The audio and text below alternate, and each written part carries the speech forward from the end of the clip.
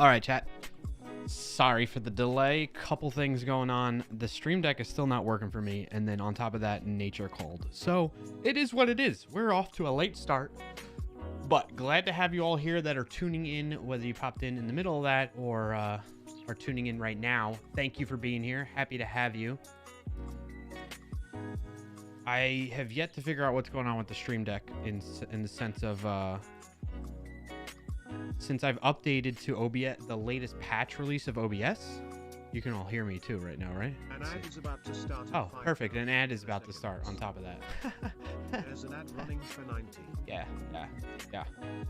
Little ad for you.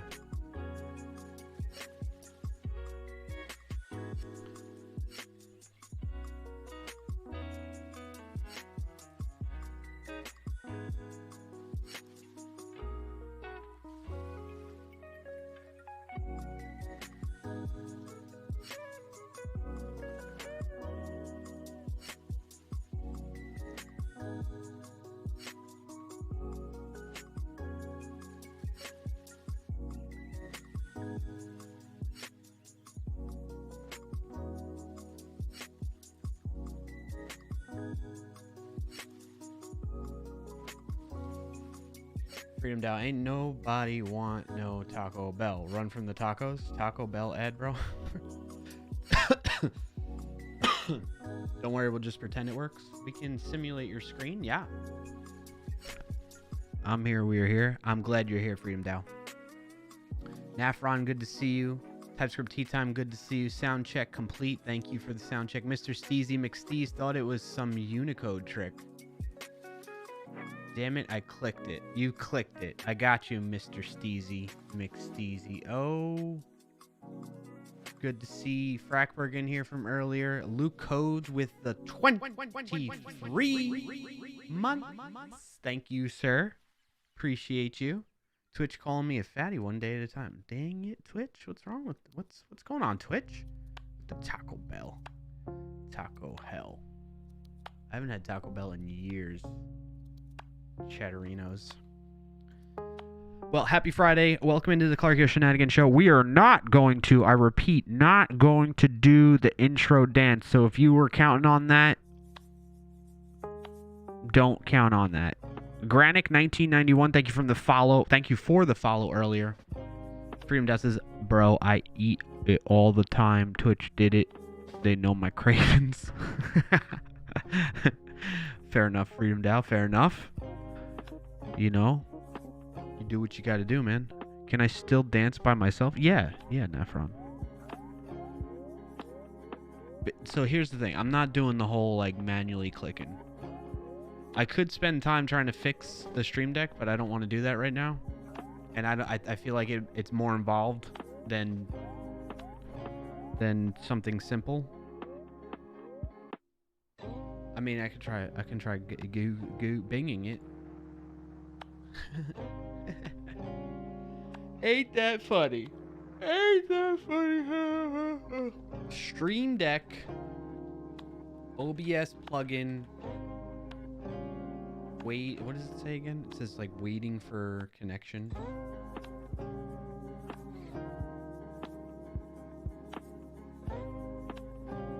Waiting for OBS. Whoa, flashbang. Thank you, Freedom Dow. Yes, somebody has this issue on the OBS project. I just updated 29.1 and Elgato Stream Deck no longer works. I've tried a little and also set up a fresh new OBS portable version. Unfortunately, the same problem. The portable version no longer loads system installed plugins, as by definition that does not make it portable. You'll need to install the Elgato plugin into your portable install. Oh.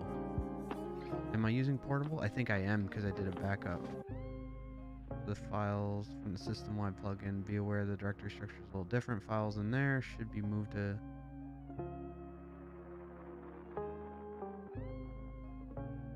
The Qt plugin is no longer needed. I had the Qt and Qt6 plugin in my system install folder and copied both. My mistake.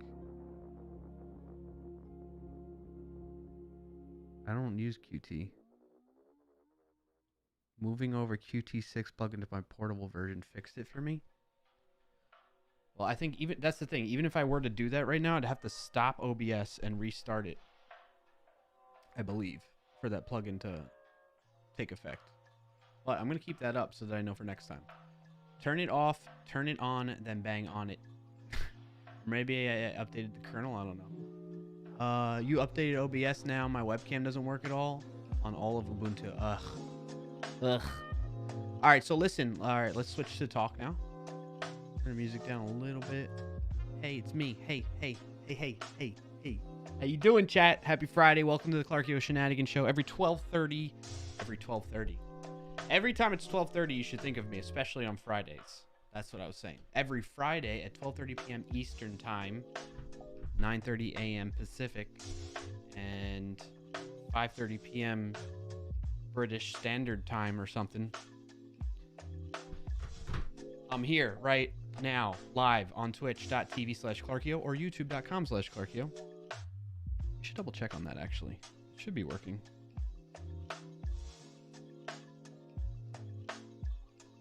Right quick. Yeah, we're live over there too. If you're interested in watching over there, that's better for you. Check it out. What's it all about? Refresh that page.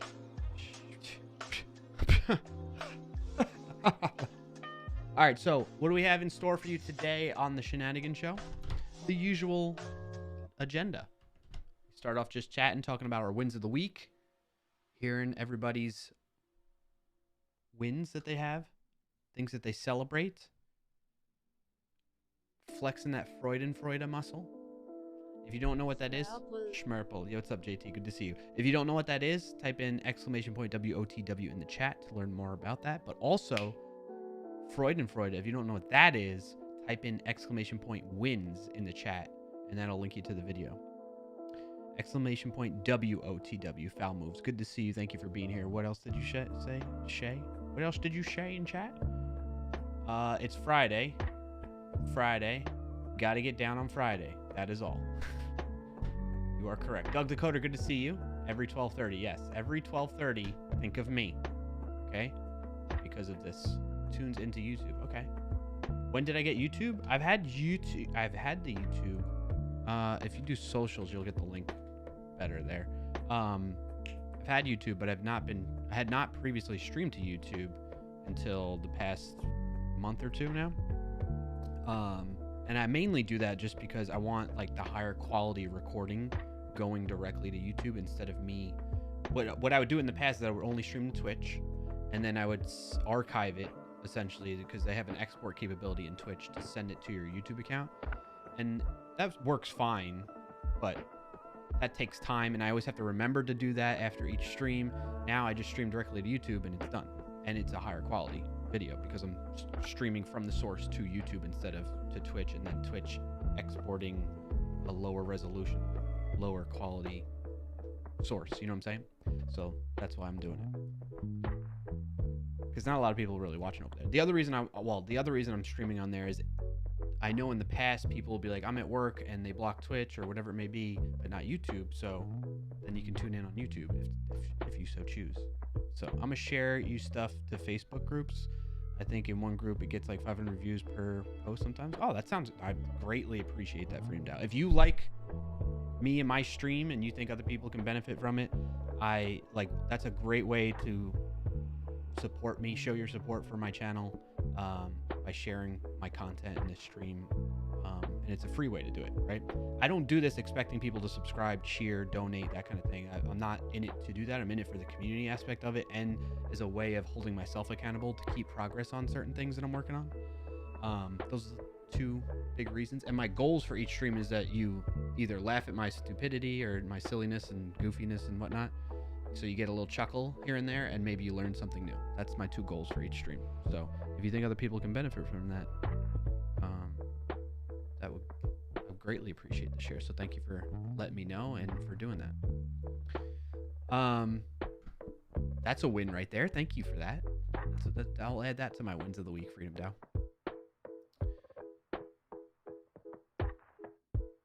Catching up on chat too. All right, so we got a couple of people dropping wins of the week in there. I'll get to that in just a second. Great thumbnails, bro. Yeah, You getting good views? I am on there. I mean, on my videos, yeah. My standalone videos I put on YouTube, yeah, I get decent stuff on there. Just turn on commend mods if they spam. Oh, yeah. You make a playlist of YouTube. Twitch doesn't have playlists of clips, but I'd prefer that. Yeah, and playlists actually make a lot of views too. YouTube has some weird hacks. You think so? What's up, May? Good to see you. Thank you for sharing the win of the week there. All right. Let me read some of your wins of the week that you got going on here. The first win I saw, I think, was from Nafron earlier. Yep, Nafron. Actually, let me make sure I'm getting it all done correctly. Nafron's win of the week is they took some time off from work last week and did some physical activities every day and continuing this week at a lower pace. That's awesome. That's great, man. Congrats on that. Round of applause if it's even possible for me to do that right now. I mean, I can't click the button, but I can at least manually type it out. Thank you for sharing as well, Nafron. That's awesome to hear. Yeah, like that's crucial. Whenever you're starting like a new habit, it's crucial to make sure that you at least stick with it. You don't necessarily have to stick with it at the same level that you normally would if your schedule changes on you. That's the one thing, and actually, that's one of my wins of the week that I wrote down and I want to talk to you about. I'll share more on that. Well, we're on the topic. We might as well talk about it. So one of my wins of the week is that I just feel like I've been in a good, fairly consistent routine, especially morning routine, that I've been following and doing, and I feel like it makes my days that much better, more productive, and I just feel good by the end of the day. Like that was a successful day in itself. So what I've been doing is I wake up, I spend time with the family and help out getting them out the door to school and work and whatnot. Then I don't always do it in the same order, so I'm just throwing it out here in this regard. But that always happens first. Like I wake up and I'm doing that kind of stuff. I've been trying to make sure I drink like around as much water as possible, like first thing in the morning too, so that I can rehydrate and that kind of thing, because you get dehydrated overnight, and that's been helping with my energy levels. And then making a nice breakfast. I usually have eggs over medium, basically is how I try to cook them. And in that I put a little bit of pepper, a little bit of sea salt, and a little bit of turmeric. And then I have fruit if we have plenty available, but in our house, like we get fruit and then it goes in like a day between all of us. So generally try to have fruit and then a little bit of toast with Kerrygold Irish butter. And I love that. I look forward to making that and having that every morning. Then I sit outside in the sun for a little bit with the dog and just kind of like get some vitamin D that way and kind of relax a little bit and try to clear my head before getting into the day. And then by then, that wakes me up a lot too, and it helps with your circadian rhythm, to where by the end of the night, like I've been falling asleep pretty easily now because of doing that type of stuff. What else? And then I jump into, in between all that, I'm checking in on some work stuff here and there on my phone. I try not to get on my phone right away as much, or I try not to spend too much time on my phone in the morning. I want to try and push that off and get all that other stuff done before jumping into anything on social media or whatever on my phone. But I will check like work stuff. Like I'll check my personal email, and then I'll check work, like Slack messages and things like that, to see if there's anything that happened, because we're like a global company and my boss is like 8 hours ahead of me. So I want to see if he has any messages for me and things like that. And that way I can mentally prepare for what I need to do for the day too. What else? Then I usually read a little bit. I've been reading the Daily Dad. And that's kind of the routine I've been getting into. Now, the reason I bring this up now, thank you, Nefron. The reason I bring this up, very similar to you and your routine of like doing physical activities, I've been kind of like walking has been part of that, but I haven't been doing it consistently every day. And some of those other things I haven't been doing consistently every day. Like I don't always make breakfast. Sometimes I have to maybe I skip breakfast or stuff like that. Or sometimes I don't always read. But what I try to do is incorporate at least a decent amount of those things that I want in a morning routine as frequently and as often as possible. So, but I'm then at the same time not being too hard on myself that I didn't do everything in my ideal morning routine. Because then I found if I do get too hard on myself with that kind of stuff, then I end up losing the habit completely. So that's the reason I'm bringing that up, is I can relate to you. I empathize, and I'm happy for you that you're adjusting that routine that you were building into when you had the week off into your, daily routine or whatever it may be, your routine throughout a typical week for you. So big congrats on that, Nafron. Okay. Another win of the week we got from JT is today is JT's birthday. Made it another year around the sun. Happy birthday, JT. Appreciate you. I'm glad you made it another year around the sun.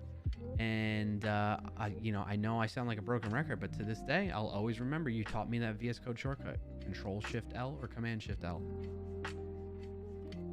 So thank you for that. Thank you for being alive another year. And happy birthday. I hope you're having a good one. Thank you for spending some time with us on your birthday. Cheers to that.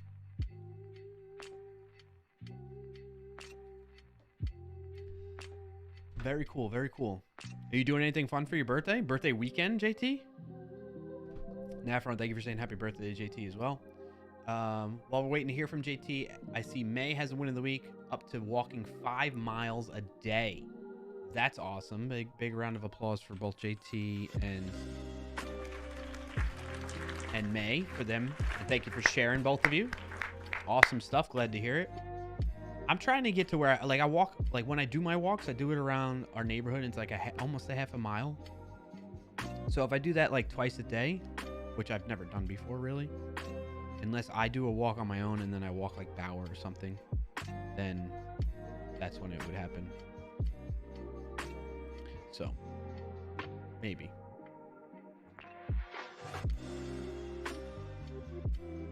All right, catching up on chat. JT says, at least I'll be remembered for something. There you go, JT. At least in my mind, in my world, yes, you will be remembered in that regard. Not doing no big plans yet. Yeah, no worry. I mean, I don't know. I was just making conversation kind of thing to see if you had anything interesting going on, but I totally am down for like a low key, laid back, do nothing type of birthday. Like that sounds like a great birthday to me too. So May says, I try to get 6,000 steps first thing in the morning and then the rest throughout the day. Yeah, so I've been trying to track that too, right? Because us as human beings, what is it? You should strive to make, and May, maybe you know this better than me, like more accurately. We should strive for like 10,000 a day. And I want to say like I average around 5,000 to 6,000 a day without doing a walk outside. That's just me in my house or just going out, getting the kids from places, doing after school activities and whatnot, So if I'm doing that with just like, and when I'm part of that is because I'm sitting at home, but I try to get up and I'll go get some water or I'll go let the dogs out and that kind of thing. So I'm like pacing in the house a lot. But yeah, definitely, one of the downsides of remote work is you become way more sedentary. Because like even if you work in it, like this job in general, if you work in an office and you're in a cubicle or whatever the situation is, yeah, you're sitting and you're more sedentary, but you're more social moving around your office than you would at home. So being at home remote too is that's one of the downsides of it. I think that the pros definitely outweigh the cons of it, but yeah, you don't work, so I got to move. Yeah. They say 10,000 and you average 14,500. That's awesome, May. That's great. The only times I found myself like breaking that and going above 10,000 is if I go to like a theme park, like if I go to Disney World or Universal or something like that, because you're just naturally going to be walking a lot, Otherwise, it's pretty hard. It kind of like ties into this theme I've been seeing in a lot of the videos on TikTok that have been in my For You page, where people are talking about how our culture, at least in the US, especially in the US, but I think potentially it applies outside of the US too, is we're creating societies that are not walkable societies. And we don't have these things called third places as much, which are like your community, your way of physically being within your community. Like, and I was thinking about it because like I said before, part of the reason I stream is because I like that sense of community, that feeling of being with other developers and talking about development stuff and just life stuff. It's what keeps me coming back week in and week out, you all, and being able to connect with you all. But this guy was saying there's like, that's not the same. as like having this third physical place to go. You have your two main places, like home and work, which for me is just one place. So I'm even down like a second place. I'm down 2 places that are like are for health purposes needed for a human being to be a human. I don't know. Anyway, what was I going with that? Well, our society, we were talking about like walking a lot more and just being more physically, just naturally physically active, of like moving around, not necessarily working out type of stuff, but which is good in itself, but just moving in general. And I think it's partly because of like our society has evolved into this situation where we mostly move by like car or, you know, public transportation, and it's not as much by walking or biking as it used to be. And the other thing is like the design of cities and towns and whatever, right, are more geared around people traveling in that way by some type of vehicle than by foot or bike, you know? So, Rambly Geek, good to see you, buddy. Thank you for sharing. What's this link about? In fitness and in health, the myth of 10,000 steps. Oh, let's see it. Let's read it.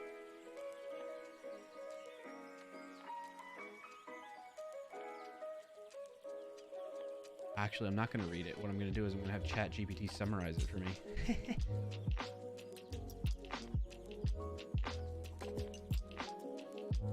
Summarize this article for me, please.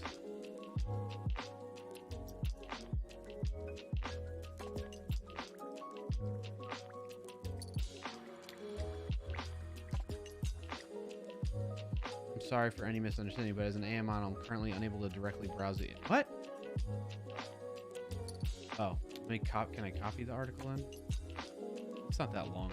I still don't want to read it. I just want to see. I've never tried doing this with ChatGPT, so. There's not a misunderstanding. I've seen ChatGPT. People use ChatGPT to. Here is the contents of the article summarized.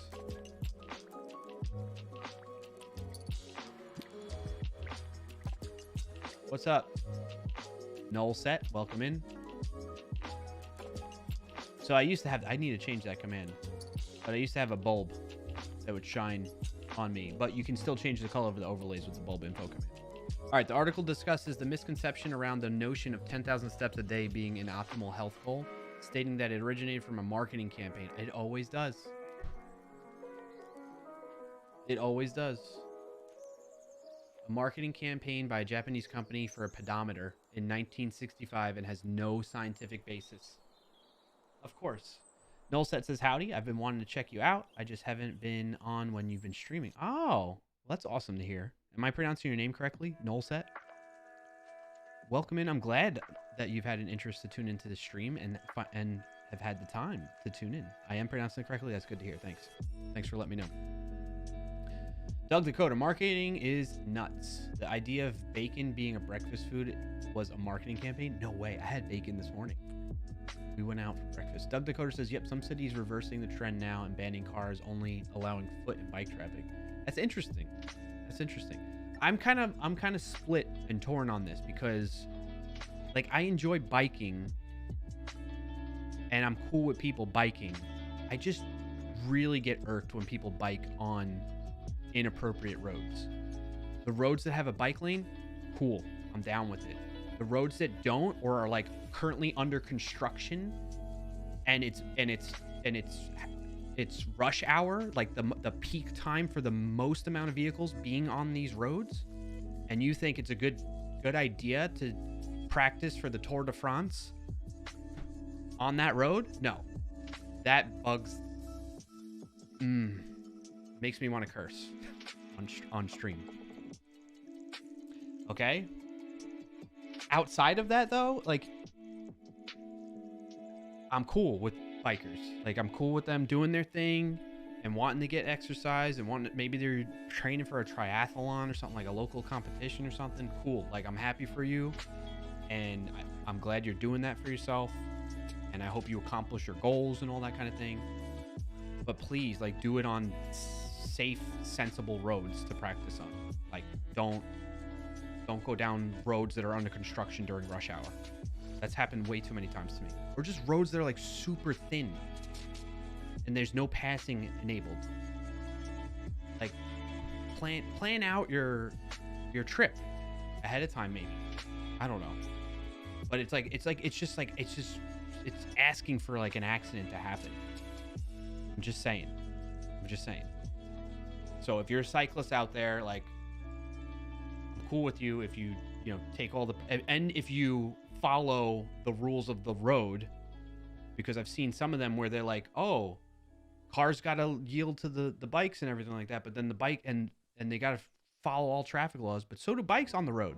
They're supposed to stop at the red light, stop at stop signs. Like, they have to abide by the road signals and everything like that.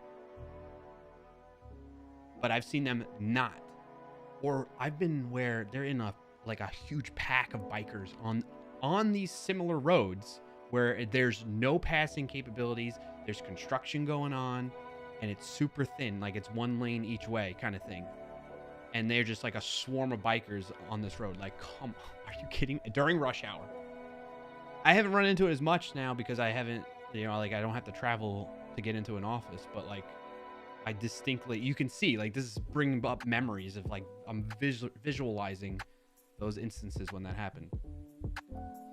So, as long as you don't do that kind of stuff, like, I'm cool. But if you do that kind of stuff, like, you're kind of I'm going to say jerk. You're a jerk. But there's lots of more usual words that I would go with, but, try to keep it family friendly on here. I'm not going to say them. So. Doug the says, yet, like any vehicle, bikers can be inconsiderate road users. True. It's true. Rainbow Geek, no, imagine how narrow the roads are here in the UK with bikers. Yeah. Yeah. Nullset says, bikers here drive me nuts with that. They don't pay attention to the lights and fly by pedestrians trying to cross the street. Yeah. Yeah. That's what I'm saying. Like, it's very, rules for you, but not for me type of thing. So, I don't know. All right, I'm off my soapbox. I'm done with my rant on cyclists on the roads. The sideways E on your shirt reminds me of Enron. It's supposed to be a play on that. It's from the TV show Mr. Robot. That's why. The main character starts out working at a company called Evil Corp. Doug the Coder says, I've seen a few YouTube vids lately showing the point of view of buses driving through London, and honestly, roads and traffic there stress me out. Yeah. All right, so to finish out the summary from ChatGPT, it says the article cites Harvard's evolutionary biologist and paleoanthropologist Daniel Lieberman, who suggests that while 10,000 steps is a good target, there's nothing particularly special about it. Oh, okay, so maybe I don't need to target 10,000 steps. The main goal is to stay physically active, since even a little activity is better than none, and more activity tends to provide better health benefits. Okay, cool. Oh, a review of 8 studies shows that older adults walking between 6,000 to 9,000 steps daily, irrespective of pace, have a 40 to 50% lower risk of cardiovascular events like heart attacks and strokes. So I'm right there. I'm generally like, I'm just below it, right? So I'm like 5,000 to 6,000, but I go above 6,000. Interestingly, for adults under 60, the health benefits from walking level off somewhere between 8,000. Oh. Level off between 8,000 and 10,000. Okay. The article suggests that walking pace can affect the benefits of walking. For instance, walking faster can provide the same benefits as walking a given number of steps at a slower pace and in less time. However, the pace of walking is not the most crucial factor. It's more important to accumulate a sufficient number of steps. Finally, it's emphasized that if all physical activity adds up and is beneficial, even if done in short bursts, so one doesn't need to complete their step count in one go. Yeah. Okay. Myth busted. Thank you, Rambling Geek, for that link. That article. All right. So I think I shared one of my wins of the week already, right? Where I was saying that I keep a fairly consistent. I'm happy with my morning routine that I have, and I've been fairly consistent with that. And I feel like I've been starting my days off well. What I want to add into that is like trying to do like a 1-minute cold shower to really wake me up more. But I've yet to do that. But it's on my list of one of the things to try and throw into that routine. But the fact that I just have a routine that I try to go through in general in the mornings is like what's more important to me than what specifically I do in that morning routine. So as long as I touch on some of these things that I want to do, that's where I feel like I'm doing good. All right. So that was my one. The other one is, and we're going to go more in depth on this because An ad is about to start in 5,000 milliseconds. There's an ad running for 90. there's an ad. I need to set up some automation to like tell me when an ad is done. Like after that announcement goes off, let me know when the ad is done. But you know, the other thing is like everybody gets different lengths of ads, right? Or no? It's up to the streamer to define how long, I think.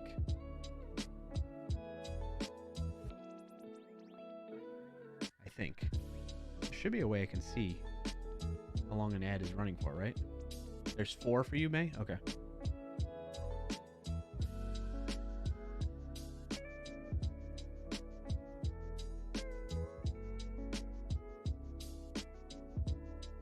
There's gotta be a way I can see it. How many ads people are getting hit with right now. 2 ads for you? You're back? Okay. So you got 2, Rugmat, but May got 4. I thought there's a way, like, maybe there's a way I can set it. I pretty much have it to a minimum. Like whatever is the absolute minimum Twitch requires. So was there a dance that you missed? No, Rugmat, no dance today. I'm still sorting out the scene change situation. And my office is a mess and the same excuses. So it is what it is. Plus I started late. So Doug the Costa. So I think I'm only seeing ads targeted for my region. Yeah, that will definitely be the case. Nullset, you got 4 ads as well? Okay. May says, what were you saying before? I have lose weight. You've lost weight due to walking. You're 66. Nice. That's awesome to hear. Thank you for letting me know. Was there a dance? I already answered that, Rugmat. Nullset says, brave man for wanting to do that. I don't think I could do a 30-second cold shower. I've done showers. So typically what I've done with the cold shower approach is but it's hard to do because I tend to shower at night. That's when because I want to go to bed clean. We've had this discussion on stream before where I'm like, do you shower in the morning or at night? In fact, feel free to chime in with your thoughts on this, but I feel like it's more important. It's more crucial to shower at night than in the morning because I don't want to go to bed dirty.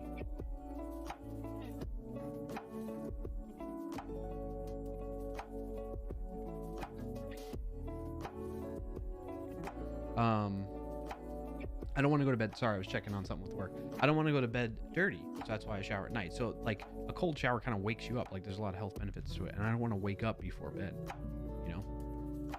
But in the morning I do. So what I'm thinking is I don't shower twice a day because I feel like that's a waste of water. But what I could do is I could do a quick 1-minute cold shower in the morning. Anyway, the way I've experienced doing cold showers in the past is if I were to shower sometime during the day, like maybe on the weekends I do this, I do my normal shower, and then at the end of it, I turn it to cold before I get out of the shower. And then I'm like, ooh, really, you know, it really spikes up the energy, wakes you up, you know? So I've done it that way. That might be something for you to try. But going straight into it as a cold shower, like that's super hard. I haven't tried that yet. Very interesting topic. Yeah, Ayush. Good to see you, Ayush. Welcome in. Yep, I think the ads are regional too. I didn't get any just then. Oh, you didn't get any ads at all. Okay. Nolsa says, I also prefer at night showers for the same reason. Yep. Yeah. So shower at night because I used to shower in the mornings. My main purpose for showering in the mornings was to wake me up before going to work and having to do my morning commutes and stuff like that. But then I've found, well, 2 reasons. I don't have to do that. I have kids that wake me up now anyway. And I thought about it. I'm like, I'm going to bed dirty, you know? That's kind of gross. So, but I mean, for me personally, if you shower in the morning and you don't shower at night, like, that's cool. I mean, obviously I used to do that too, so not judging you. All right, so how did I even get on that topic? How did we get on that topic? Wild and crazy kids.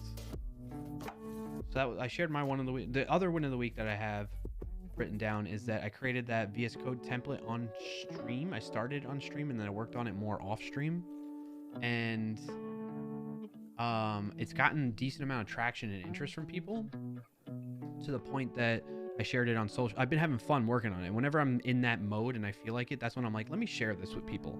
You know, I don't often have a good habit of sharing things that I'm working on.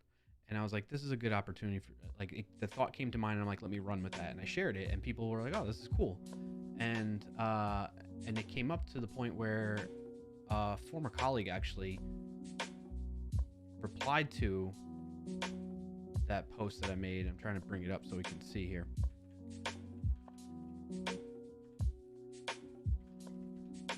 Suggesting that I try to contribute back to the Yeoman code generator for VS Code. Here's the tweet I'm talking about in case you're interested. And then let me switch to sharing my screen too. So I posted this just the other day, and oh, actually, look at that. I didn't know they show bookmarks now. 12 bookmarks. That's cool. I've also gotten a couple stars on the repo itself, which is, you know, unusually high for my repos, having double digits like that. And in any case, where was it? So Tim Hewer, who's a former colleague, was kind of suggesting that. And that led me to looking into what it would take to contribute to the VS Code Yeoman generator that they have, that helps you scaffold and jumpstart building a VS Code extension. And it looks like some folks had already had that kind of idea in mind. Another former colleague, Chris Diaz. The only difference is it's specific to Azure pipelines, which is understandable in that regard. But then I also noticed after looking at this issue that it was referenced by this PR, and somebody had already opened up a PR, you know, albeit in 2019, to set up a GitHub Actions workflow file. Now, this isn't, it's still open to this day. I just don't know where it stands. So I was like, hey, let me bump this and talk to the folks that are responsible here. Joao and Martin Eskelman. Eschleman. I don't know how to pronounce it, unfortunately. To see if we could potentially contribute back to the VS Code generator, because that would be pretty cool. And the idea is essentially the VS Code generator project, like when they scaffold out like a Hello World extension example, that's good, but it doesn't give you some of the scaffolding for being able to publish and do a lot of the things around publishing and releasing the extension. So when you do that, you want to run your tests, you want to build your extension into that it's called almost like a zip file essentially. It's like a .vsix file that bundles all of your stuff, and you want to bundle it, like minify it, make it as small as possible with only the resources that are needed, and then you want to publish it to the marketplace. And doing all that is very manual. Like, so I've set out over the past couple weeks now, as I've been working on this on and off, and my Twitch VS Code extension, looking into what's the best initial setup for something like that, and then turning that into a template. And that's where that repository came from, this one here. So essentially this is the Hello World extension template, because like you look at it and it's just like, you know, congratulations, you started it. And then when you run the one command, it sends a message, a notification message in VS Code that says Hello World from that extension. Excuse me.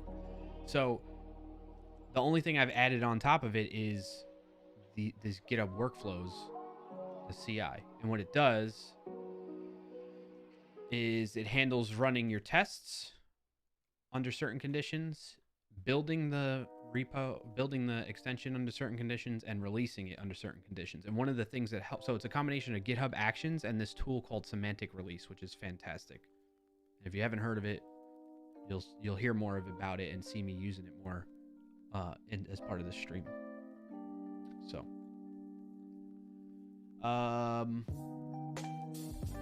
yes, Doug Dakota, we're talking about morning routines.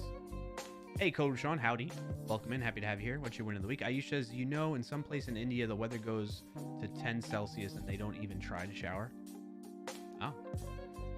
Code Sean says, win of the week. I celebrated my 25th wedding anniversary this week. That is awesome. Congrats on that. I went to go do the applause button, but I have to do the command instead. Congrats, man. That's a heckin' long time. That's awesome to hear. Congrats to you and your partner, your significant other.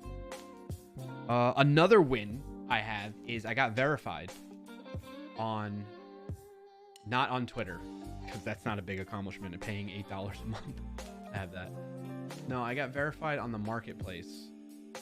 I thought I had it open already.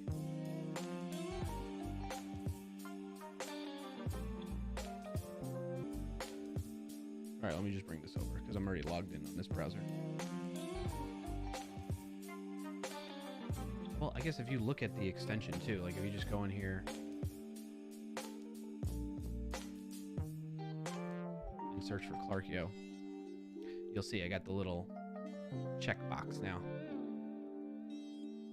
Now all that means is like what it says. It's probably tiny to see there, but it says clarkio has verified ownership of the domain clarkio.com essentially. That's it. So that was cool to see.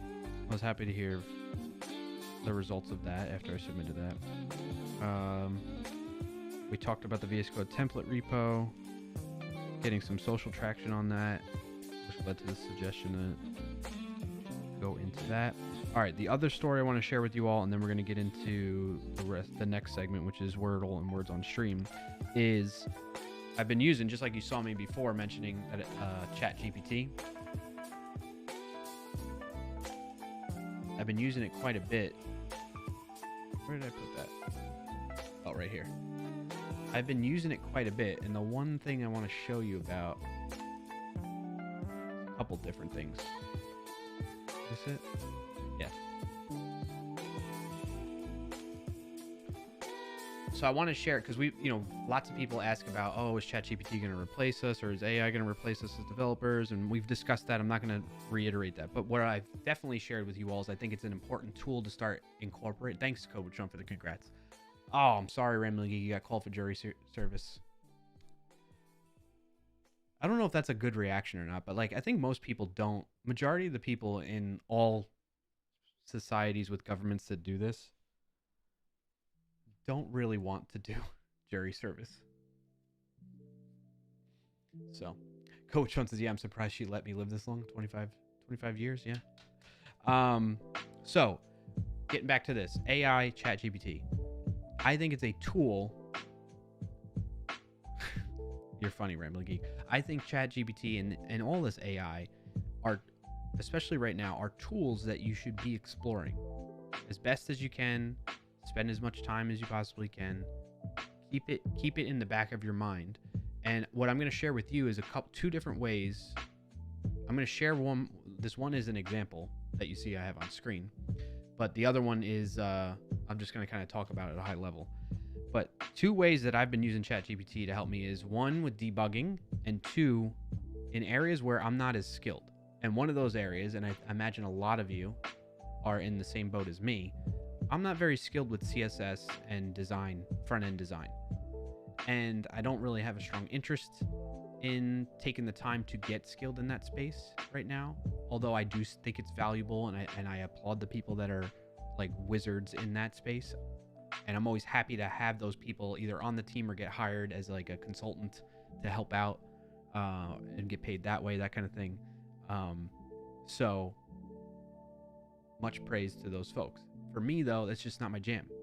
Like, I've lost interest in doing design type of stuff. I used to when I was younger and first started getting into programming, but not so much anymore. So with that, I'm like, well, let me see. That's where the idea came to mind, where I was like, hey, what if I go to ChatGPT and see if it can help me? And it did. The short story is something that it's simple stuff, but something for like people that know CSS, it's very simple stuff. But for someone like me, the things that I was able to do normally would have taken me probably at least 2 hours, somewhere between an hour to, let's say, an hour to 3 hours, depending on how well I'm Googling and looking at different articles to help me learn about the different CSS techniques for what I'm trying to do. Okay. That's how long it would have probably taken me. With ChatGPT, it took about 30 minutes, if that. And I'm going to go through exactly like what we did there. The other one was debugging. So like what I did with that was I would tell ChatGPT like, hey, I'm using Node and I'm using these tools and libraries and frameworks. And when I run it and I do this thing, this is the error I got back. Can you tell me what's wrong with it? And it would kind of like give me ideas of like how to try and troubleshoot or how to solve that problem directly or solve that error directly. And I found that super useful. It's like a little pair programmer, kind of like what they tout GitHub Copilot to be, but I've yet to really personally, because I don't think I'm using GitHub Copilot so well right now. But I think GitHub Copilot can become this, especially with that chat, GitHub Copilot chat that's supposed to come out that I haven't gotten access to. I know some people have so far. I think that's going to be a banger feature for that one. But in any case, right now, at least, I have ChatGPT to kind of fulfill that need. So Doug Dakota I see in chat says ChatGPT definitely can't be trusted 100% to code all the things, but it is great for giving examples of using new technologies as starting points to then learn from and improve. Yeah, exactly. Like I wouldn't right now ask it to, build out a project for me and give me all the, code from scratch. But in these ways, I think are really effective things. Like they're effective ways you can use ChatGPT as a developer to speed up your workflow and make you more efficient as a developer and help you improve too. So like for instance, like the CSS aspect of it. Retro, good to see you. Welcome in. Says it's really useful and will get better with time. Absolutely. Completely agree. Doug Dakota went on to say, I struggle more with CSS than most other languages. The number of settings that can unexpectedly interact with others and break things is just painful. Yeah, like, well, I mean, thank you for sharing your experience with that. I haven't run into that too much with it. It's just, it's like another language. Think of it as, I kind of look at CSS the same way I look at like other programming languages. There's some that I'm interested in learning more about and understanding the syntax of it. And then there's others that I don't want to spend the time to do that. And even the ones that I want to, like I would kind of count CSS as one that I want to, but I'm not motivated enough to do it because I just haven't had the need to, or further encouragement or motivation to do so. So CSS is one of them. Like Rust is one that's super interesting to me, and I would like to learn it, but I haven't felt the need to want to go and learn it and the motivation to go learn it right now. What's another one? I like one that I've kind of I'm going to use a term here that I can't think of another term, kind of half-assed so far, is Python. Like Python, I know, I can read it, I can write some of it, and I can get by with it, but I don't know it as well as like I do JavaScript and Node, or even C#, I would say. C# and .NET. Although it's been a really long time since I've done C# and .NET, so I probably know Python a little bit better at this point, based on whatever is the latest and greatest features in .NET, whatever version it's up to, and that kind of thing. So just sharing some examples of like comparing it to parallels between that, So, yeah.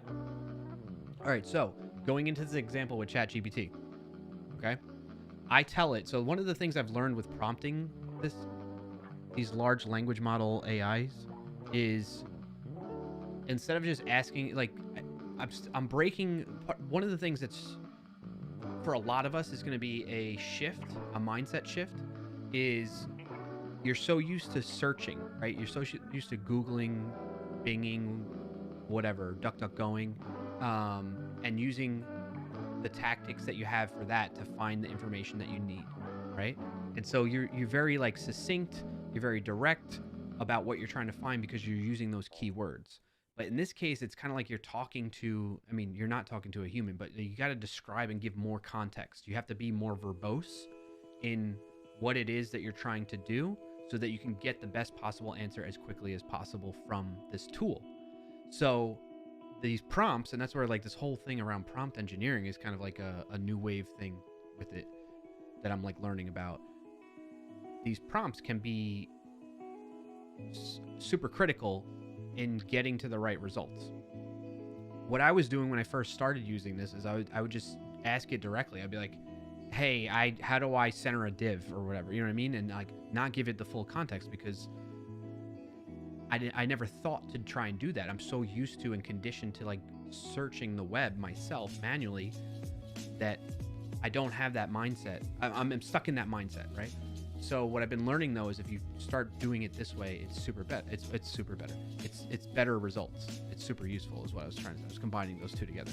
So in this case, you'll see like I'm telling ChatGPT what persona I want it to play. So I say, you're a Vue.js and TypeScript expert who can help solve any challenges other developers run into when using... Actually, is this the debugging one I was talking about? Oh yeah, this is the debugging one I ran into. That's not the one I wanted to show you all. Hold on. But that's the debugging one. We could go through that. This is the one I wanted to show you. But you'll see the same kind of pattern here. Oh.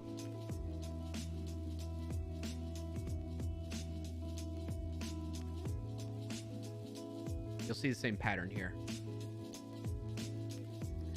In this case, you're a web design expert and highly skilled in CSS and SCSS. I chose SCSS because that's what we're using in this project I'm working on. In addition to your skills in CSS and SCSS, you know how to apply these styles to given HTML page components and structure so they can easily be applied to an existing website. I will provide you with the HTML and a description of what I'd like to have visually for the result of the web page rendered in a browser. You being ChatGPT, will provide necessary SCSS to achieve the visual look I described. And doing this helps it kind of helps that thing get in the right mindset of like what information it needs to, because it's keying off of all those words. You know what I'm saying? Doug the Coder says, I need to grab some dinner. Going to say cheers for now. Enjoy the coding. Thanks, Doug the Coder. Appreciate you. Enjoy your dinner. If I don't see you, have a good rest of your Friday and weekend, buddy.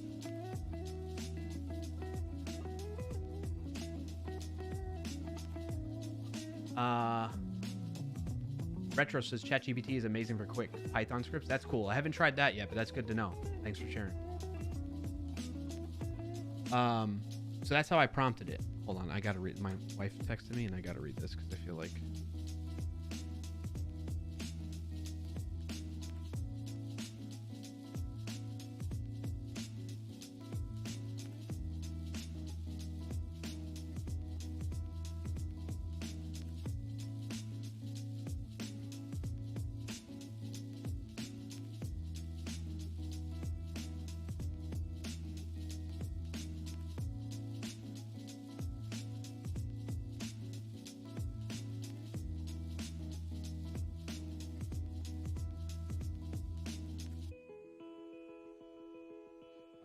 Okay.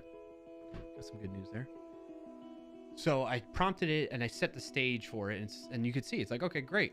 Tell me the HTML code and the description you like, and I'll be able to do that. So I was like, hey, here's the HTML code. Where did that go? Oh, I accidentally sent it before I was actually added the code. You could see I was working on like this admin view. And so in this case, since I'm working within a Vue.js project, all I sent it, so typically in a Vue.js component, you'll have like a template tag and then the HTML within that for that Vue component that you're creating. So what I did was like, I'm not gonna send it the template tag. I'll just grab everything in the middle of that. So in this case, I'm like, hey, here's my HTML on my admin page. It says, oh, thank you. Now please provide a description of the visual you would like to achieve. And I was like, okay, this button, I want some space between the update vulns and score rollups button, because you can't visually see it here. But they were like, when I put this page together, I just kind of slapped it in there. We're using like another visual component library called Quasar that helps kind of like speed up the development process by like giving it some design aspects to it and some functionality to these things that you don't have to handwrite yourself, right? And so I took some of those things and just threw in a form for some of this admin page stuff that we want to be able to, features that we want to provide on that page. And what ended up happening was like those two buttons, like the ones I'm talking about, this update vulns and score rollup buttons, they were like hugging each other and attached. And I think they were even hugging like the bottom of the next input field above it. And so I was like, this looks crappy. It doesn't look nicely laid out. let me see if ChatGPT can help me with that. So I was like, okay. It's like, yeah, here you go. It's like, sure, here's the CSS for that. And then I was like, actually, I haven't. And so here's the thing where it changed on the fly. I was like, I have an existing SCSS file. I'll share that with you, and you can tell me where I should apply those suggestions within it. And it's like, oh, okay, yeah. It handles that sudden audible very nicely. And so then I sent in my existing CSS. We're going to skip over that because it's a long thing. And then based on your existing file, add this new style right in here. So it picked up on the class names within the HTML elements that are being used automatically, and then applied some margin on it. You can add that above the above code snippet at the end of your existing file or in a suitable place in your file according to your organization preferences. Cool. So I did that and it worked. It worked like perfectly. Now again, it doesn't seem like much, but that would take me some time. I'd have to I know about margin and I know about margin right and but I don't always know the syntax to it. I certainly don't know what the heck this does. Ampersand : last child. I've never written any CSS like that in my life before. I'm familiar with you're describing a class selector by doing the prefixing with a dot. And I know you can cascade this down, hence cascading style sheets. But I've never really tried that. I don't even know what that means to this day, honestly. I could ask ChatGPT to explain that to me too. That's the other cool part of it, if I wanted to. But I was like, I don't care. I'm just gonna run with what it gives me. And it worked. And then it's like, oh, it's like I'm having a conversation. I'm trying to be nice to the AI, okay, chat, because if and when it gets to the point where it's going to have a record of me being nice to it. That's what I want. So then I have another request. I wanted the text, the button with the text submit shows up below the text label trigger rolls. So in that case, it was just like I had a label and then there was a button that was below it. And I really wanted the label to be to the left of the button and the button on the right. It's like, okay, let's do that. First, update your HTML code like this. So it told me to put a div around it essentially. And then I added, and there was a class on that div, and then you added some styling to that class. Bam. That worked great right away. Keep in mind, this is all in a matter of 15, 20 minutes, I want to say. So the third thing that happened now. Oh, it told me in there? Oh my gosh, how did I miss that? Good call on that null set. The SCSS code will apply a margin right to each Q button element inside the Q form. The : last child pseudo class is used to remove the margin from the last button in the row. The other styles in your provided SCSS file will remain unaffected. Well, now I know. Good catch on that null set. I just skimmed over it. As soon as I saw the code, I was like, boom, let me just do that. And I didn't read any more of it, even to this day. Until you just pointed that out. Nice. Okay. Cool. So we did that. So then that was the two CSS things that I had to do. Then there's a third one that was more involved, but so it took a little bit more iteration than just hey, here's what I want to do. It spit out what I should do, and then it just worked.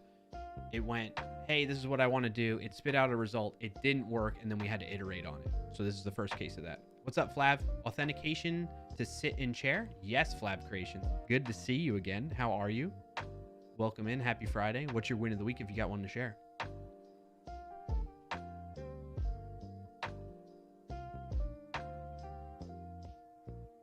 I got community announcement. Oh, Coding Gardens live. Nice, nice. Okay. All right, so this next scenario, I said, hey, so I'll just describe what's going on. I have an input field, and in there's placeholder text, that tells you what you should enter into that field. In this case, it's an email. And that text was hugging the left side of the input field, and it just looked janky, and I wanted it to be kind of centered and had even spacing around the border of the input field. You know what I'm talking about? So kind of down here where it says send message, that send message was not spaced off the left side of it. The S would be hugging it, and it just didn't look clean. So I was like, hey, I want to clean that up. Can you help me provide some spacing on that? And I was like, yeah, sure. So you need to add a pseudo element of the input field in your there. It's called a placeholder. So I took what it told me to do, and the SCSS, and it didn't work. It didn't quite work. Like nothing changed. So I was like, hey. So that's when I was like, maybe I need to give it some more context on this particular thing, because this is not a typical input field. It's not just a plain old input field with a placeholder attribute on it. It's a quasar. And if you're not familiar with quasar, quasar.dev, really quick. Beyond the framework, the enterprise ready cross-platform Vue.js framework. So, and it provides, where do I want to go? Docs, that's what it was. Provides. It's about to start in 5,000. All right, let's pause for the ads. There's an ad running for 90. I'm going to go get water. I'll be right back.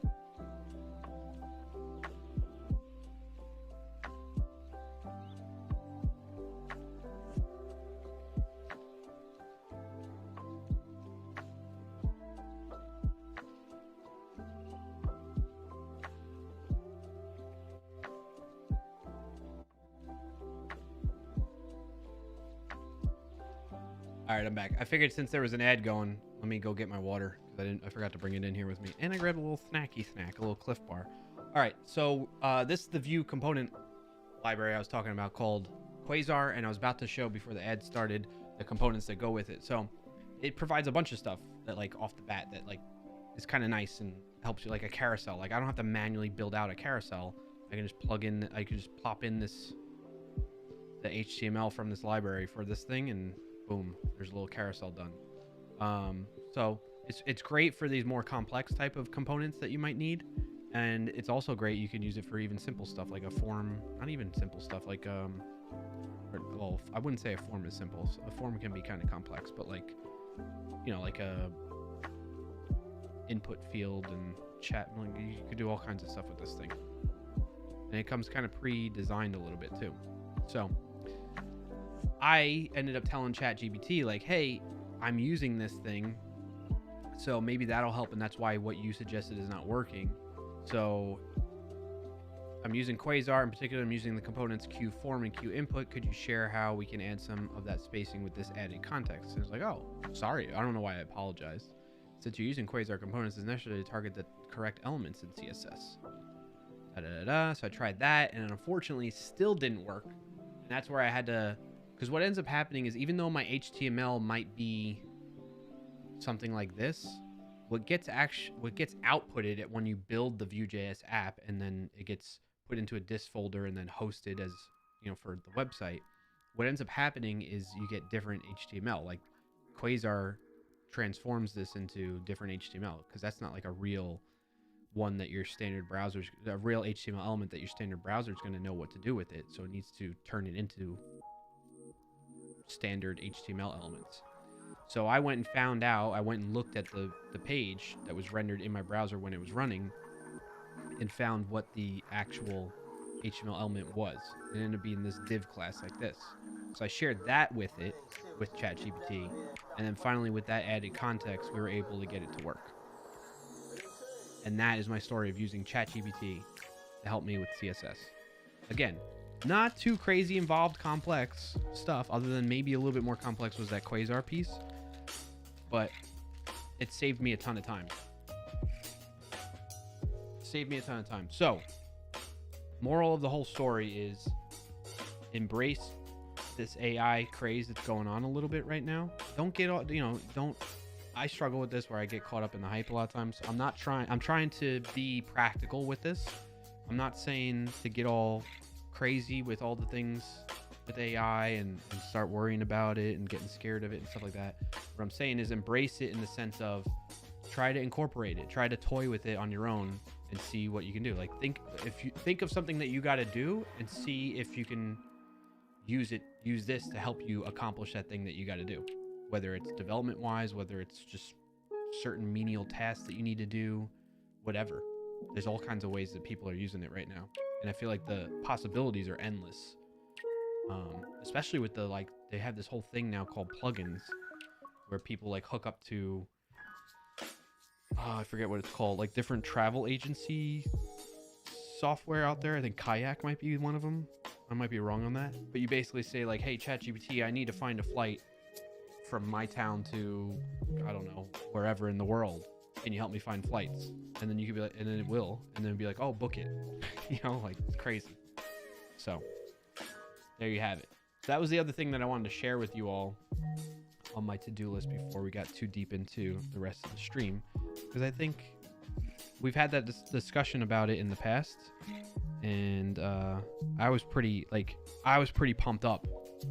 I was so pumped up about especially the CSS part of it that I shared with my team internally. Like, hey, this is what I did with ChatGPT, and it saved me a ton of time because I was just so happy about it. I was like, because of the whole thing I was telling you before, I'm not good with CSS. That would take me 2 to 3 hours to do, just Googling and trying to find the right answers. So, and it's super frustrating to me that it takes me that long, which you would think would turn into the motivation to get me to learn CSS more. But no, because it's few and far between that I have to do CSS. So, Life Creation says, I don't have a word of the week, but I have a word of life. No, I'm win of the week. What's something positive? If you don't know, I thought you've been around before. I know that. But if you're still there, win of the week! Exclamation point WOTW in the chat there. Tell you a little bit more about that. Nafron says Clarkio, or how I learned to love AI. What do you mean? Are you like you just poking a little joke at me? All right. Next up now is Wordle.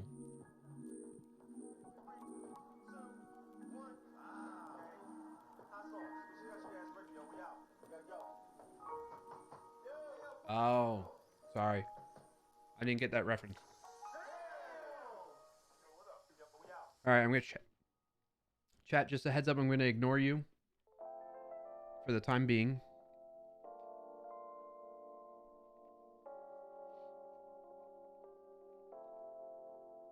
While I'm doing the Wordle. But I will talk you through like what I'm doing here.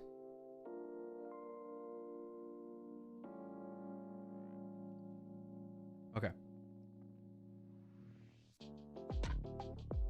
So I always start with my first guess. Essentially, if you've never played Wordle before, it's a daily game. You get a new word every 24 hours. It's always a 5-letter word, and you get 6 tries. You want to try and guess the word, solve the puzzle, as little tries as possible. And along the way, you get hints. I always start off with farts. It's very appropriate for my stream because if you do exclamation point fart, causes a fart to happen. All right. Now, what did we learn from that guess? We learned that the F F is in there and R is in the word of the day, but A, T, and S are not. The F and the R are just in the incorrect positions. If they were in the correct positions, they would have a green background. So,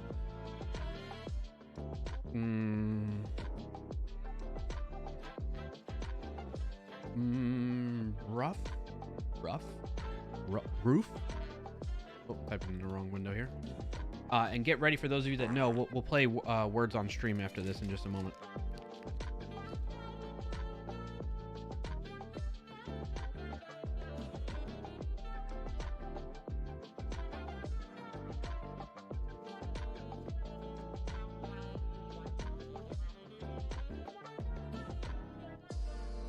All right. Rufus. There's no S. I'm thinking it's like something like something like XR.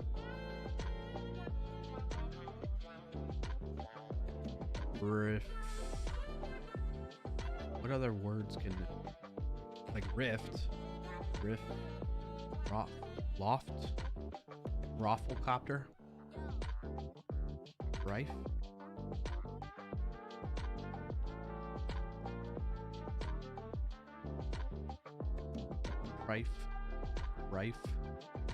Rife.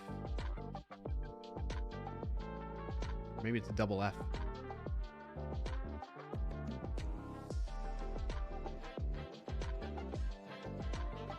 Could be V. No, it's gotta be F. F. Could be ending in a Y. Riffle.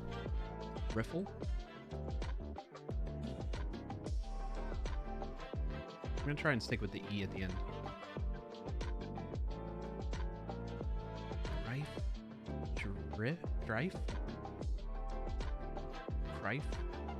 Drife. No, I don't think that's it. Be O-F-E. Rof.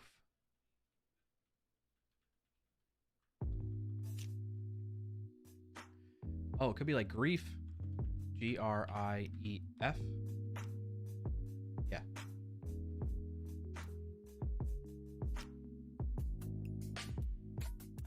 Booyah! Good grief. That's been a while since I've gotten two. I've gotten in two. You can see. All right, I'm going to drop that in the Discord. Drop it like it's hot. Oh, Rugman, I almost spoiled you, huh? Booyah. Got it in two. My mother-in-law's here with us, staying with us. And she's going to be disappointed that she just lost to me. I think she got it in...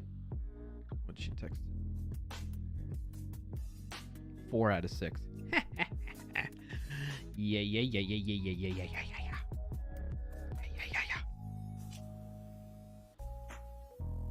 Booyah. If you're not in the Discord and you'd like to be, the link to join the Discord and be able to participate and share your results in the Wordle channel that we have there, among other things that we do in the Discord, like discussing technologies, answering technical questions, sharing our setups, our GitHubs, providing career advice, all that kind of stuff we discuss in the Discord in our community there. You go to clarkio.com/Discord and it'll bring you right to accepting the invite to join there. So yeah, that's one of my best in a while. I've been on a bad streak where I was either getting them in like 4, 5, 6, mostly 5 and 6 guesses, or I had one where I completely missed it. She's like, dang it. She replied. So there you go. All right, we're gonna play some words on stream while I finish this Cliff Bar, and then we'll get into the technical topic.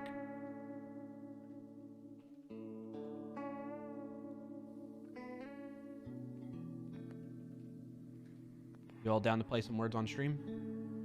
Say I in chat.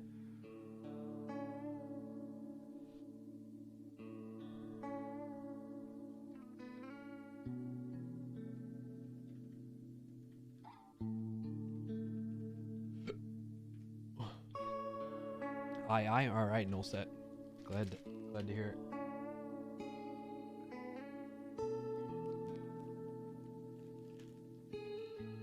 Ready? All right.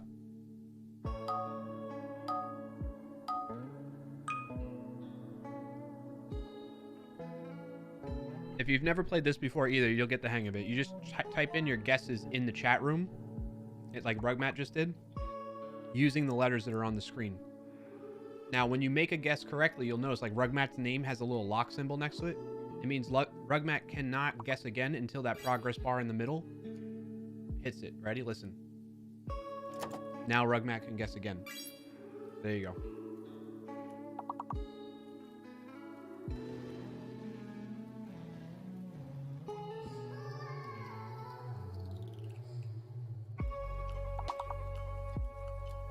Let's see if we can beat our record.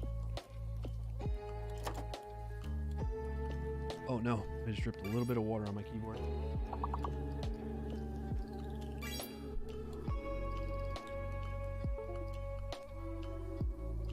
Trying to save my keyboard. It's like a little bit.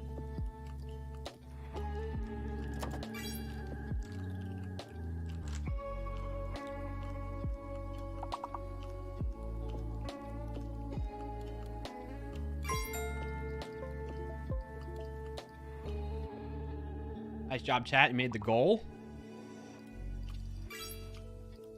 Make sure these letters, these keys work still.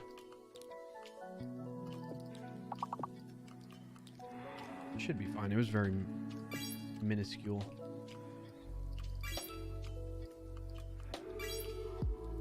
Okay.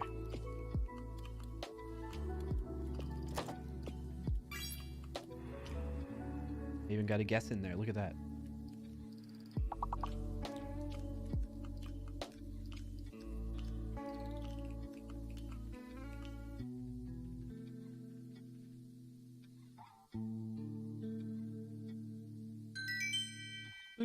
Skipping 2 levels, going to level 3.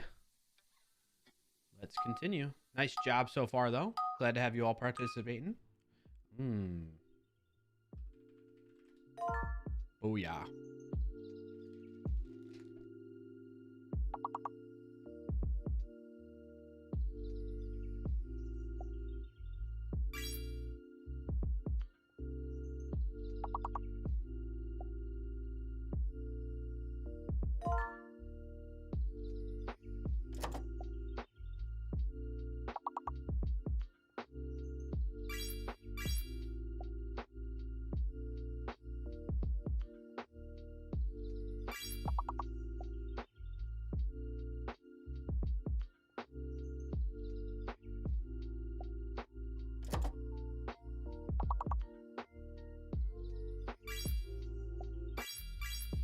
Hey, what's up, Triple B?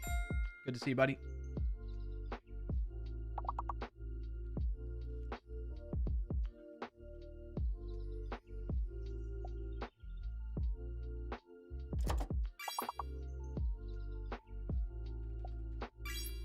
Geek. I got the geek answer.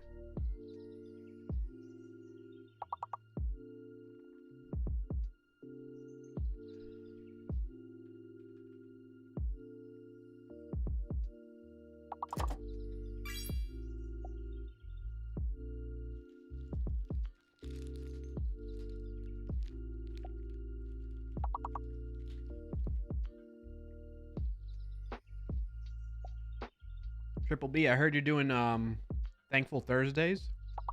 Love to hear it.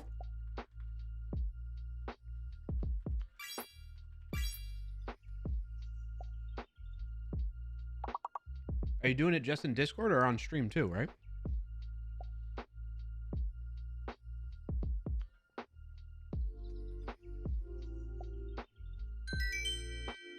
You forgot to do it yesterday? You got to build up the habit, man. That's all part of the practice in your Freudenfreude. Come on. You got to do it. All right, shout out to Nullsat, Rugmat, Baldbeard Builder, JT, myself, and May, getting us to level 5 now. Let's keep it up, team. Just Discord, I got to put it on my calendar. Oh, there you go. Yep. I'll try to Thursdays are usually pretty open for me, so like I was lurking in your stream. And I'd like to make it a point to come to that Thankful Thursdays that you do. Oh my god, who the hell cares? Great timing, bot.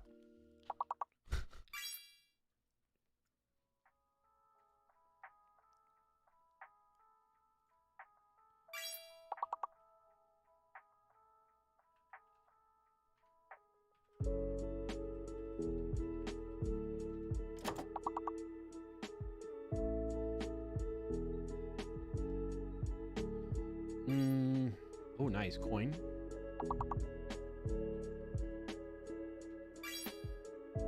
I don't know if that ever works. I think it's name calling, but like raccoon, you say like, people say coon for like short for raccoon too. I know the other side of this, but like, right? Yes? Or am I crazy?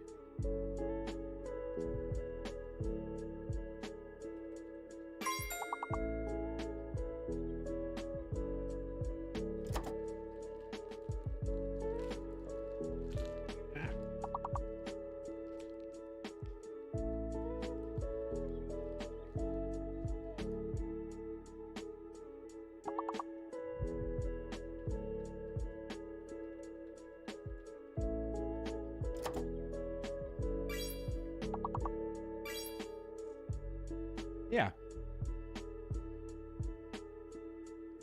It can be.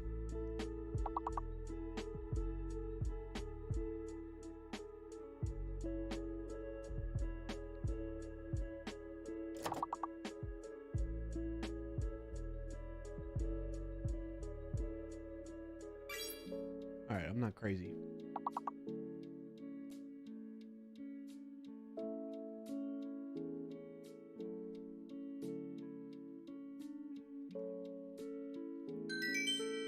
But it also can be a racial slur. So that's why Twitch flags it. All right, so far so good. We're going up to level 7. Struggle on that one? No worries, null set. It happens to the best of us.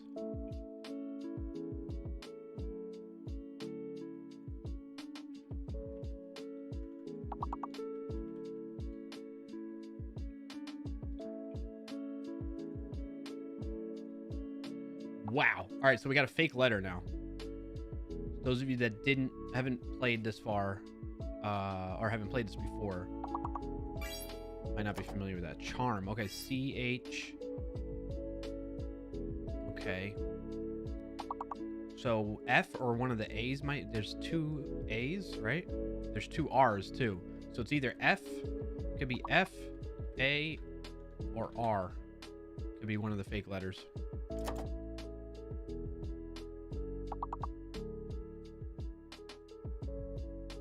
Farm?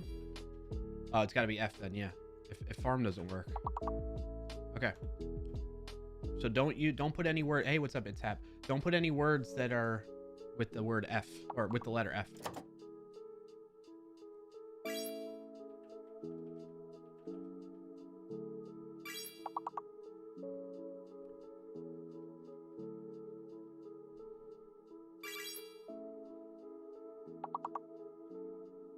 Chair. Chair, you're in the game.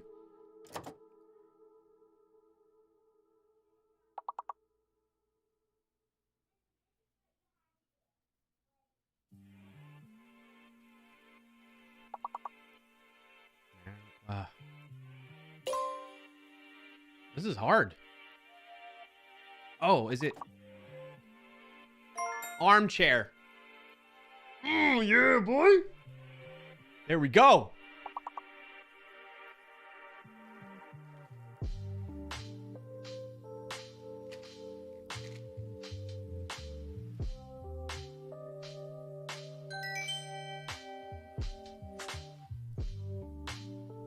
On to the next level.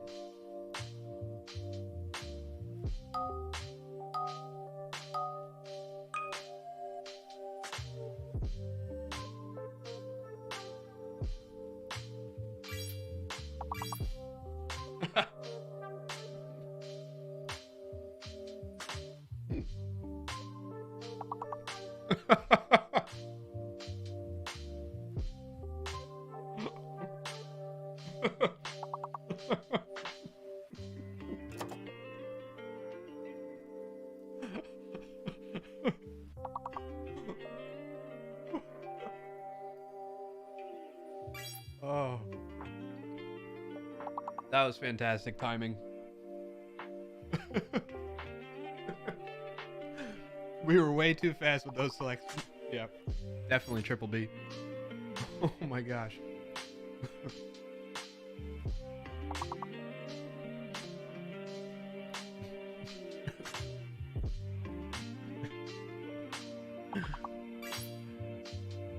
Oh, I can't even think now. Nice. All right, X is fake.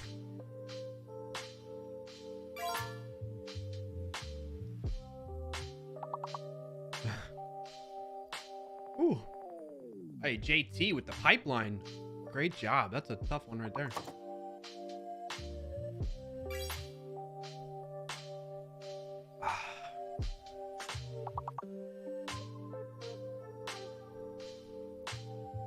Ooh. Ooh-wee. Sort of follows the theme. Sort of. Yeah. Oh, wow. One more. Wow. Peen. Neep, peen, nipple, penile, pipeline, and pipe. That was a doozy of a round. Let's take a moment. Let's take it all in here and gather ourselves before we go to the next round here, right? All right. So we got myself, Rugmat, May, JT, Nullset, Bald Bearded Builder, It's Hap, and Loka helping us get to this far. We're up to level 11. Let's see if we can get close to our record. Level 28. It's probably going to be hard, but we can do it. You need to smoke. I don't blame you, JT. All right, let's go to the next round, chat. We got this.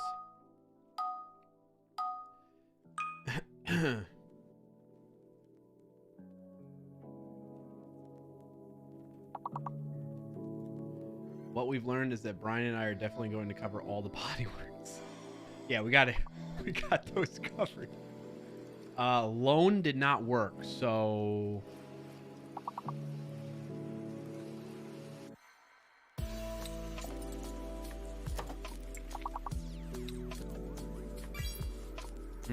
So L or O? L or O is the fake letter.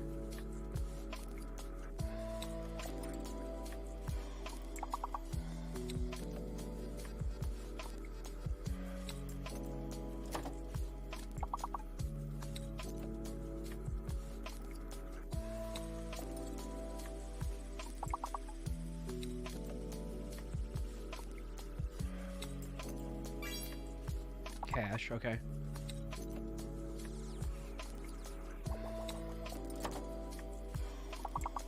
So it's probably, I think it's L.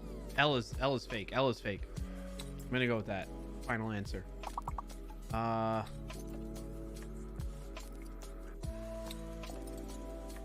I just did another.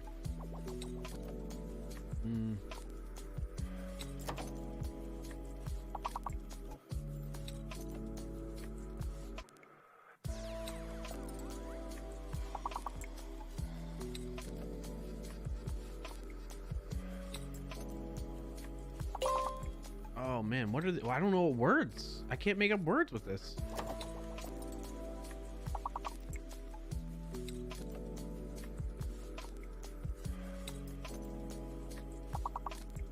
OSHA?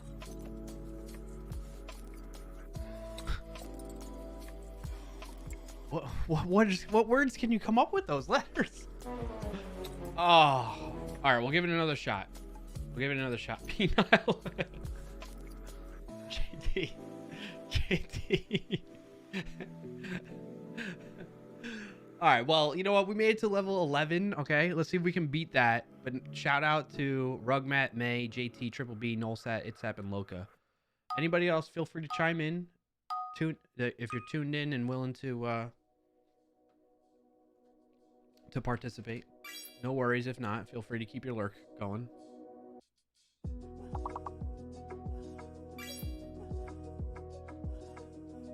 Oh, we gotta get rid of that fake letter there. Nice job, It's Hap.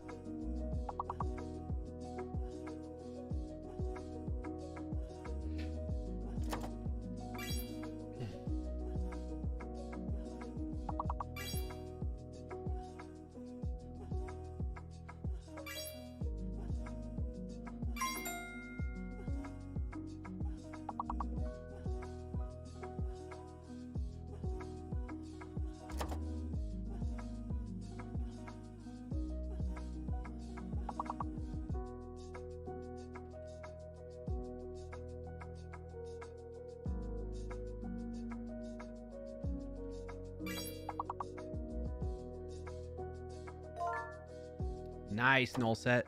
I was trying to think what that could be. What's the other 5-letter An word? ad is about to start in 5. No, no ads right now.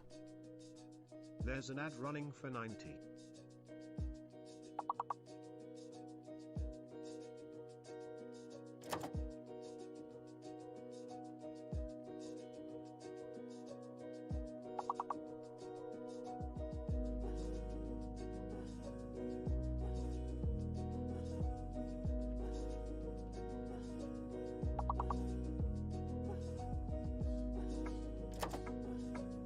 Time to play on a mini screen? Yeah. Oreo.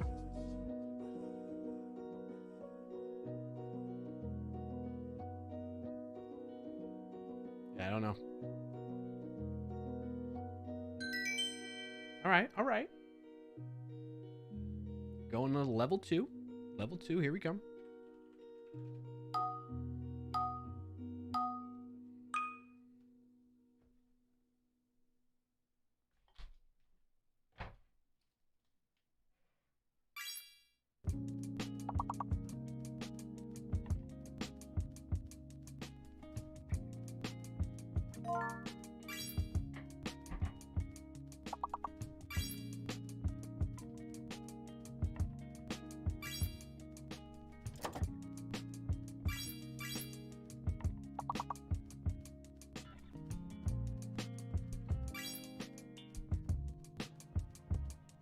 Somebody try lure.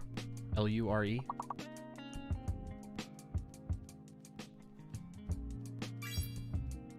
Loot. Nice.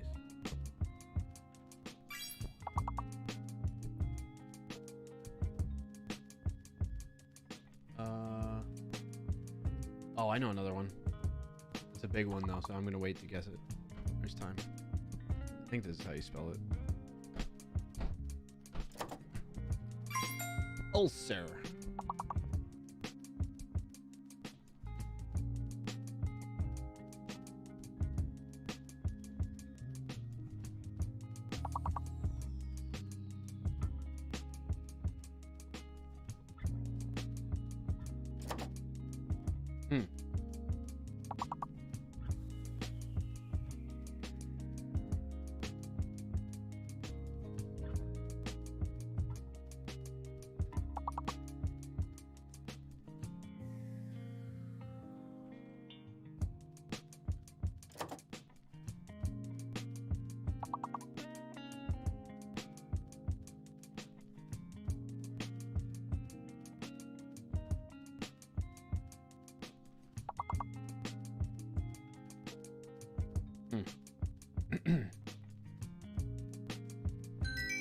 Hey, all right.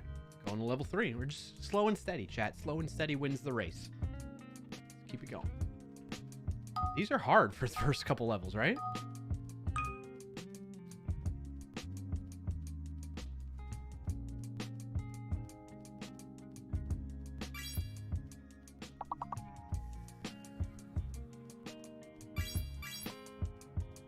These are like the same letters as last round.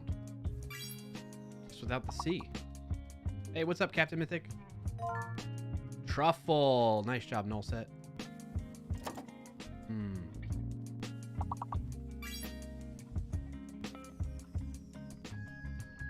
Wait, why doesn't... Oh, because flirt is spelled with an I.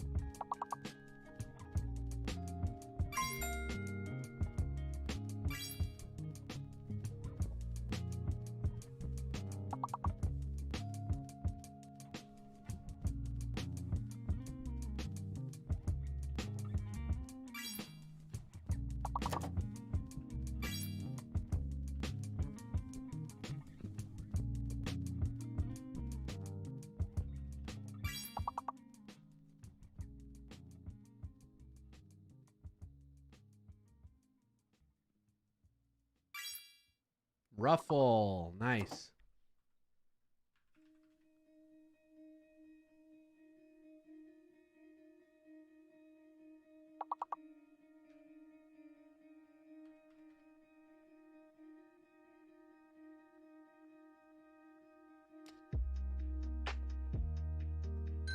All right, we should skip. All right, we're skipping 2 levels now.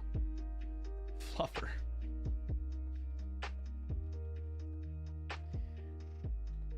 Level 5.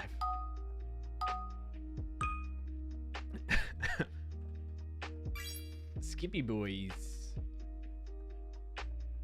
Oh, I know what this one is. See if one of you guesses it, the long word, before I do. Ah, Loca got it. Nice, Loca.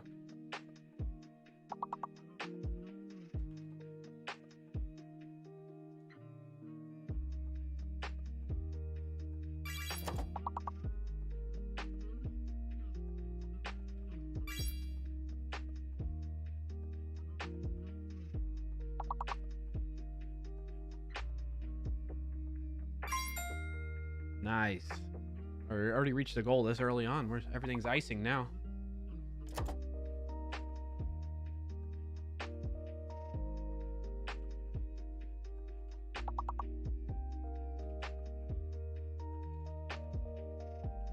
How do you spell weave? You weave in and out of.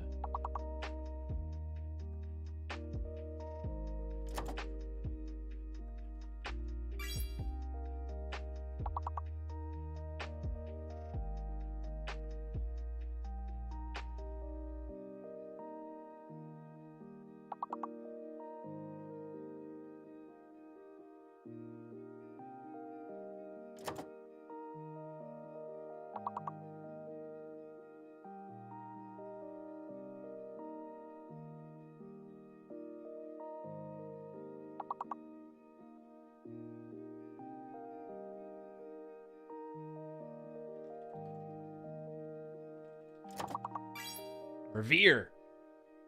Oh, yeah, that's a good one.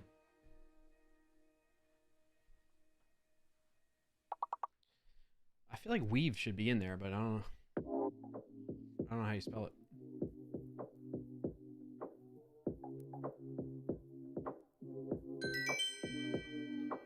Oh, 1 level? Come on now. Oh, there's an A. Yeah, you're right. All set. Good call, good call.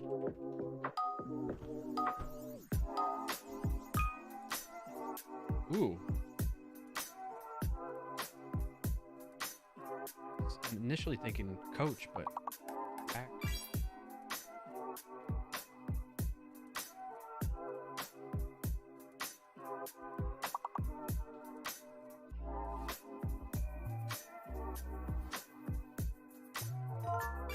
Peacock. Oh, good job. Good job, Loca, with 2 rounds in a row now, right? Got the top word.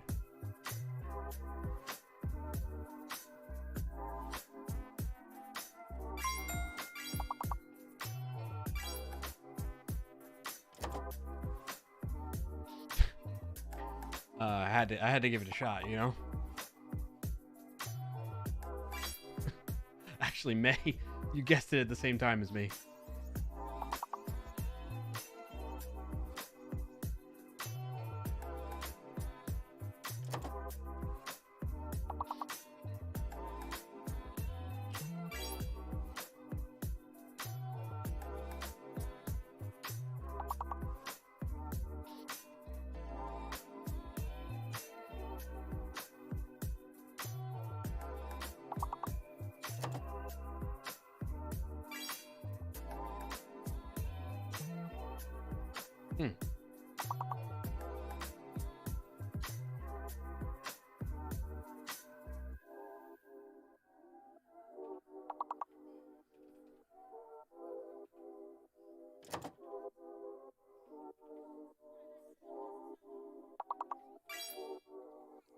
Coca.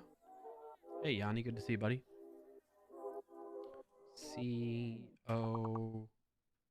Copa? C-A? Hey, 3 levels on that one. There we go. All right, level 9. Here we go. Bring it on. All right, we got a fake letter. Fake letter. Look out for the fake letter. Smile. If smile didn't work from Javier, good to see you, Javier, then that means S is fake. S is fake.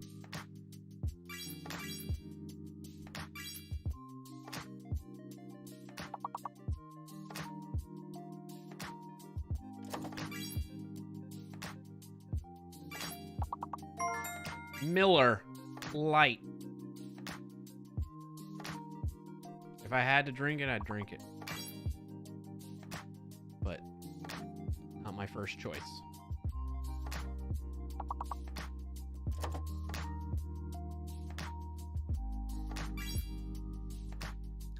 What's a mirror? Nice guess, Yanni. All right, alphabetically 4-letter word between L, lime, and mile. So likely an L word or a name, Clarkio. Amir? Yeah, I guess. Liar. Hey, we just wrecked level 9, chat. Way to go, way to go. All right, let's take stock. Got myself, Null Set, Itzhap, May, JT, Captain Mythic, Loca, Yanni, and Javier. Helping us out here.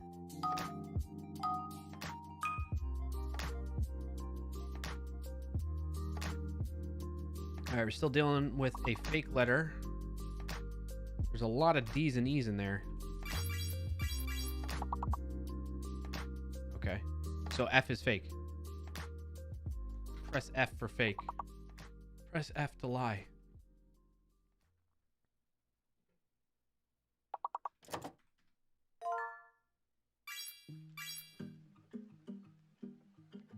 Wait, why wouldn't deers work?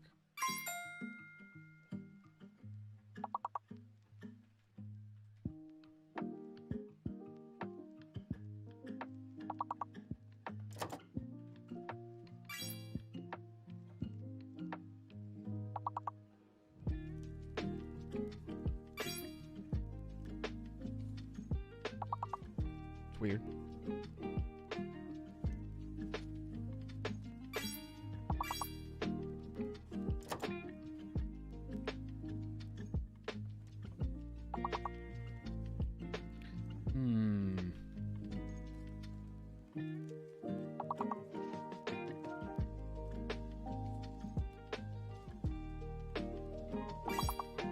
Nice, Yanni. All right, 5-letter word alphabetically after seeds.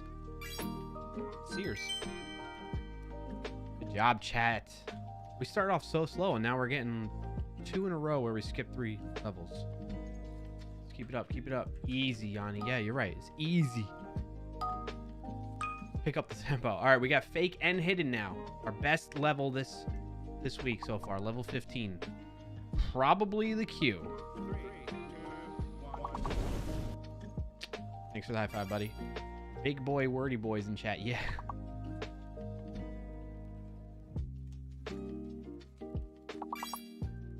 Gala, nice.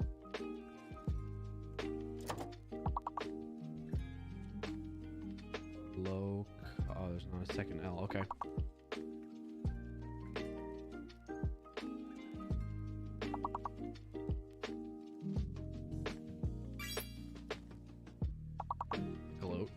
So Q is definitely fake, right? We haven't figured out the hidden letter yet. T is hidden. T is hidden. Nice job, Yanni. T is the hidden letter. We did figure it out. What am I saying? Somebody, May got it in the first before, right? Coat. Yep.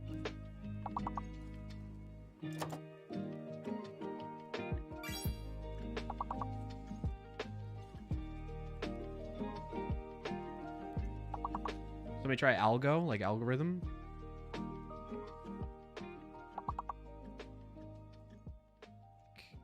Calgary? No.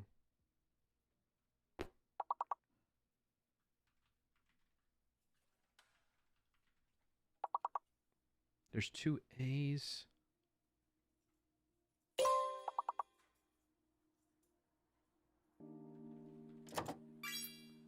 Taco. How did I not see that, Loca?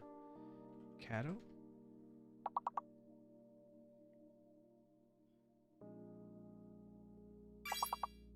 Talc, okay. Oh, we're not gonna do it. No, we're gonna. I don't know. Oh, level 15. Our best for this week. Nice job, chat. Round of applause for everybody. Round of applause. My God, who the hell cares? All right, big shout outs to Null Set, It's Hap, May, JT, Yanni, Captain Mythic, Javier, and Loca. Are you all right? Here, let's take stock of the situation. Are you all feeling like you want to play another round of this and then call it, or we call it now and get into the coding stuff now? Thank you, Yanni. Thank you. So tell me in chat. Give me an answer in the chat. Those of you that have been playing words on stream, Nullsat, It's Hap, May, JT, Yanni, Captain Mythic, Javier, Loca. Do you want to keep playing? Also, you just got a bunch of points that mean nothing, just so you know. Captain Mythic says one more could be fun. It's Hap says, all right, one last one, but speed run any %. Okay. Nullset, you could do one more? Okay. All right, we got at least 3 of you, and others will probably just chime in that are hanging out. So I'm going to assume a yes from them. All right, here we go. Last shot at this. Let's see if we can beat level 15 at least. All right, chat, let's do it. Go. Fast. We're going to fast. Go fast. Here we go. Rome. Home. Come home. Chrome. Nice job. Homer. Nice. Yes.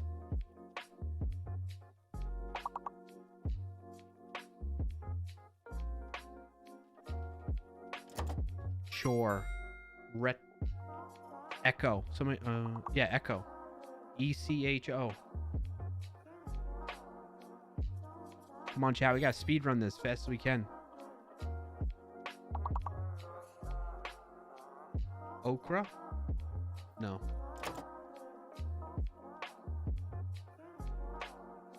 Merch. Oh, that's not a word.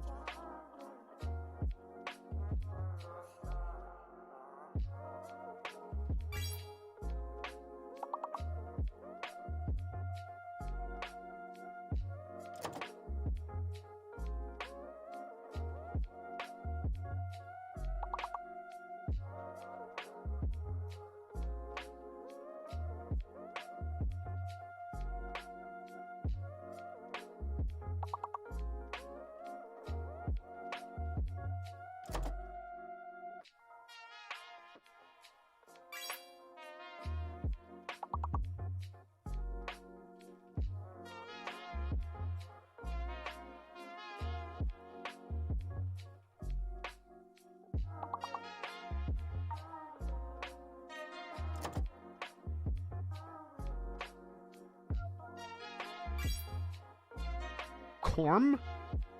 What does that mean?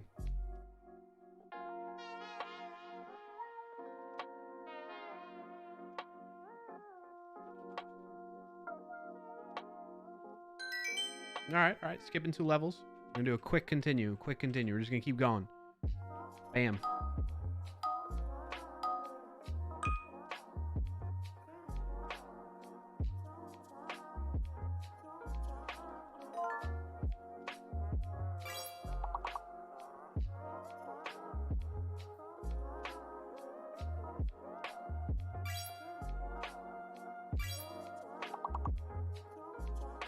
Pout, crud, court.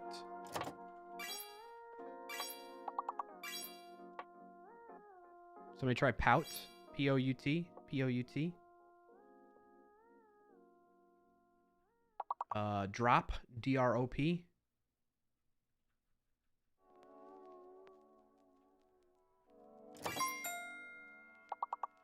Is pout not working? Yeah, there we go. Port. Proud. Nice job, Javier.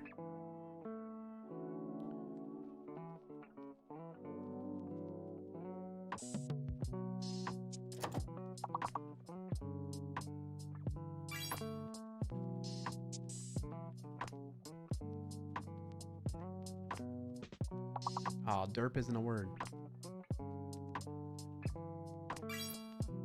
Curd. Turd. Turd.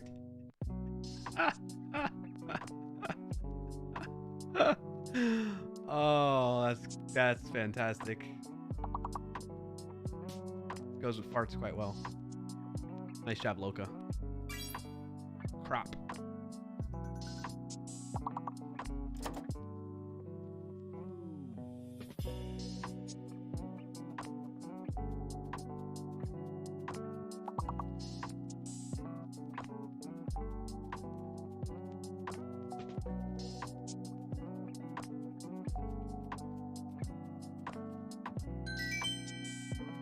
All right, skipping 2 levels. Speed run. Kind of going fast still. Continue right away. Boom. Gotta keep going fast, chat. Fast, fast, fast. Ooh.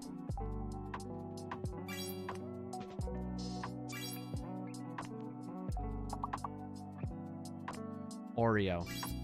Mirror. Meter. You got me. You got me beat on those ones.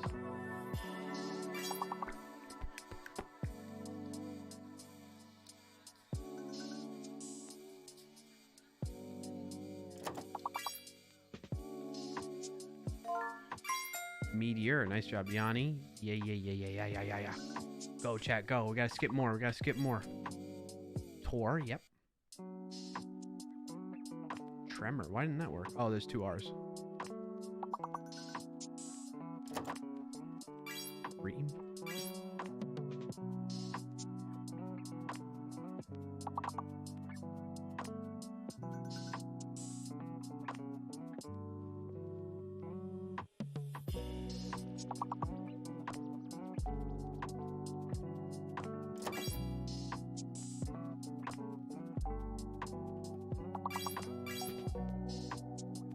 One more word. 5-letter word alphabetically before meter.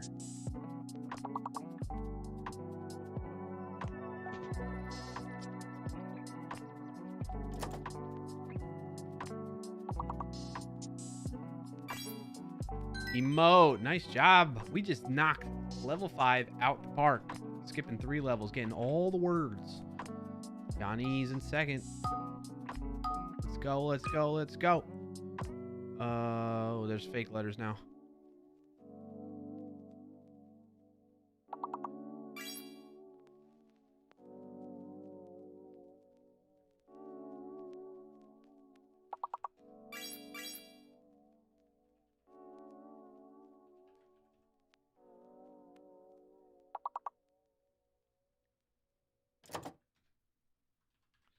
Crank should work. I think R is fake. I think R is fake. What do you think, chat? I know the big word. I know the big word. Anybody else? Pancake! I had a pancake for breakfast today. Pancake. R is fake. R is fake. Do not use the letter R in your words.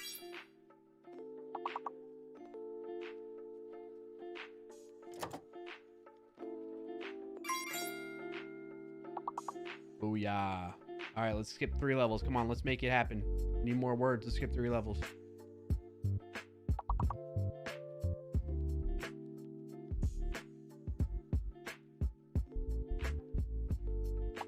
Is this a word? Nope.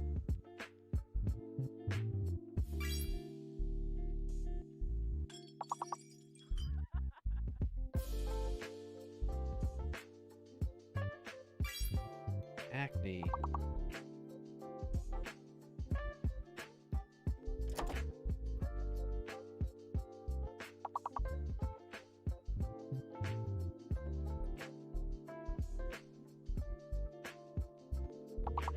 No R's, no R's, no R's.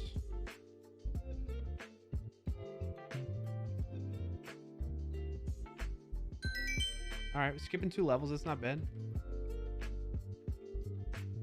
Keep it moving, moving. Still working with fake letters. 1 fake letter. You just wanted to say pecker. No worries, Captain Mythic.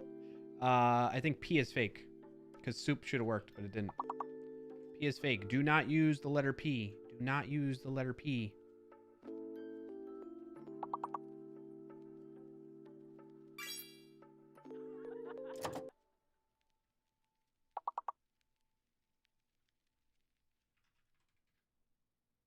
Ugh, I can't use the letter P.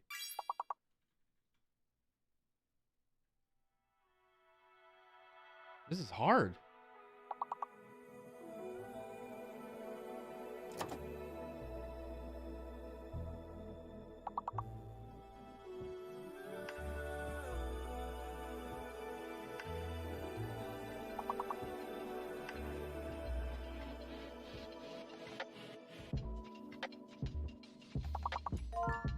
Curious. Nice job, Javier. That was a hard one.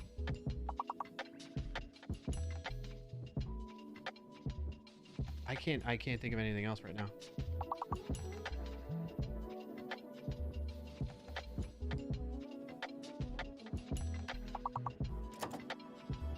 Scour. Okay, I got one. No. Come on, chat. We got to do this. No P words. No P. No words with the P.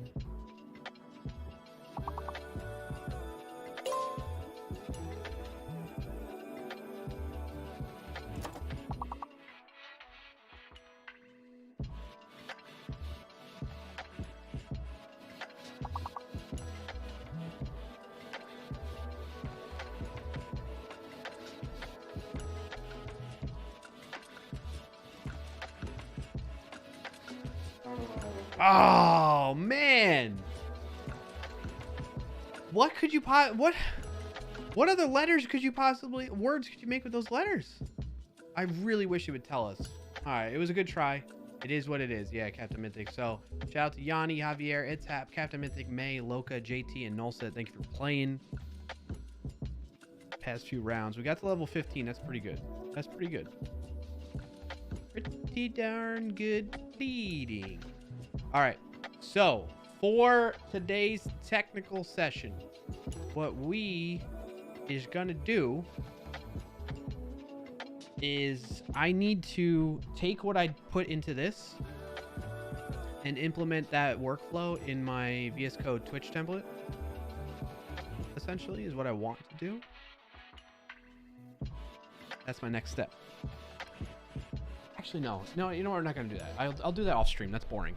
We want to do what the title says. We're gonna work on authentication to Twitch from a VS Code extension.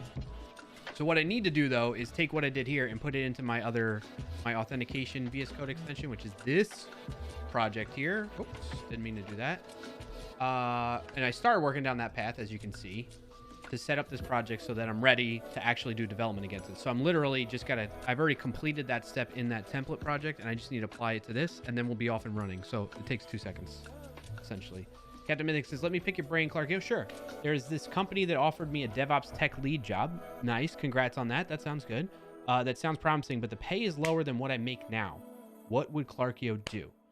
What I would do, pause the music. Let's talk about this. Let's go full screen for a second. And thank you for the question, Captain Mythic. It's always just like, you probably, since you've been in the industry, have heard this plenty of times as an answer, but it depends. But what I would do is I would evaluate things. Yes, codes, JT, codes. So the question again is for those that are just tuning in, maybe Captain Mythic received an offer for a DevOps tech lead job, which is awesome. Big congrats on that. But the problem is, and it looks good, it sounds like a great job. Problem is the pay is lower than what they make right now. So there's questions I would ask myself then in that situation. Like, well, one, like what's leading you to want to look elsewhere? Is it because the current job that you're in is, while it pays better, is it making you unhappy? What are the things that have led you to start looking outside of your current role? And the reason I say that, the reason I ask that is because lots of people tend to just look outside the company just to keep in practice, and it's just a good thing to do, especially during these times when lots of layoffs are happening in the tech industry and across the An ad is about to The start. globe. At Oh no, an ad. 5,000 Pause here. milliseconds. Pause here. There's an ad running for 90. We're going to wait a second. We're going to wait a second. Well, while we're waiting, I'm going to behind the scenes just copy over my my workflow that I have here and apply it to this one.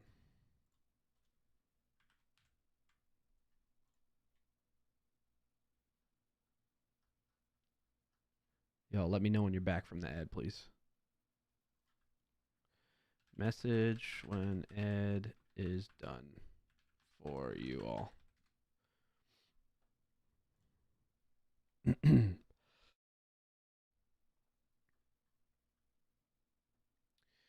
All right, I think that should be good there. And then how did I structure the other stuff?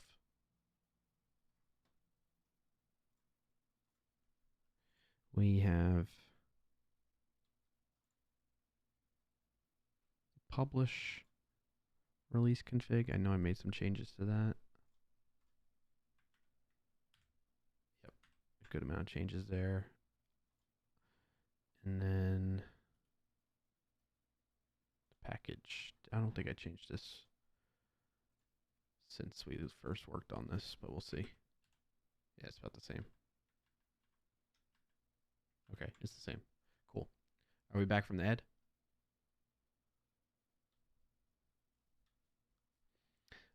The one last thing I need to check is my package JSON because I'm pretty sure that might differ here. Definitely want to copy these scripts over because I'm using ES build. I'm pretty sure that changed out of this. Cool. And then we're going to have dev dependencies are going to be different, I think. Copy pasta. All right, I'm going to check after this, after I paste it, if you all are back from the ad just yet. And run npm install while that's happening, actually. Oh.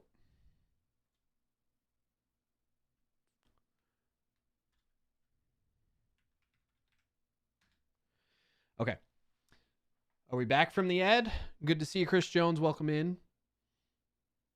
To put it in perspective, it's 33% lower. Okay, that's good information to know. The ads are kind of frequent or time goes too fast. Okay, I'm assuming we're all back from the ad. Are we back? Are we back? Are we back? We have everybody? They were saying it's the upper limit of what they can do at the moment. Okay, that's a good question too. It's happened. Like, is the salary already negotiated? All right, let's level set the stage for folks that might be tuned in after the ad. Rugmat's back from lunch. Good to hear that. Hope you had a great lunch, Rugmat, and thank you for coming back. All right, so the question was from Captain Mythic, frequent flyer here in the stream and in the chat, asking some advice on how to approach the situation. They were offered a DevOps tech lead job. That sounds promising, but the pay is lower, about 33% lower than what they make now. What would Clarkio do, or what do you advise? And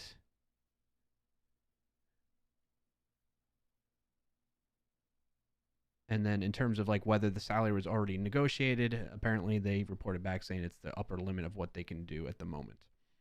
So having that context helps kind of whittle things down. But then the other question I posed to you, Captain Mythic, was what has led you to, in the first place, start searching for a new role and like applying for this job that you're getting an offer on? Because the reason I asked that is if the conditions that you're currently in are like you're really that unhappy and you're the things are pretty extreme, it's a really bad work environment, it's toxic or stuff like that's going on, then I would lean more towards going towards this. However, I would still have a caveat, and the caveat is knowing that it's 33% lower than what you currently make.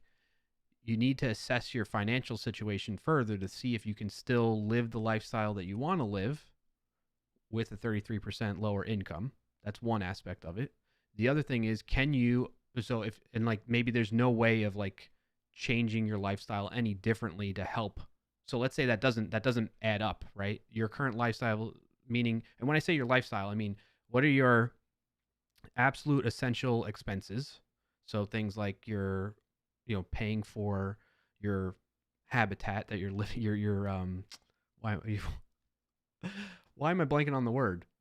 Not habitat. You know what I'm talking about. Your place you live, whether it's your home, or I'm thinking of a different word for some reason, and I can't get it. Why? Words. English is my first language. Your domicile.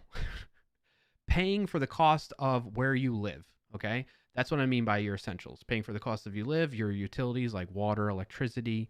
I would even potentially consider internet, but like you could live without internet technically, but in today's day and age, it's kind of a necessity. I would deem it that being a necessity. Um, and food, like how much do you need to spend to be able to survive on food and stuff like that throughout your week or months or whatever. So those are your essentials, and then on top of that is more of your lifestyle. Actually, is what I mean to say when I'm saying that. So like, what do you tend to spend more money on? Do you like to go out to eat more versus cooking at home? And although this could be a whole another rabbit hole in itself, but there tends to be some messaging out there that's indicating that even if you buy all your groceries and cook at home, it tends to be even more expensive than it's ever been in the past right now. And it's kind of equal or close to similar cost of eating out all the time. I don't know how the truth that is. Take it with a grain of salt, but I'm just a little caveat there with that. So those are the things that I would take into consideration to figure it out, right? How unhappy am I unhappy? Is it a toxic situation that's leading me to look for another job?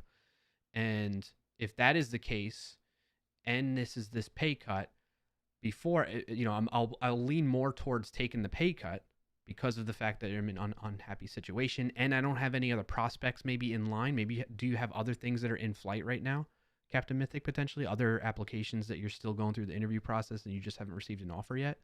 If that's the case, then maybe I would wait. If there's one of those that like I would really prefer more than this one that I already got an offer on, then I would maybe hold out on that. So there's a lot of ifs in there, and a lot of it depends because there's more detail. I'm not asking you to answer these necessarily. I mean, you can if you want to, but don't feel any pressure like you have to.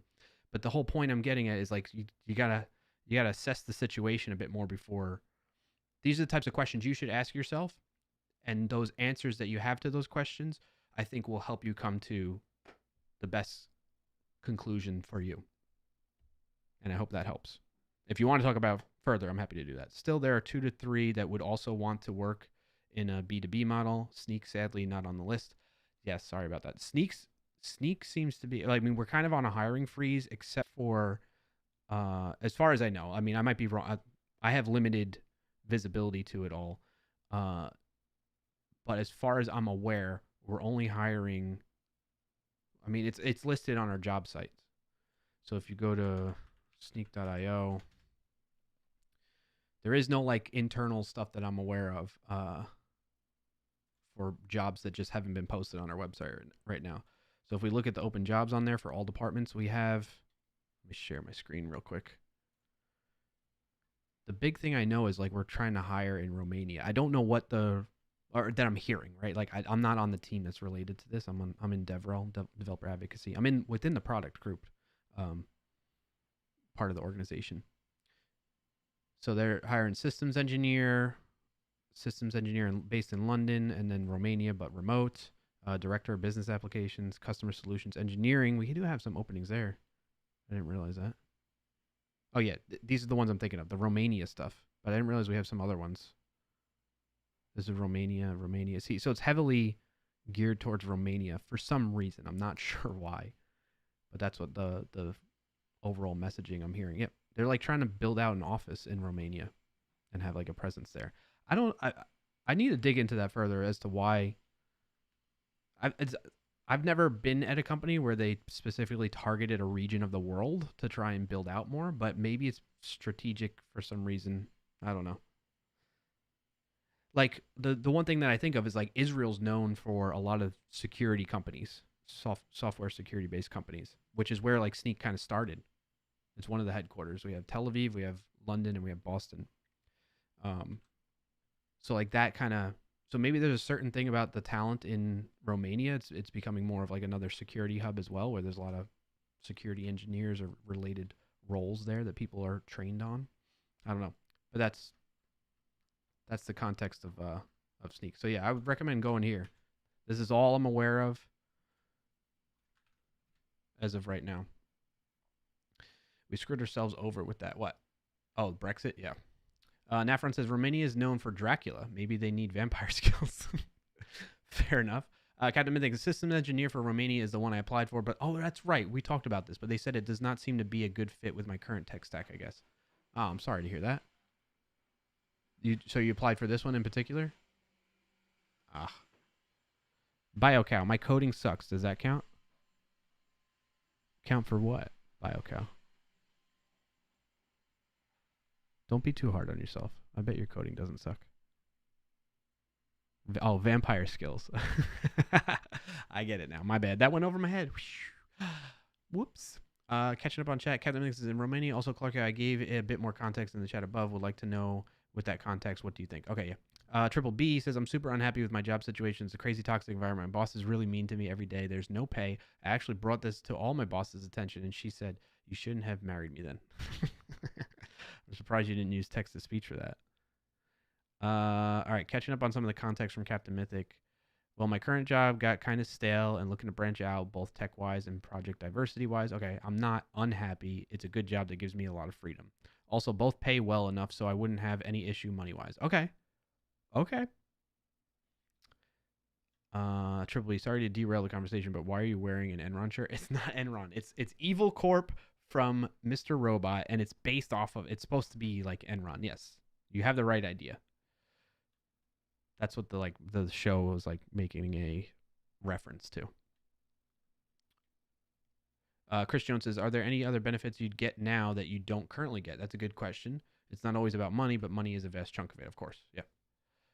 It's Hap says, is there any way else they could compensate? Like they are probably desperate for someone to lead them. Yeah, like maybe they can offer other benefits. Maybe some, I don't know if it's a startup, maybe they can give you more stake in the company's success through, I don't know, stocks or shares of, of the startup, that kind of thing. People are liking the tea today, Rambling Geek. Yep.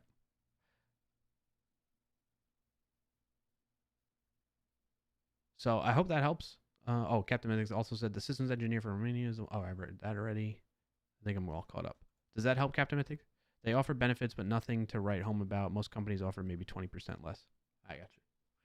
Yeah, so those are the things I would consider. Being that you're not unhappy at the other job and you're really just looking for a change of things, I would maybe hold out until something matches up way better for you.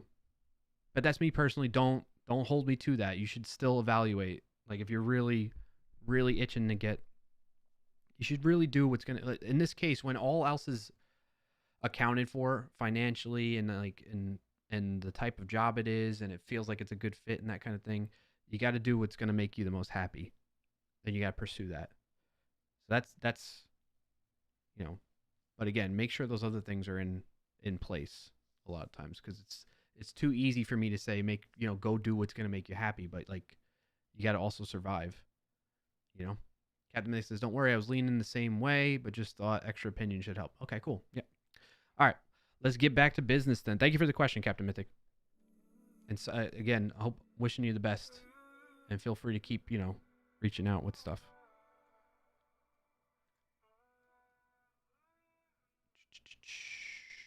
Just clearing some notifications. I can't stand when it's a red bubble. I see Manny Two Shoes just went live. What did Manny says it's launch day. What did Manny launch? I'm curious. Become a farmer, Ayush? Does anybody know? What is Manny Two Shoes launching? Let me know in the chat. All right, so while we were in the ad and before we started answering Captain Mythic's excellent question, I started updating this project with the latest changes from my template so that it follows the same approach. Now, the one thing I want to make sure it does is not actually release, and there's a way I can do that. I think this does it. It tells it not to actually release it. I forget. This VSCE should tell me an option to. I think I have too many tabs, chat. Oh boy. I think we can close this now. We did all our research on that. We can close that. Yeah, okay. Should we publish?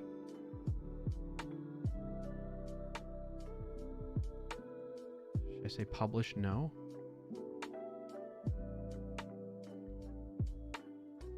How do I tell it to do that? Publish no. Publish. I think I've already published a release. Have I published this yet? No, I haven't published this extension yet, and I don't want to. So that's why I'm hesitant to commit this just yet. I need to ensure that I don't publish it. What do you use for CI, clarkio? Lately, Captain Mythic, I use GitHub Actions. And I like it because it's convenient, not necessarily because I think it's the best or anything like that. I'm not very well experienced in that space to say that it's the best or not. I can tell you that I have experienced Circle CI in the past a little bit, like probably the least amount of experience with that. And then Azure DevOps is the other one I've used before. That one is like, it just feels way overcomplicated. And maybe it's better now because it's been a while. And I like GitHub Actions because it seems fairly straightforward once you get an understanding of the syntax. And like anytime I look up something, it's pretty easy to get an answer. So I hope that helps, Captain Mythic. See, Chris Jones. White Panther is launching her new website, I think. It could be related as it's the same title. Ah, okay. Very cool. I did see White Panther go live about that earlier. Is White Panther still live right now?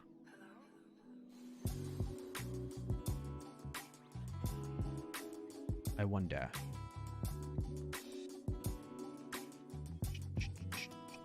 Yeah, it's also leans heavy on PS1. Like PowerShell one. Azure DevOps. Always a hassle to work with Azure. Yeah. Oh, nice. Okay.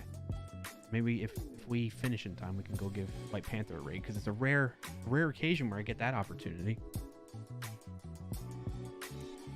All right. Oh my! That makes me think of another win because I saw White Panther posting on Blue Sky, which reminds me, big thank you to a certain friend in the chat who got me an invite to Blue Sky. I've been pleasantly enjoying that, pleasantly surprised and very much enjoying my time on that platform. Now, given I think it has to do with the fact that there's only like 70,000 people on it right now compared to Twitter with millions or whatever it is. So yeah, it's millions because there's people that have millions of followers. So I tell it not to npm publish, but I don't want it to actually publish. I guess there's the other one where this one in here, semantic release stop before publish. Can I just do that again? Oh, you could do this, publish false. I want to do that right now.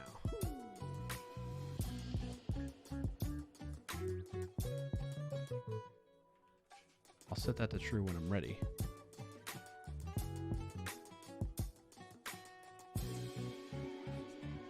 I don't know why that is the deal. Let's double check on this.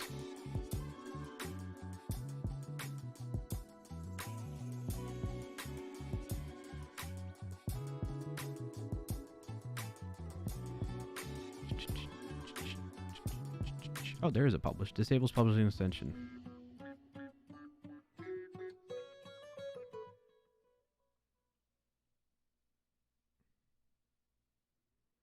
This controls if VSC publish or that gets called. Okay, yeah. So if I set it to false, I should be fine. Bada bing, bada boom. All right, so now I can commit these changes, I believe. So let's double check our changes. We got package JSON. We changed it to a pre-release of development. It's in preview in there. And we added some new scripts because we're using ES build instead of Webpack. Oh, that's the other thing I added. Some tasks. Tasks in here. Tasks. I need these, I think. Did I not push my changes? Oh, I think they're in the test one. Test. Tasks. Test tasks.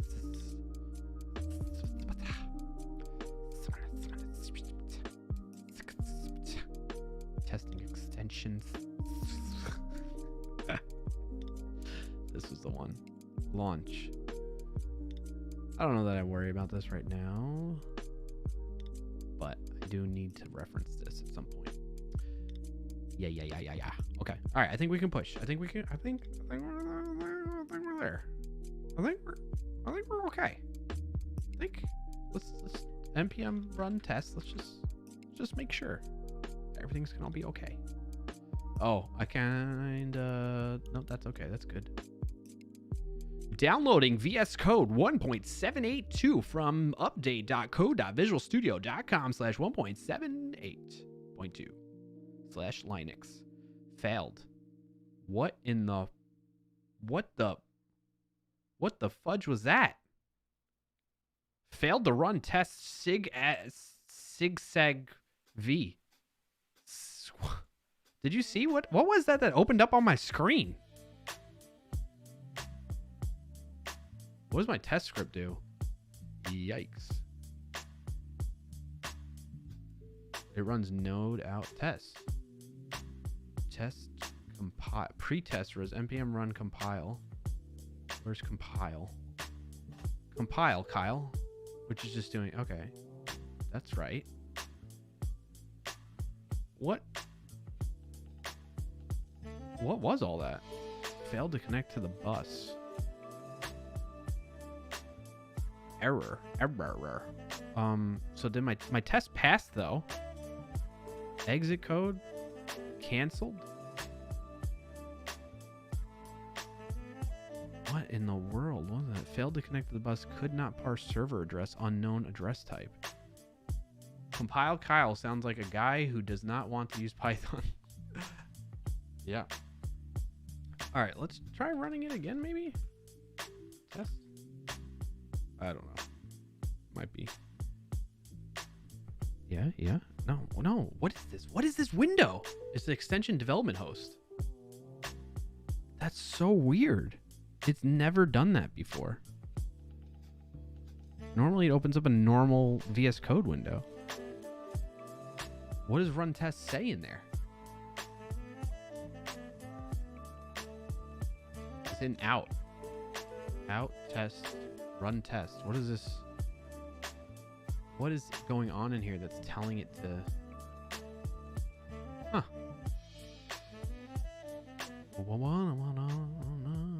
Oh, zip it. And maybe because it's picking up on that I'm running Windows Subsystem for Linux. However, I don't know. That's never... What's this VS Code tests? Let me delete that.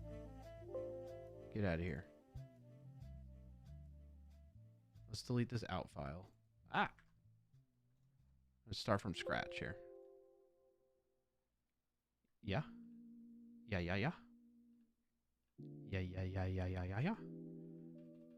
Clear. npm test. Hey, free VS Code window. Well, what's supposed to happen is it's supposed to open up another instance of VS Code like this one. Run the tests.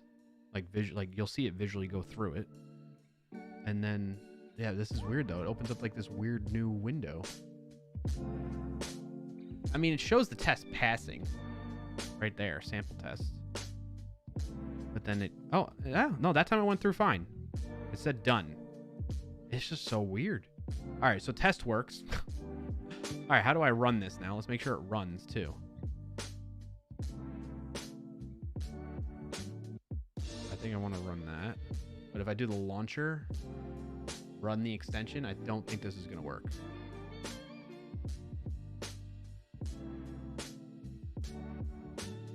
This is what I was expecting.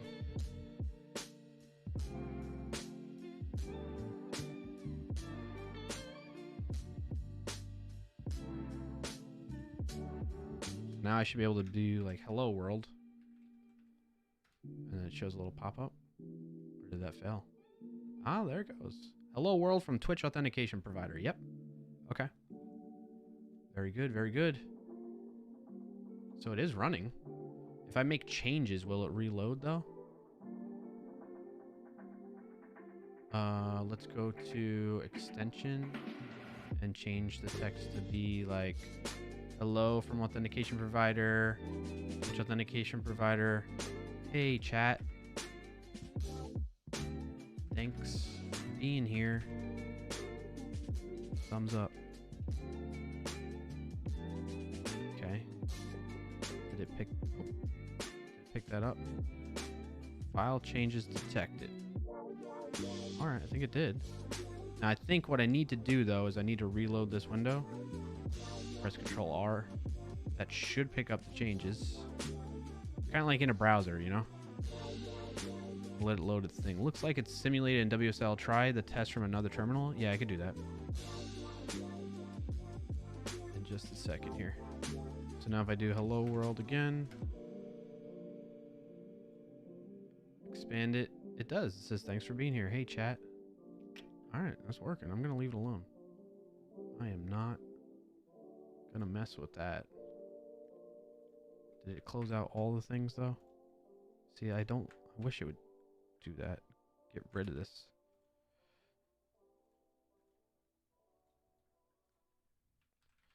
All right, I'm gonna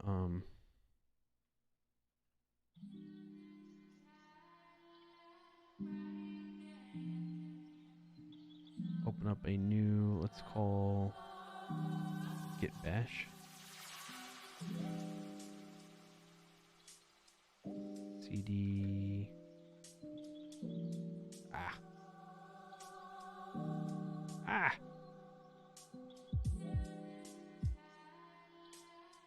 If I do the command prompt. cdev.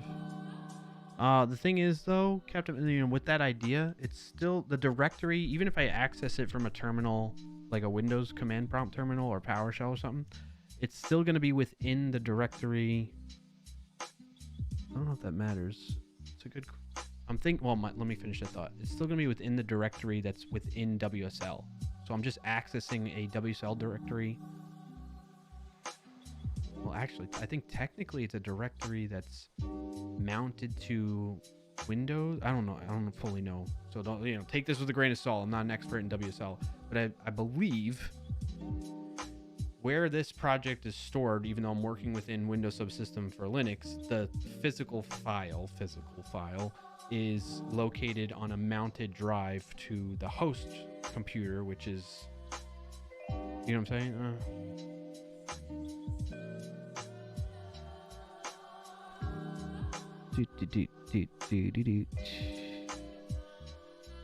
What's this? PWD. Yeah, so I don't know how to get. I don't know how to get to that. It's not worth the time right now, anyway, because we just need the test pass for 1, and 2.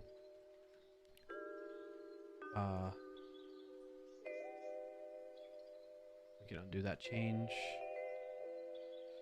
I think we're ready to roll. So we're gonna say feature, add pipeline capabilities. That's what we're doing. We're gonna push that to main and say yes. Now, the one thing we need to ensure is that all of that triggers off, does its thing of at least testing, building, and attempting to publish, but then it says, oh wait, I don't need to publish, so I'm just gonna stop here. You know what I'm saying? I really don't want it to make a release even, but it's gonna probably do that up on GitHub. Dang it. Because if we look at the steps of this, publish, it goes based in order. So it's going to analyze the commit changes. It's going to update the release notes because of that and the change log. Then it's going to go npm. It's going to update the package JSON. Then it's going to create a git tag and do some git things and then do a release. Son of a gun. All right, well, it is what it is. Let's see.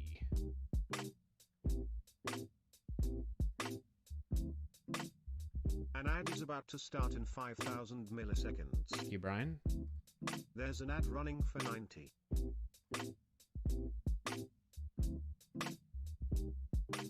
Just closing, getting rid of some old tabs.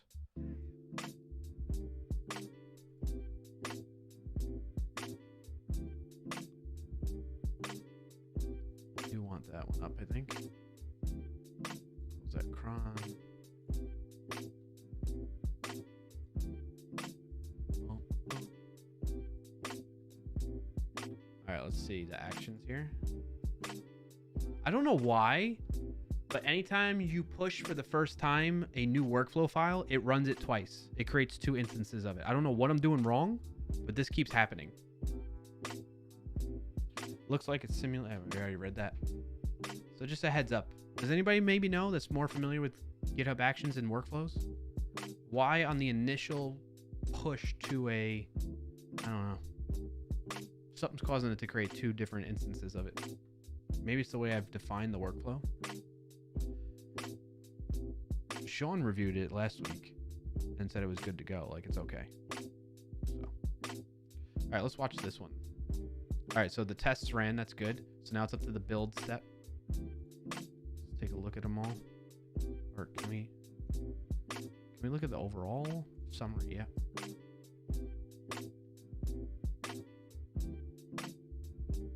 So for those of you that maybe haven't been here in the past streams when we set this up, oh, we got a failed build. It runs the test for a specific version of VS Code, which is the latest one. That's the one we're starting with, essentially, 1.7.8.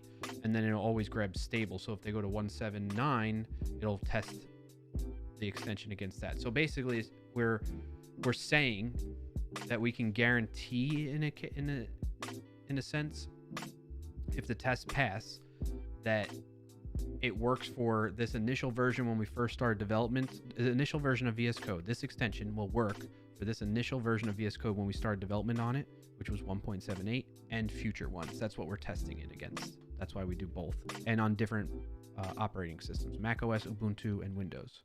Now let's see why the build failed on Ubuntu latest. No publisher, semantic release VSC. Oh, I probably didn't set up environment variables for this. That's why. One little mishap there.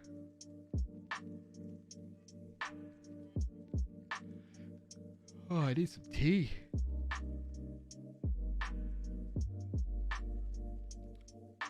All right, chat. I'm going to need to off-stream set up the secrets and stuff like that in here. The way, let me just double check really quick. I can at least show you the initial.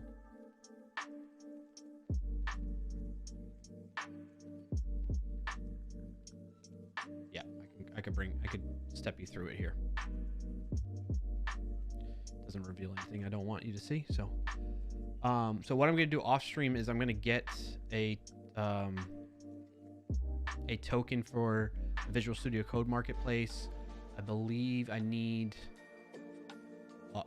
I might need some other tokens too. I'm going to do that off stream, and I'm going to go make some tea. But to show you, to give you like a little idea of, in context of what I'm going to do and have done by the time I come back on stream, I'm going to go to my settings here. I'm going to go down and I'm going to say secrets and variables, and I'm going to go to actions, and I'm going to tell it that I want to create a new repository secret, like this npm token one, and then create one with the name based on what's expected in the pipeline, which is a VSC EPAT, which is a personal access token for the Visual Studio Code extension marketplace. And the GitHub token's already available, and it comes with GitHub Actions, so we're good with that. And then if I wanted to publish to the OpenVSX one, which I will eventually, but right now I'm not going to worry about it, then I put a set. If you're not familiar with that, you can go look it up. There's an OpenVSX marketplace for folks that want to use a certain flavor of Visual Studio Code that is not issued by Microsoft. And I think that's all I need in this case, is just that token. So I'm going to go set that up off stream and make some tea. I should be back in about 5 minutes. If you can stick around and hang out and lurk while that happens. Just listen to the tunes. You can play with some of the sound effects if you're truly bored. Do that !SFX, and it'll be back in about like between 5 and 10 minutes. Probably not that long. All right, I'll be right back. Stick around. I'll see you in a few minutes.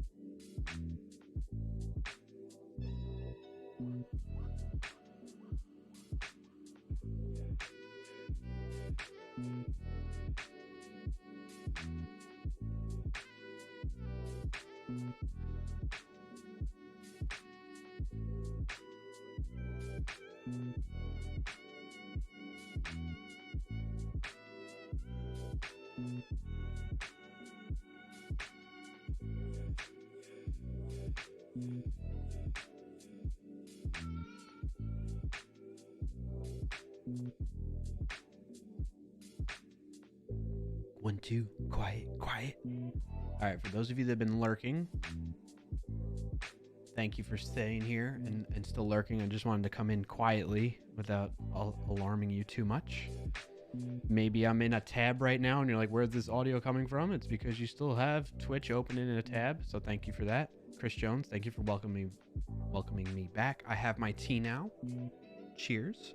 And it's still a little too hot for me to drink just yet, but I also have the token added to the project now up in as an environment secret for GitHub. And I'm using, you might notice, what's this Doppler thing? There's this website or this service called Doppler at doppler.com, which is like helps you manage secrets for projects. I'm testing it out. But it basically acts as like one single store for my secrets and then can push out the secrets to various places through integrations. One of those integrations they have is with GitHub. So I'm trying that out. That way I have like one central place. Like for instance, with this, like I keep creating new Visual Studio Code extension personal access tokens over and over again. I just want to reuse the same one. So what I could do is I can store it in Doppler, I believe. I haven't quite figured it out. I end up copying the other one and creating like a new key for this project. But there's a way you can reference other configs too. So anyway, the idea is you have one central location for your secrets that you can then push your environment variable secrets, right? And you can then push out to various areas.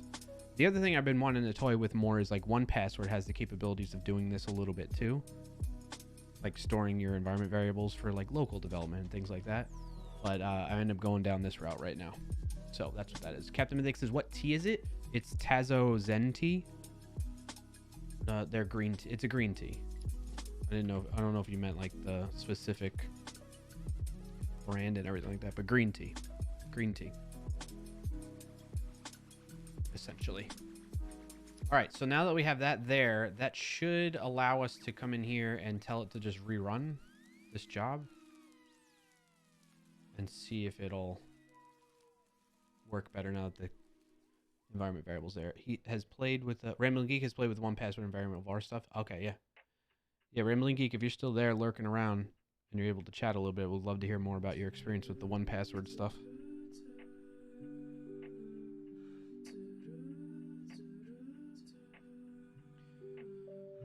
All right, let's see if this works now. This was the one that failed, so.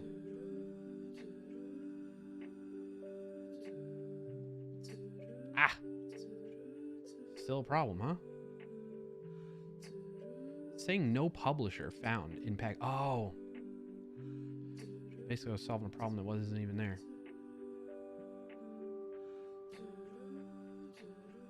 Publisher? Clarkio.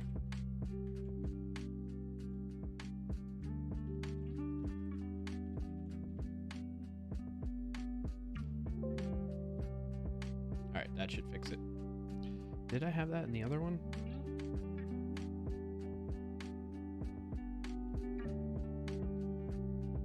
Yep. See, that's another thing where like the template, the generator should be able to pick that up and like add that to your package JSON for you. Like, or prompt you. So when you go through, let's go generator, VS Code. Does it have like a prompt? Yeah. So like it prompts you in the CLI and it says, oh, do you want this? Do you want that? And it gives you all these different options. It does not ask you about who the publisher is. So it should let you type that in. Like I'd be able to type in Clarkio and then it hits it. Hey, Rambling Geek. Chris Jones mentioned that you have had experience using 1Password for your environment variables. How are you liking that? What's been your experience? Is what I'm hoping to ask you. But if you're busy, like no worries, man. Like get your lurk on, or if you got to go, no problem.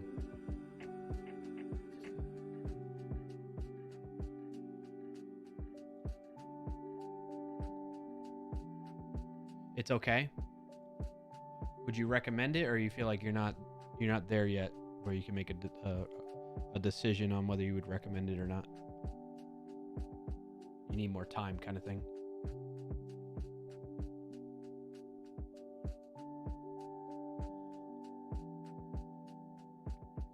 You have to open Visual Studio by calling 1Password, so it can see them.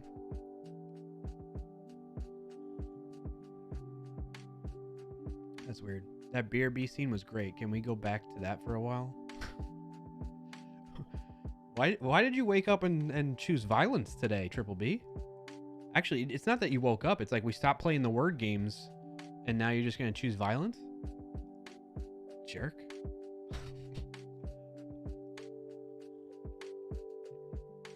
I mean, I know you're playing with the kappa there, but once that's done, it's pretty good. So you type op dev environment, dev env, and then it's good to go. I don't really like that. DVD bopping around is pretty good, to be honest. I know, I like that. It is fun. Ban Triple B. I mean, that's the only part which made it feel odd. Yeah, like I should, like, why would I need to open it from 1Password?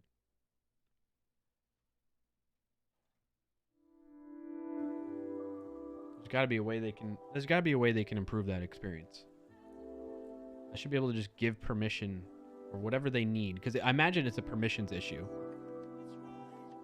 But like if I like just doing code dot in the directory that I'm in. Unless you're missing something,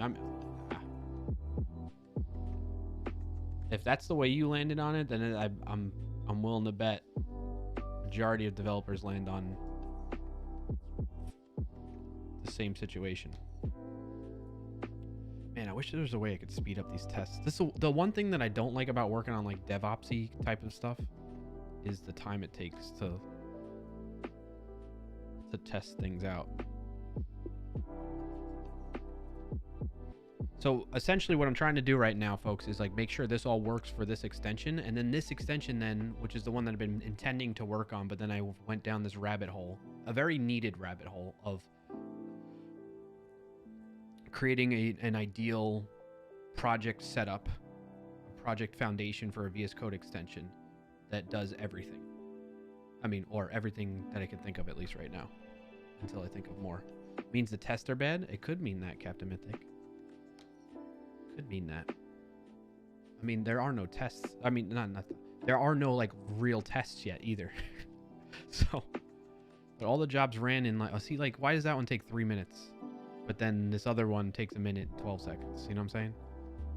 I think it just has to do with the GitHub Actions environment and resources probably. But I feel like this is only going to increase as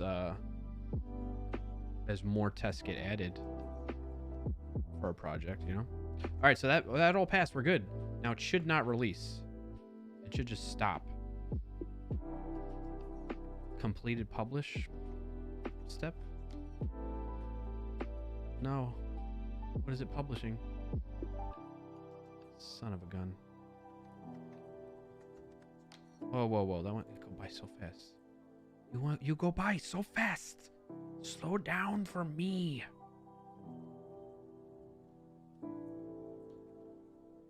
Did it really publish it? Oh, it published the release on GitHub. I think I'm okay with that. I mean, I would like it not to.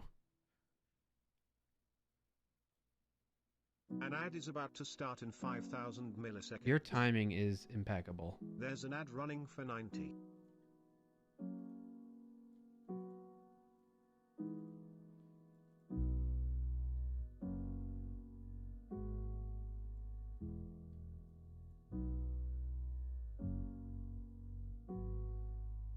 All right, I'm just reading through the steps that semantic release went through, because this provides us insight. Like if you're ever using this and you're wondering like how the order of things are going and whatnot, it looks like for one, it like does things in parallel and not in a specific order too. I mean, it kicks them off in a certain order, but it lets them run kind of in parallel almost. So it loads plugins. Run automated release from branch main on repository. Yeah. Allowed to push to Git. So it checks that it has permissions to push to the Git repository. Then it starts the step verify conditions of the plugin semantic release changelog. Verify the plugins. Start step verify plugins. So it verifies all these plugins. And then it completes it. Those are sequential, or yeah, sequential. Start verify GitHub.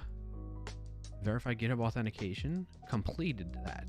No git tag version found on the branch. No previous release found. Retrieving all commits. Found 5 commits since last release. Analyzing the commits. Completed analyzing the commits. There is no previous release. The next release version is that. What? How does it come up with that?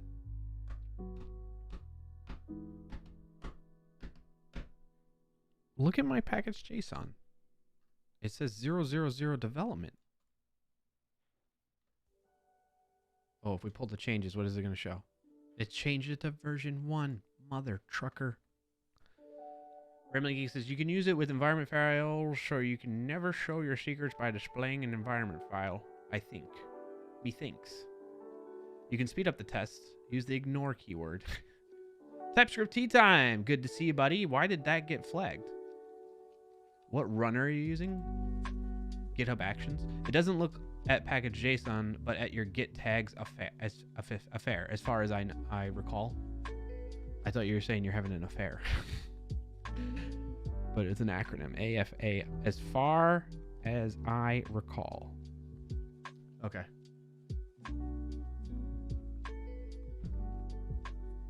Yeah, I got you. As far as I remember. Yeah, but I mean local, theirs, etc. What runner? You want me like what runner is this? It's like it's some operating, you know, they said runner image in Ubuntu. I mean, it depends. I named them all. So like one, well, this one in particular, the release one runs on Ubuntu. It runs Ubuntu. I love saying that. Mac OS, but like the build runs on Mac OS, Ubuntu, and Windows latest. That kind of stuff. Does that help? Well, let me save that. Rambling Geek. Clickety click. So does that help, Captain Mythic? Did I answer your question? My friend?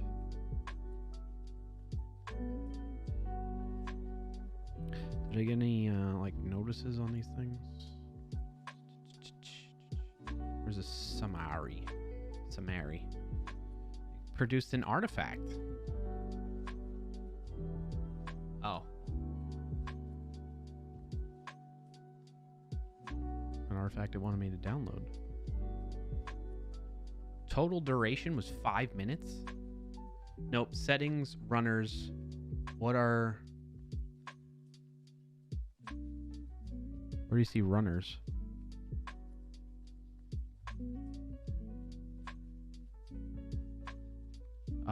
runners.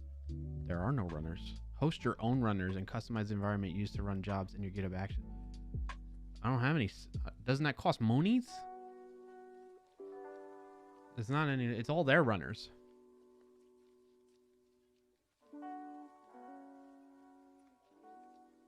General. Allow all actions in reusable workflows. Any action or reusable workflow can be used regardless of who authored it or where it is defined. That seems a little...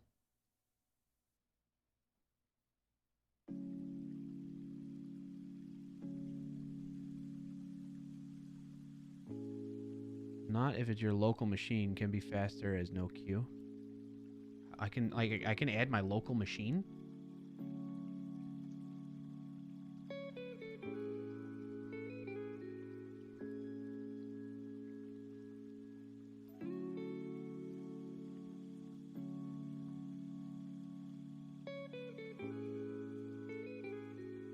I'm not gonna go down that rabbit hole right now, but I appreciate your input. All right, so long as I mean, I think I'm okay with it, you know, publishing a release on here because I could just delete this very quickly and easily and go back and update the package JSON again. Actually, and then the changelog is going to be all wonky. I can remove that from the changelog. New self-hosted runner and basically install on the machine, easy setup. That's cool. Yeah, I'm not going to do that though right now. I thank you for bringing that to my attention. I didn't know that was possible. All right, so what am I gonna do here? I think I want to double check because again, like maybe when somebody's first starting out and they run and push this stuff to their main branch, they're not gonna want to publish it right away, right?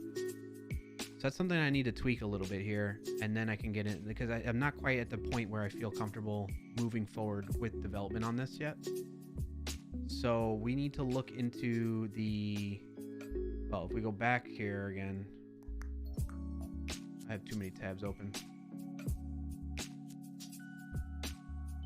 Who would have thunk? And look at the logs on the release.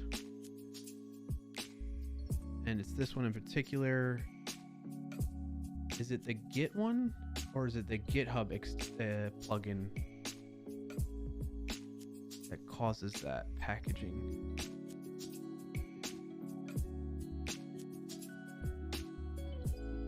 GitHub. Oh no, completed that step on the verification. It loads, it verifies. Commit analyzer is the one that starts, I guess.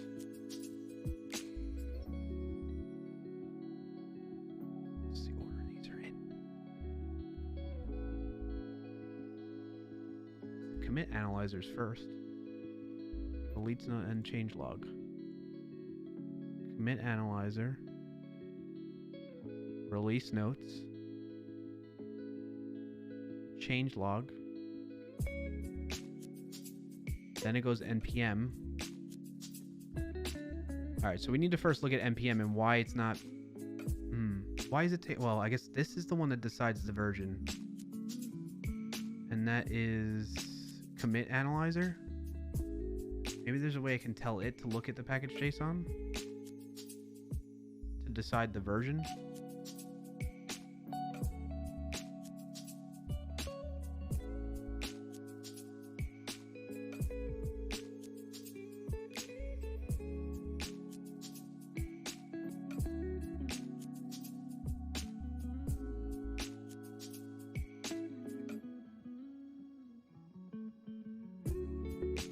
With this configuration, execute verify conditions implementation of npm and git.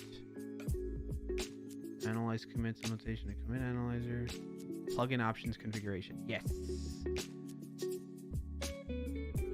Wait, I need to see more configurations, please. Pre-release.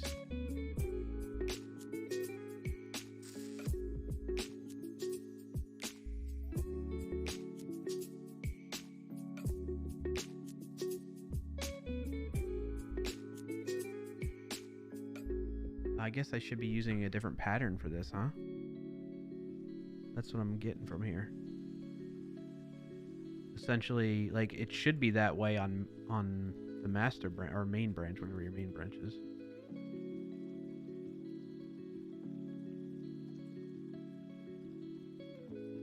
I'd like to just flag that from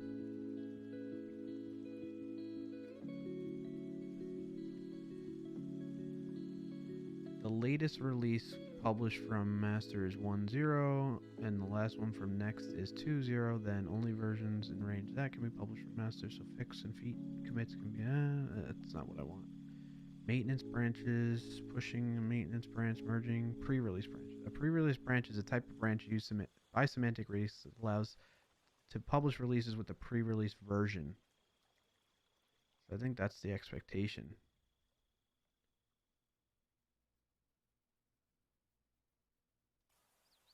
Oh, you could do that.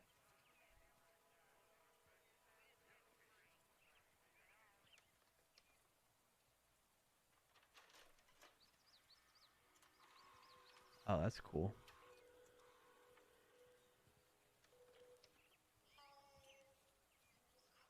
Very interesting.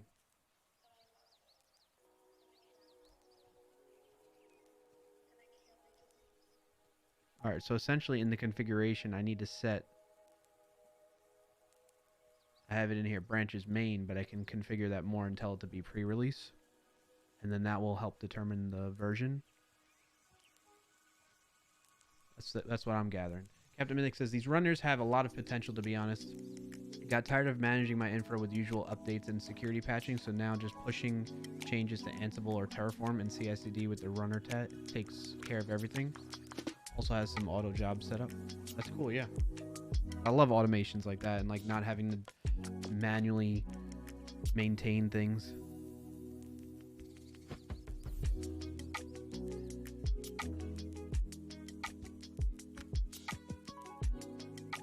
So I don't think there's a way I can configure this commit analyzer. I think I have to tell it that the branch is pre-release right now.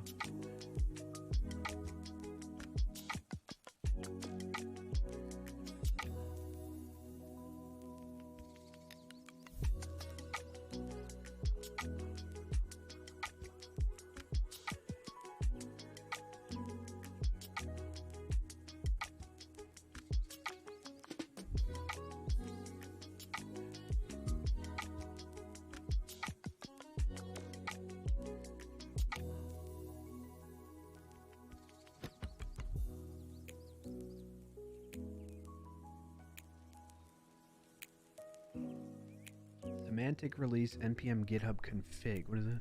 Provides an informative git commit, creates a tarball that gets uploaded with each GitHub release, publishes the same tarball to npm, commits the version change in package JSON, creates or updates change log. What does that one look like?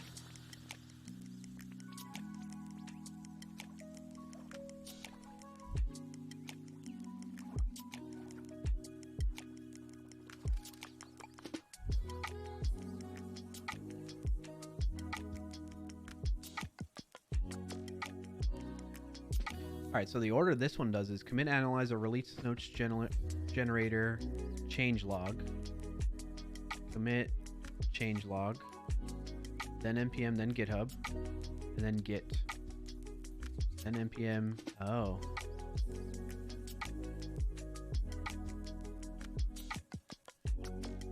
Should change the order of these things.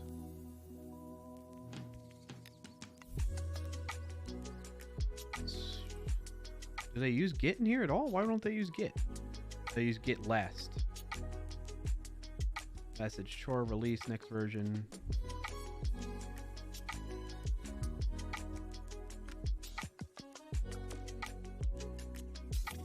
I believe the order matters, but I'm just trying to think of like what this does. So the thing I wanted, I want npm to happen before.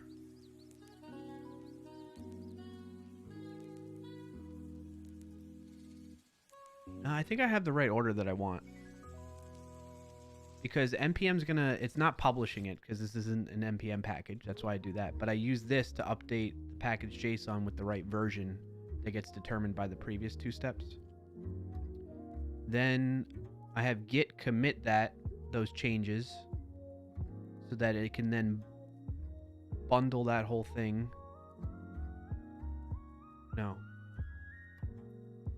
No, because the package doesn't include all that stuff, so it doesn't matter. And then I publish it, and then I make a release. I like this order though, because I want to release based on that latest tag with that version update, so GitHub has to come up after, which is fine. And if this doesn't go through successfully, then I don't want it to go on to this. So I like my order. I think I'm okay with my order. I just need to figure out if I can configure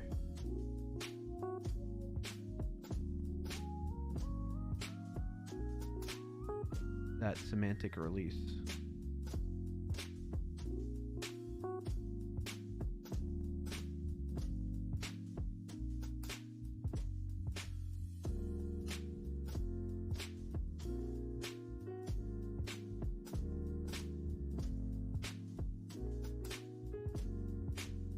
See plugins configuration for details.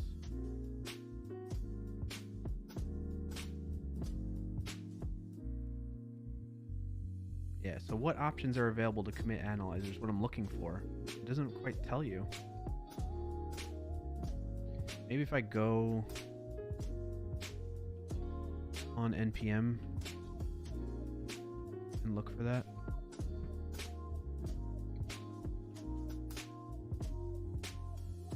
Yep. What options do you have?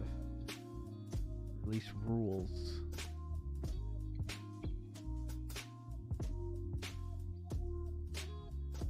That's just a commit analyzer. Is that the one again? I keep going back and forth. What's the one that determines the version? It's commit analyzer, right?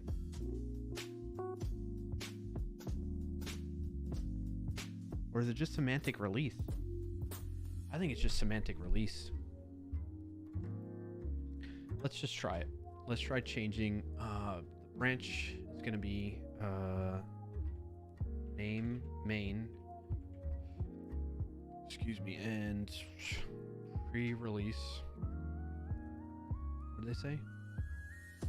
Damn, where was that documentation again? Fudge.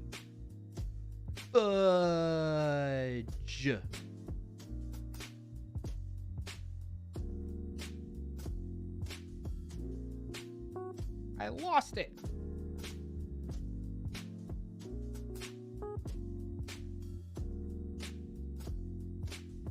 Chat, do you remember what it was?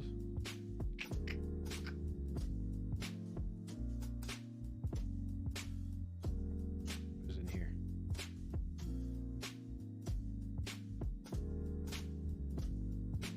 Pre-release true.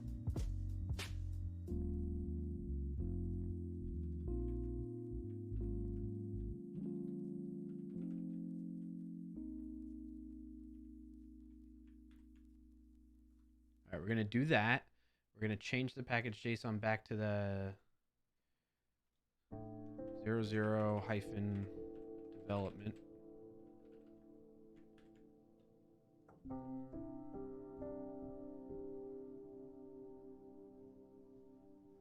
Lip Lounge. Hey, just glad I'm not the only one that gets lost in Yeah. Well, it's partly my fault, my own fault that I have so many tabs open. It's good to see you, Lip Lounge. Welcome back. Happy Friday. So we got pre-release true. So I need to do that. I'm going to delete that previous version that got pushed.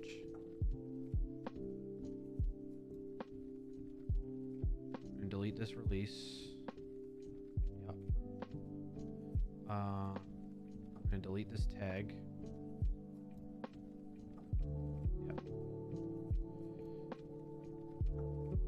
Then we gotta update the change log too.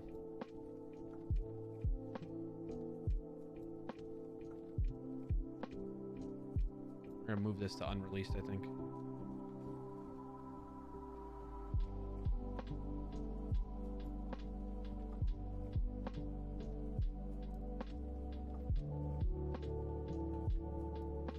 I don't know if this is gonna bork everything, but we'll see. I hope not. Is that it?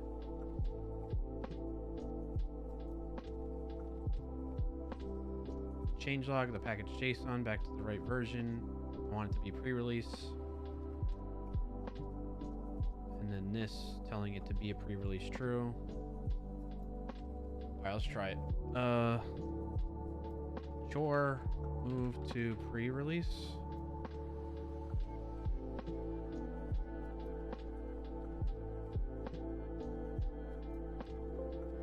Let's see. All right. If this doesn't work, I'm gonna let it go, and we're gonna get into doing research on how we can make an authentication based extension.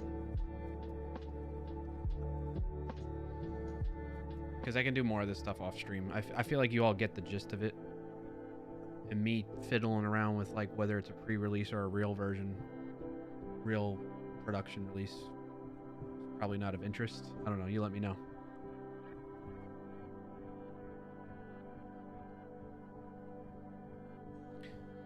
Watching builds. We can play words on stream while we wait for the build. Actually, I could look up. What's the Quordle? Quordle.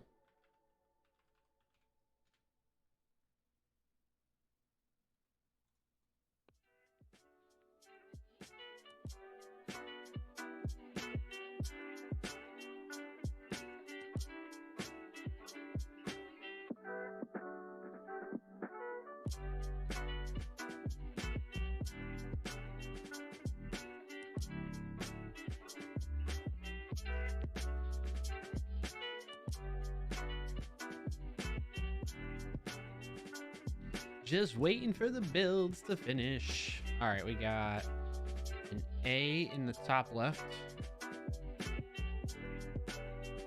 and a T.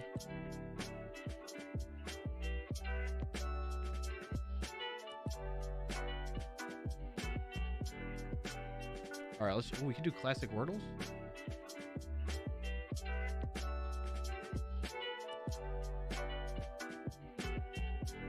Ooh.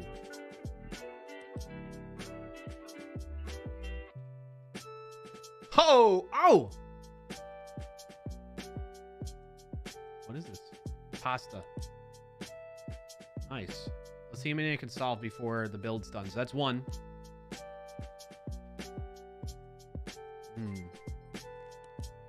Thank you for the follow, Alfredo. Welcome in. Happy to have you here. All right, so we solved one so far.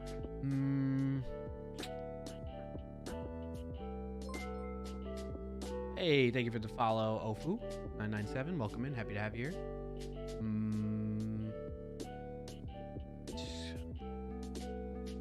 Something Urty? Porty? Nope. Okay.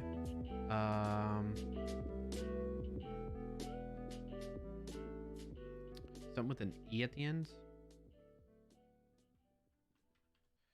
Joe Dirte. I should have guessed dirty. Let's just try it. There's no I either. All right, so it's URT. URTE. So like XURTE. Gert, Kurt, Hurt, Bert.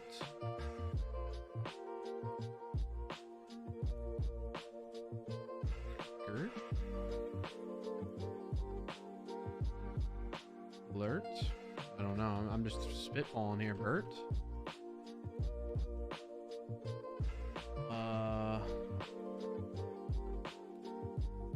Hurt.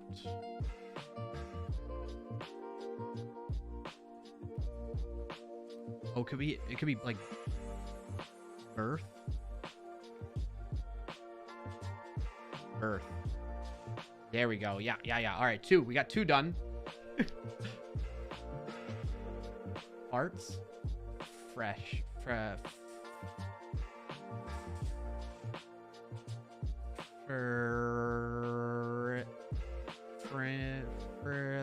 Frill.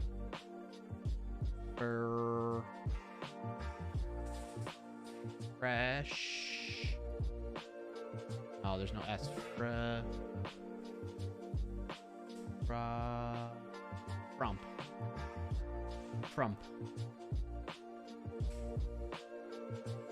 Rock. Oh, 3. Farts. S.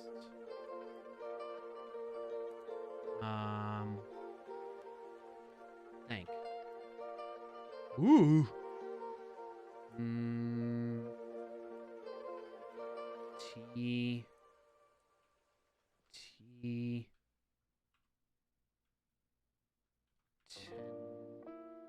Tenet?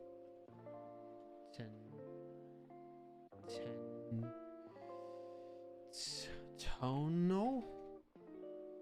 Okay.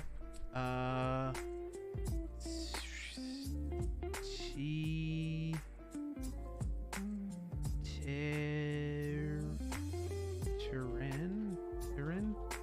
Tyranny? T-man? T-man?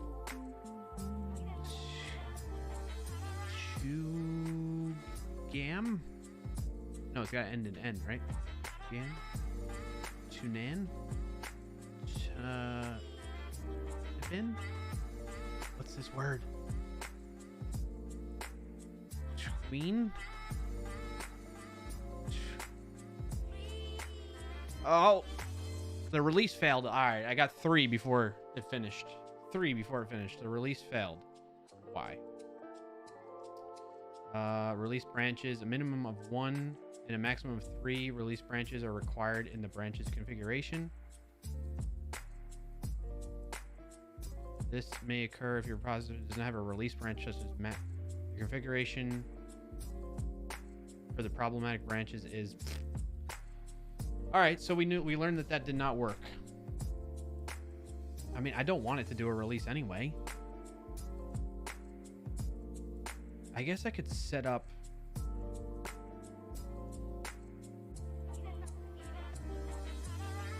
I need to look this up. We got to figure it out.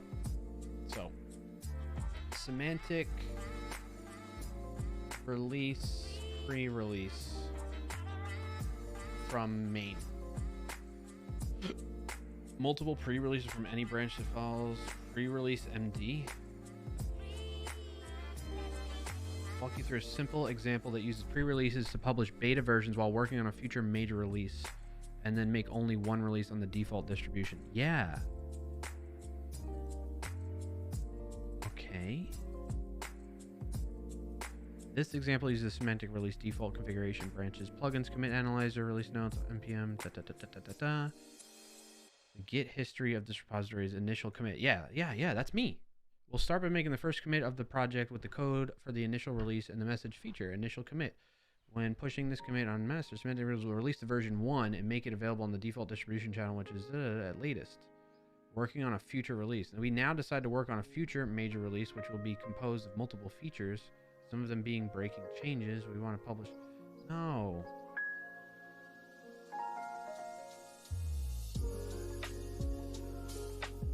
That's not what I want to do.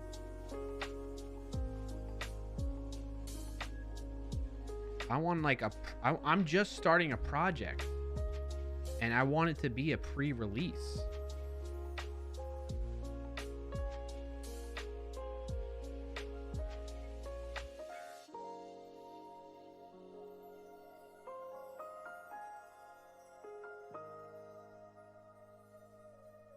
Still doing this initial release. I don't want to do an initial release.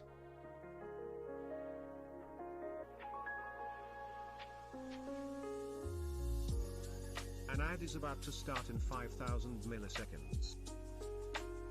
There's an ad running for 90.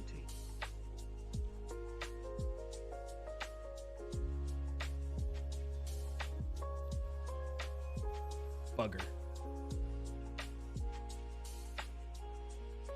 Bugger.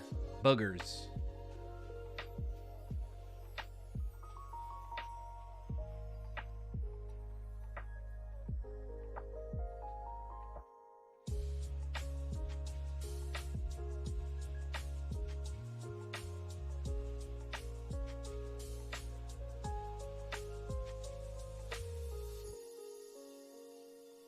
I guess I have to have a pre-release branch.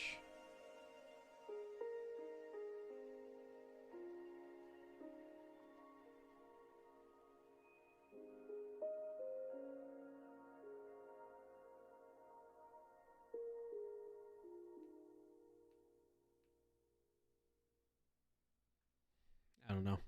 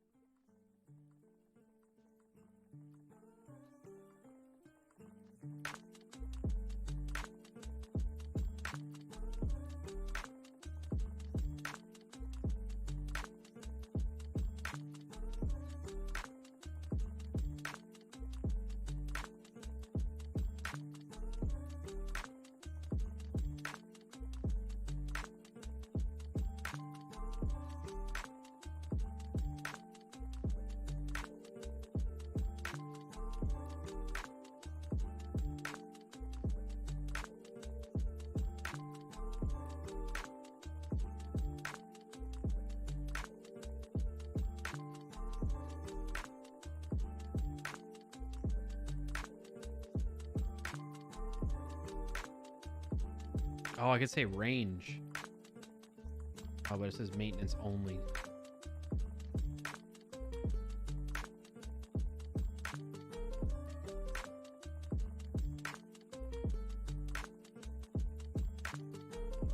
Channel can be defined by for any branch type. By default, releases will be done on the default distribution channel. Yeah, that's fine. Range only applies to maintenance branches, is required and must be formatted like NNX or NX. Yeah, fine.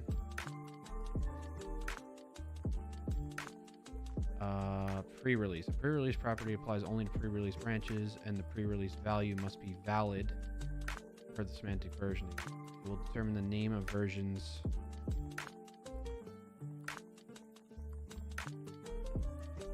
For example, if pre-release is set to beta, the version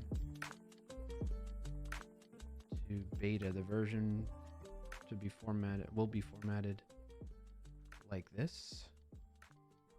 If the pre-release property is set to true, the name value will be used. The value of pre-release is defined as a string is generated with Lodash template. For example, the configuration name, master, and then there's name pre/rc pre-release beta pre-release true.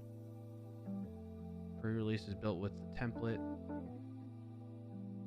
Pre-release is set to beta as it is the value of the name.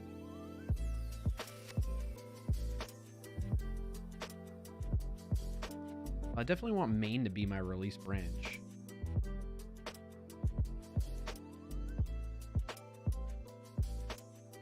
So I guess if I create a branch called like 0.xx,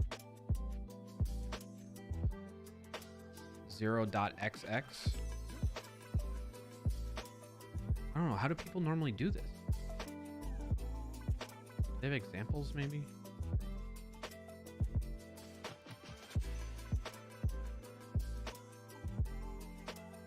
This package is not updating my repository, takes care of updating that. By default, only published package will contain the version, which is the only place where it really is required to be updated. The updated package JSON will not be pushed to the Git repository. However, semantic Git plugin can be used to push the updated package JSON. If you wish to only update the package JSON and push via Git, you can set the project to private true to prevent publishing to the yep. How can I use npm build script that requires the package? Is there a way to preview which version will currently get published? Dry runs. Can I use semantic release? Non-JavaScript packages? Yes. Any CI service? Yes. Local machine rather than a CI server? Yes. Can I use GitLab? Yes. Can I skip the release to the npm registry? Yes. Publishing.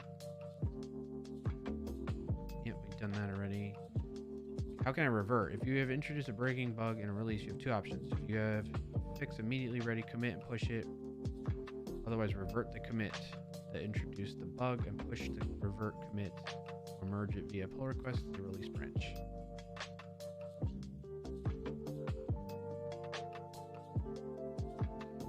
In any case, do not remove the git tag. Shiza. Otherwise, semantic will later try to republish that version. Oh, that's okay. In my case.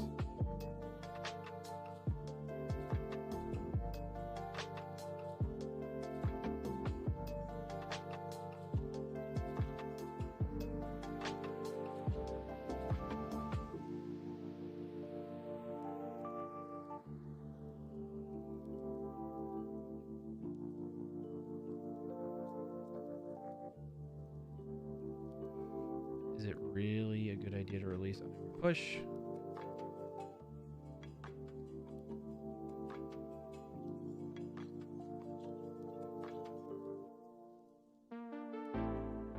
Yeah, so okay. All right, so the idea behind this that I need to get my mindset around is I need to, can I set the initial release? Yeah, that's right there. Boom. This is not supported as it's not considered a good practice, mostly because semantic versioning rules applies differently. If your project is under heavy development with frequent breaking changes and is not production ready yet, we recommend publishing pre-releases. Show me. All right, which is this? Okay. See introduction December for more details on semantic versioning and their recommendation to start at version 1. All right, I guess that's fine. I'll start at version 1. It is what it is. I'm just gonna start at version 1. I wanted to start at 0, like while I'm in development, start at 0.0, you know what I mean? But start at V2 just in case. Like when I'm ready to roll, really? Maybe, I don't know. But we're just gonna leave it. Let's go back to this. We'll get rid of this and make it not pre-release true. Oh.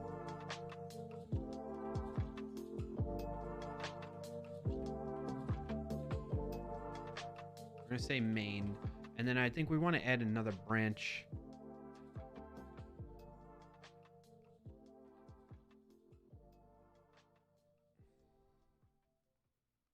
We can call it dev, maybe? I'm trying to think, like, how is this going to work? I'll work off of a dev branch, commit changes into that, and then when I'm ready to actually cut a release, I can merge into main from the dev branch.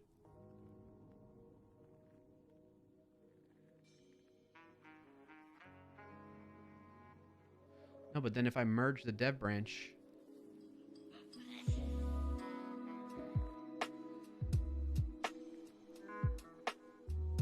pre-release V1.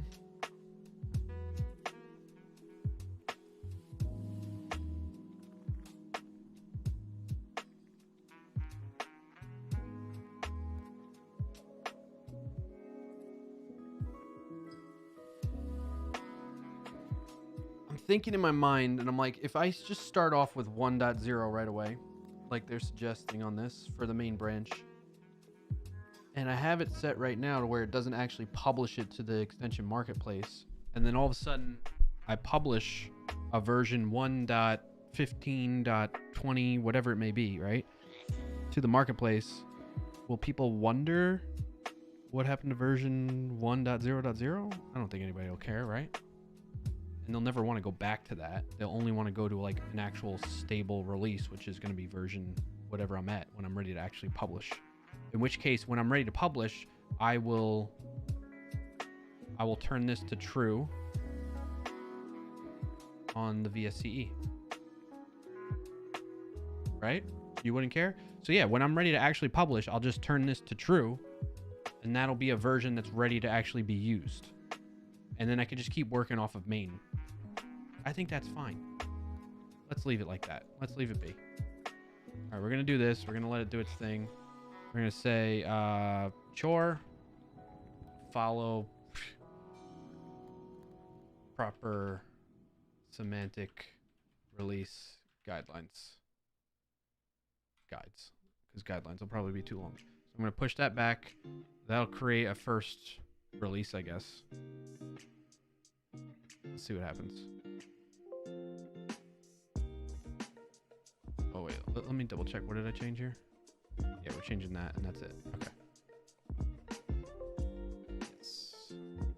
All right, and then while that's building again,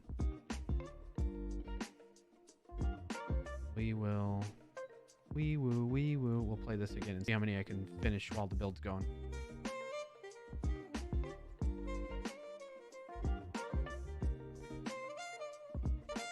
Okay. How do I start over? Let's give up on that one. New game. Okay, here we go. Farts. Same.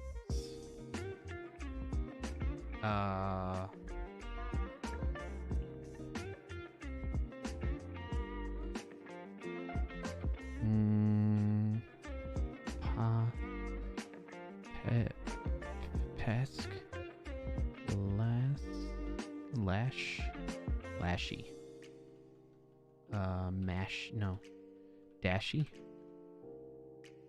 Okay, we know it ends in Y. And then SY. Maybe it's sassy. No. Lassie.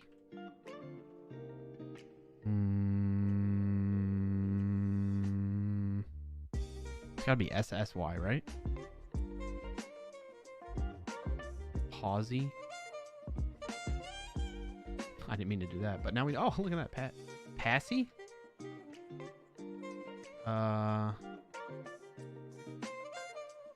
Hazy.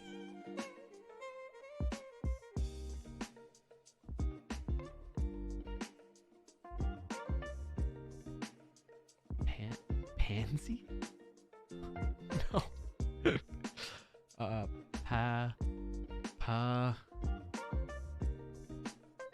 Paul? Let's see. Oh, okay. All right, got one. Ooh. Round. Orin? Or... Orion? What?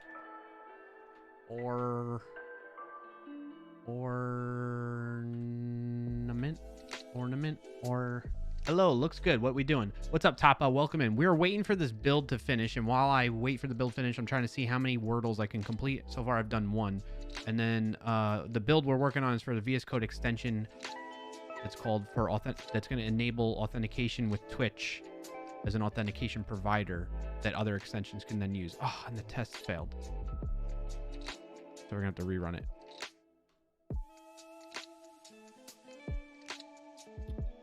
Give up. Start a new one. Starting fresh. All right, farts.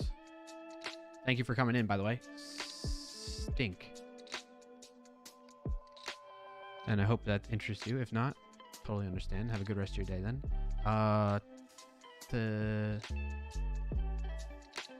Where does the N go?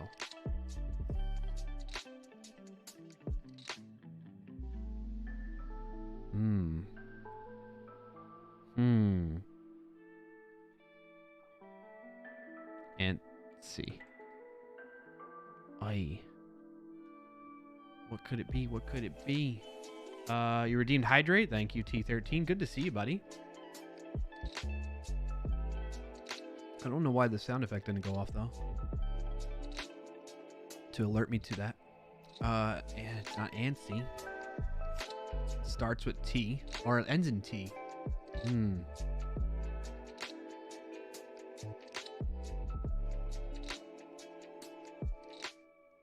Like XNST. Like angst.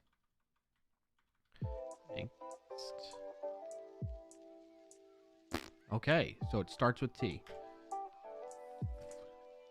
That's a long build. I know. That's why we're doing... Well, we restarted the build, Captain Mythic. How are things been, T13? You got win of the week this year? So yeah, above me, I'm doing the Wordles. I'm doing random Wordles to see how many I can do. And then left side is the build going.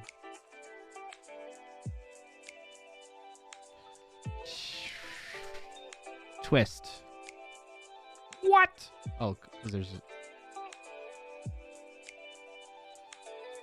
an N in there.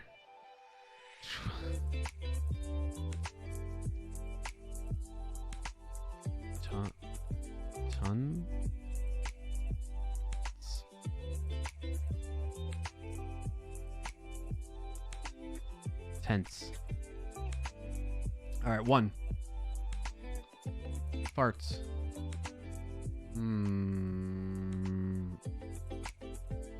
Bored. Ah.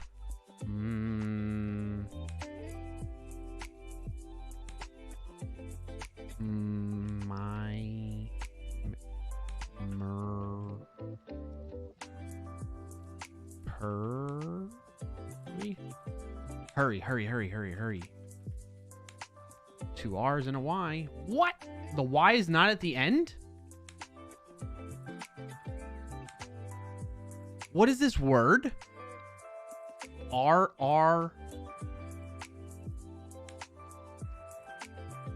Y H R R? What is this word, chat? I've never seen anything like this. There's going to be an H at the end? There's no way the H is at the end. I mean, there's no way it's like X H R R. It can't be Y H R R something. You've been good. We've been in France for the past 18 months, moving back to the US soon. Oh, nice. Glad to hear you've been good. Biblical. Biblical? Biblical? Oh, this is a hard one.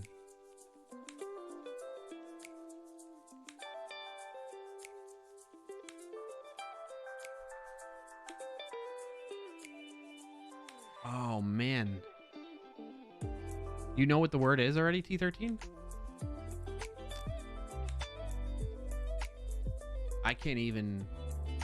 Win of the week, push back on not 1, but 2 tickets that I didn't want to dig into and worked. Pretty nice. Congrats on that. Big wins. Big wins.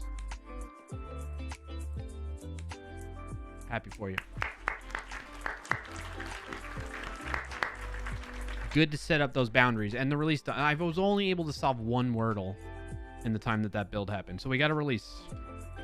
It shouldn't have actually published it anywhere, but at least it'll be released on here. That's version 1. Okay, we're done. We got that. All right. We're good. Things are wonderful. Thank you. Yeah, no worries. All right, let's see if I can figure out this Wordle here.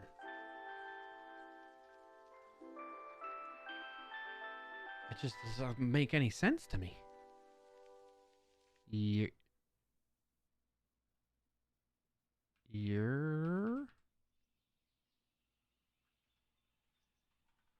So I'm guessing like it's if the Y doesn't go at the end, it's gotta.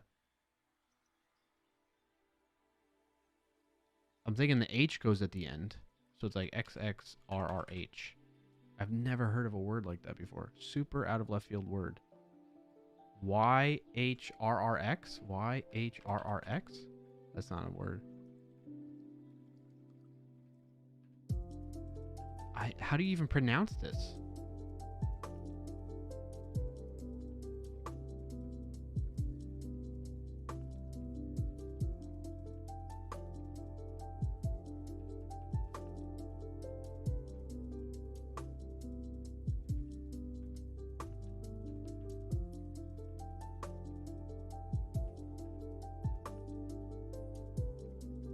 Ask ChatGPT. No, not on this one.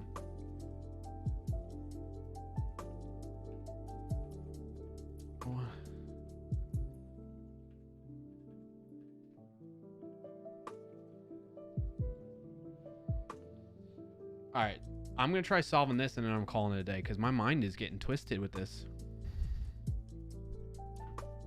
No, I'm not gonna call it. I need to at least research.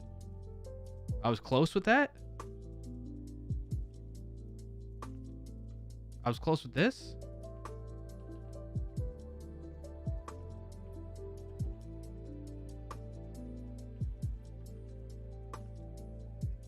What does that mean? What? Myrrh is a gum resin extracted from a number of small thorny tree species of the genus Commiphora. That's the hardest word I think I've ever gotten. Is what the 3 kings had? Is that what biblical? Because it's one gift brought to Jesus when he was born. Oh, myrrh. That's... Wow. Wowzers. All right, so I want to look at GitHub authentication. How do they do this in this example? So the extension does this. We're gonna get workspace configuration. I've been holding in going to the bathroom. I gotta go tinkle chat. Yeah, that's unsatisfying. Frankincense, something, and that. Jesus got resin confirmed. All right, I'll be right back, chat.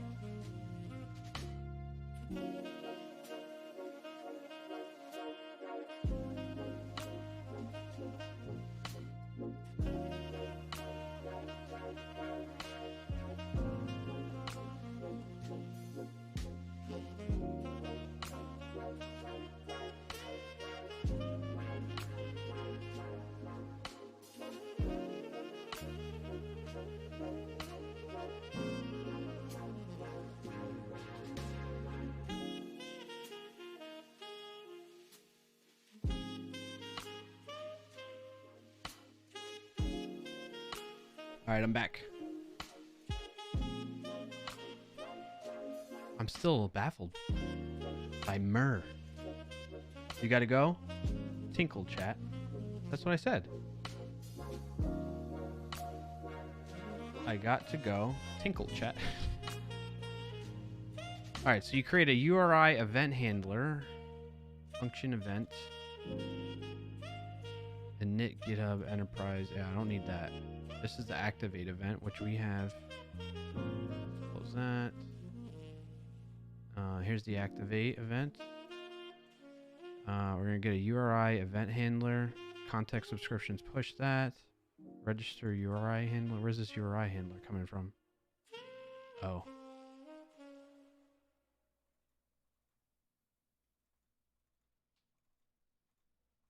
Okay, so I need to create a...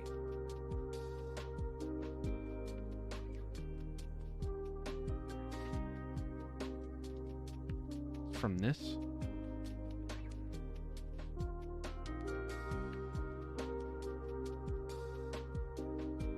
Oh yeah, this is everything right here. All right, so we're gonna create a Twitch. Let's sync those changes back. Replace local tags.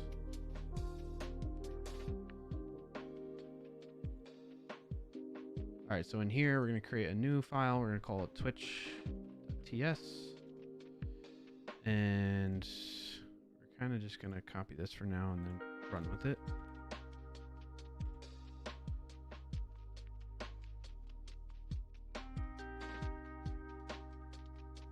We don't need telemetry.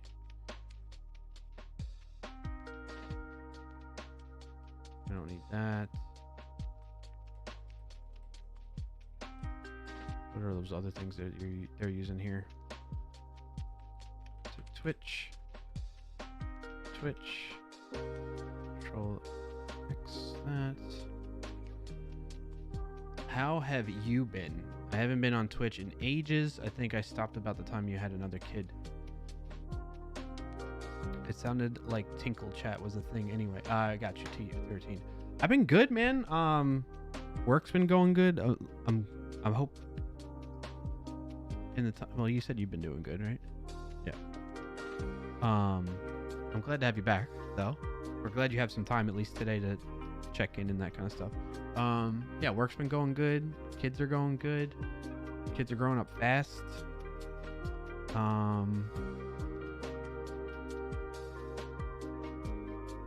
Yeah, that's about it. Pretty much same old T13. And like broadly speaking.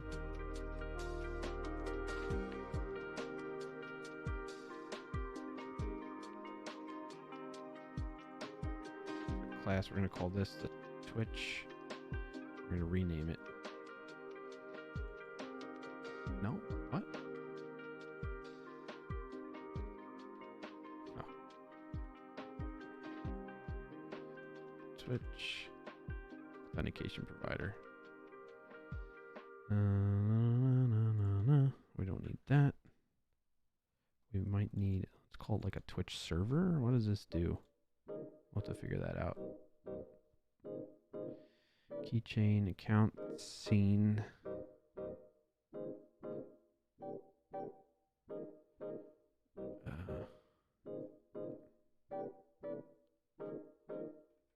Get rid of this. Don't care about telemetry.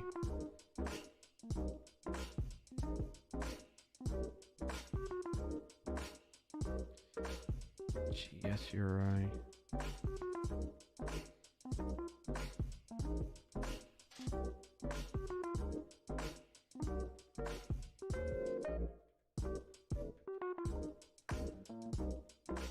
Well, I guess we can kind of get rid of that. This, that keychain equals new keychain type dot auth. We're just gonna say it's twitch.auth. We're just gonna say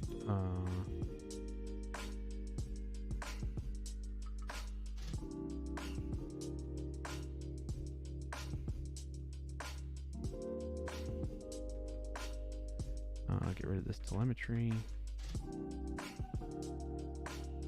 It's the GitHub server. So we gotta figure out what the GitHub is. Probably like we gotta create a Twitch server kind of thing, but get there, we'll get there.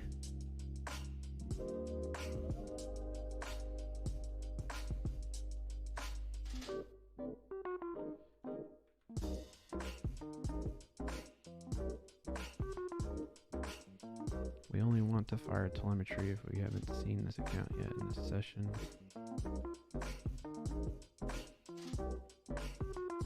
I don't think we care about this. Might just remove that completely. Check for updates.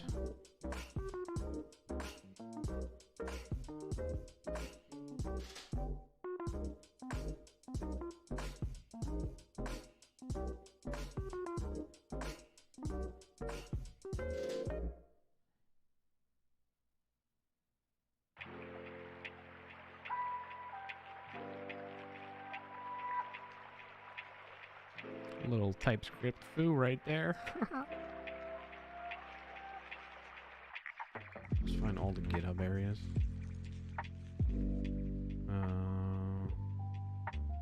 Don't need this.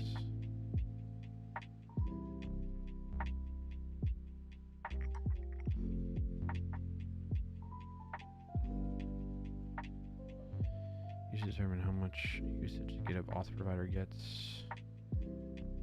Yeah, I don't care about that. Next.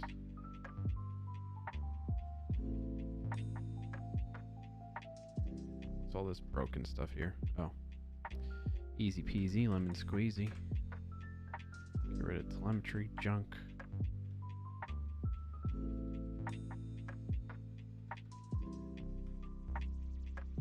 Telemetry junk.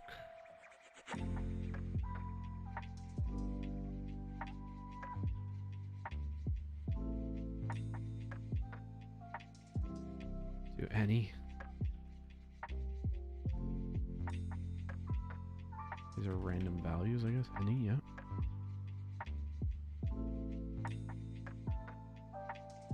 Telemetry goodbye. You are the weakest link. More telemetry. Telemetry. We've reached the end of the file. All right, so now we pretty much only have to sort out the rest of this. Only. What is this stuff doing? An ad is about to start in 5,000 milliseconds. There's an ad running for 90. How are they using crypto?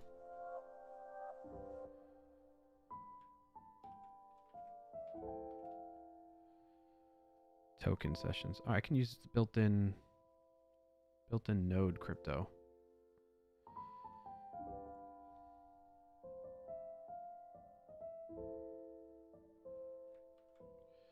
Node.js crypto.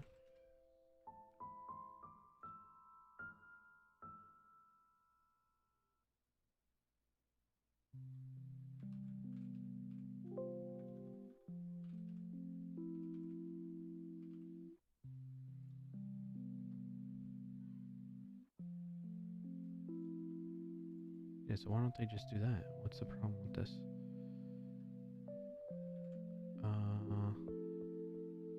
I think we just say node colon like that. What's the problem here?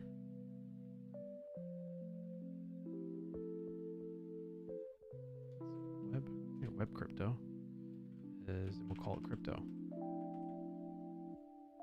Then that should. You see what I'm doing there, chat? Oops. Dot get. Yeah, just do that. Must be some reason why they did that. All right, the logger.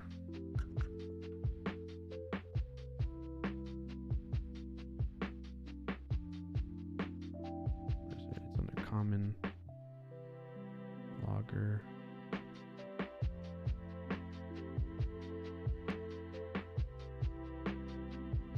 Okay, we can do this.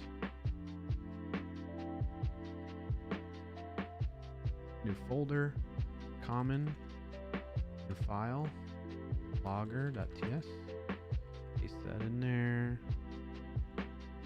Switch.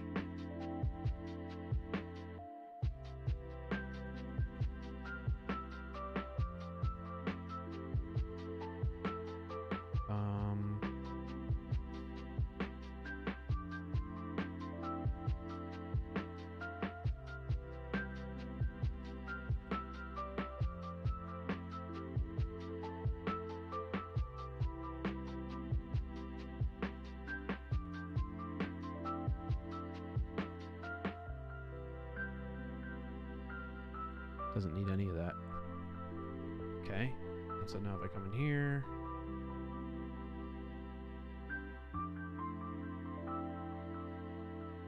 What's the problem?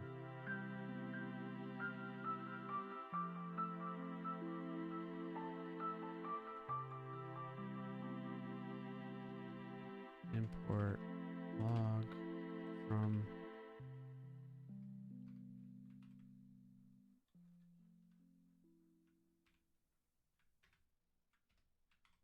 why is that's weird. Let's check out this keychain thing now too. What do they got going here? Key tar depends on a native module shipped in VS Code, so this is how we load it.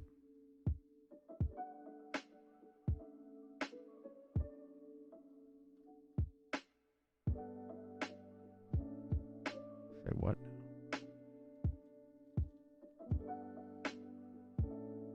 All right, we can do that. A new file. What do we call it? Keychain.ts. Home.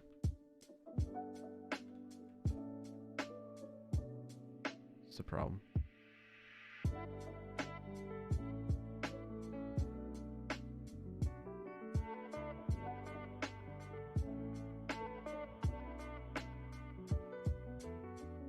That's just a warning. So this should be fine.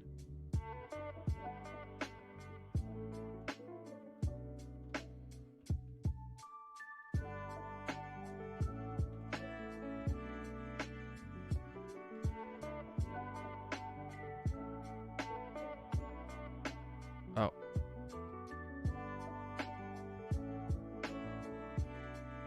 Okay.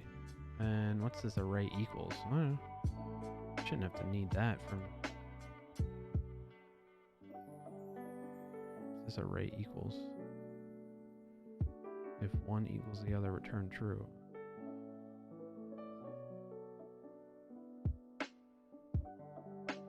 All right.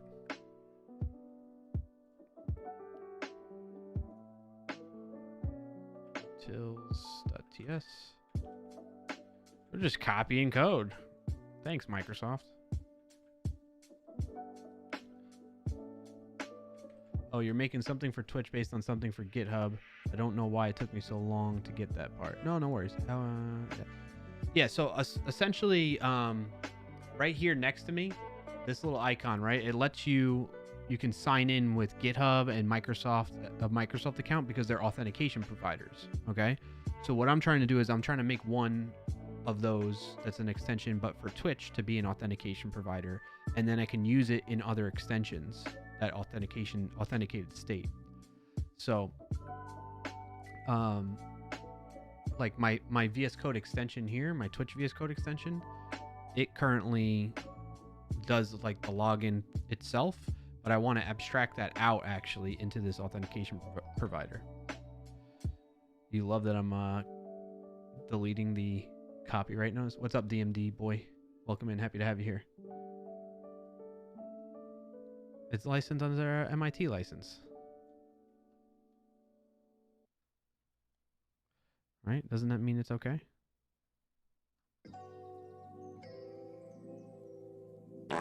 Captain Mythic says, fart. Thanks, Captain Mythic. At least you got your name right. License.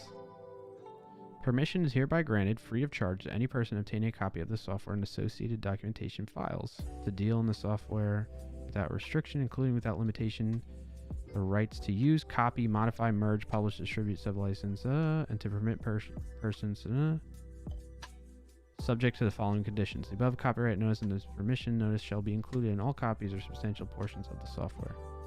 Software is provided as is. The above copyright notice. Oh, so do I need to keep it in?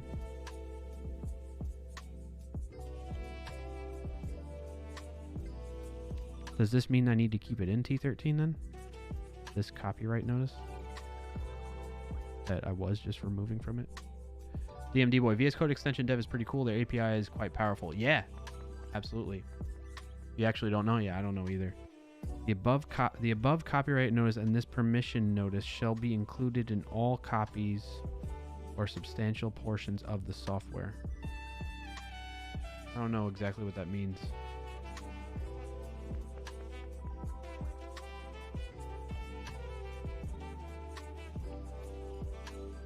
It was amusing to me to copy a file from somewhere and just remove the notice.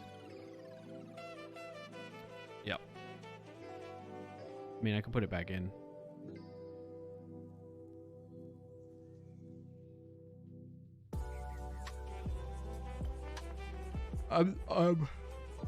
Excuse me. Ask ChatGPT? Yeah, you know, we could do that.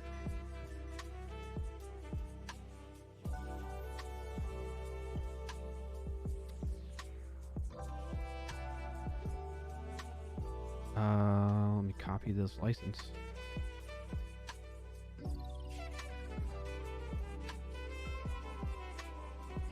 What does this license mean? What does the following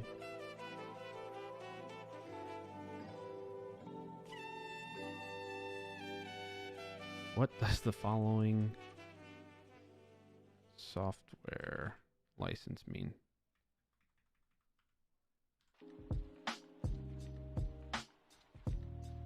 Send.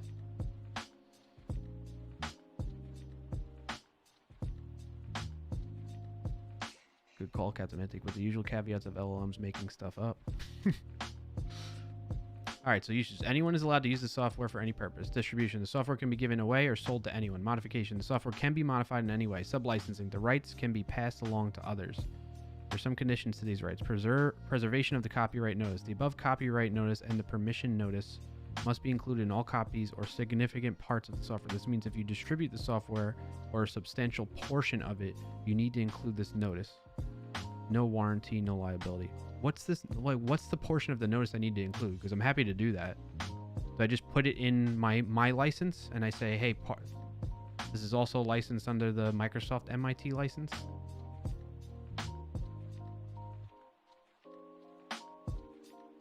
Ask, what does it mean?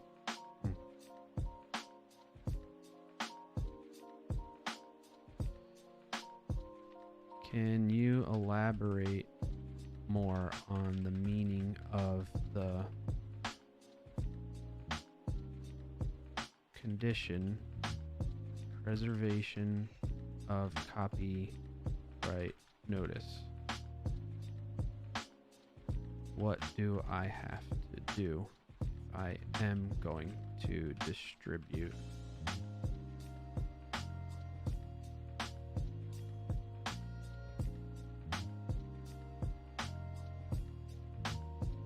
A substantial portion of the software. Have you been using GitHub Copilot? It took me forever to try it because I thought it'd be pain to set up with Vim. Turns out it was super easy to set up and it's been quite useful. I have it set up in VS Code. I have not found it to be as useful just yet. I think if I get the access, I'm on the wait list right now, but if I get access to the chat version or chat feature of it, then maybe it'll be a bit better. All right, so the preservation copyright notice condition is asking that you keep the copyright and permission notice intact if you're distributing the software.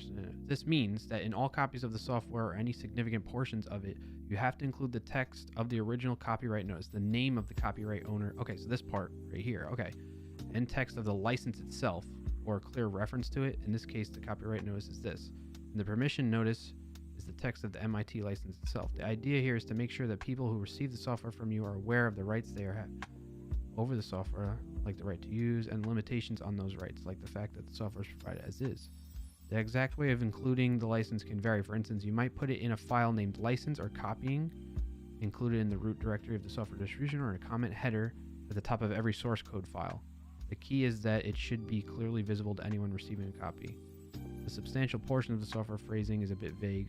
Its interpretation can vary, but as a rule of thumb, if you're sharing or using a significant part of the software's functionality or directly using its source code, you should include the copyright license notice. Okay, so in my license, I need to also add that.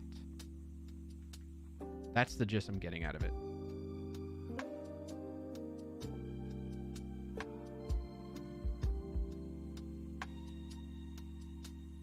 Think, right? It makes some really sneaky bugs. Prime has a video on it. I did see, because Prime had a video that's like after 6 months of using GitHub Copilot. And I agree with his assessment on it. Like, I would not let it just generate code for me. I would be writing code and then let it help me be as a pair programmer. But that's kind of how I've used ChatGPT. I encourage you to check out like the beginning of the stream T13. I talked about this a little bit more as one of my, during the just chatting portion. I've been using ChatGPT as like a pair programming thing. I've used it to help me with CSS stuff and debugging some things. I didn't mean to start this tangent on copyright, says T13. No, that's all good, man. I don't mind. It's important. I want to get it right, especially since I'm going to publish this thing. It helps me some typing, mostly. It doesn't invent much of anything, but I found the time saving in some cases really nice for boilerplate stuff. Yeah. So for me, it saved me a ton of time with CSS. ChatGPT has. I haven't tried Copilot to do that. Chat has made some stuff up all the way up. Crazy hallucinated APIs. Yes, I've seen that too. That's why I don't take it for... You got to use it a certain way, essentially. ChatGPT. So... And that's what I've been doing. I have run into those situations where it's just made up stuff and it has not been accurate. But I think the more context I feed to it and the more information I provide to it, the better answers I get. So I think I just need to add this in here, but I don't know. Actually, you know what I could do is I can be like, hey, chat GPT. Okay, here, if I provide you with my existing license, can you help instruct me how to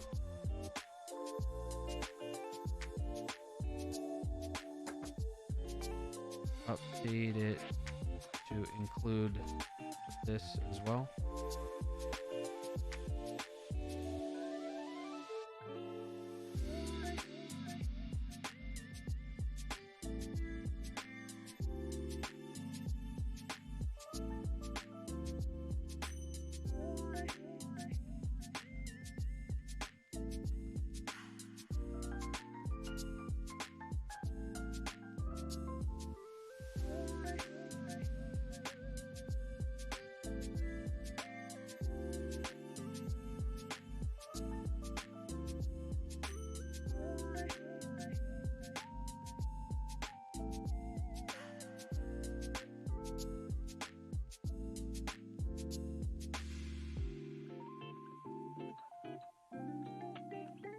Oh, okay.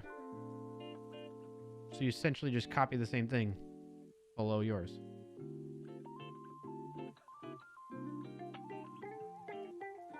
Perfect. I'll do that.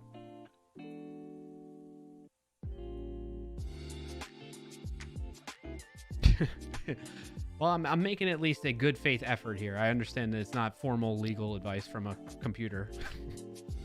By doing this, you're respecting Microsoft Corporation's license condition, which states that the copyright notice and license text should be included in all copies or significant portions. I should consult with a legal professional. That's you, chat. You're a legal professional, right? Chat. Chat. You're a legal professional, right? Like, all together. Ianal? What does that mean? Sure, I'll be your lawyer. Thanks. Thanks, Captain Mythic. But as a group, yeah. As a group. That's what I mean. Oh, I needed to add those like 3 dots, right? Or 3 dashes. Or maybe more. I don't know.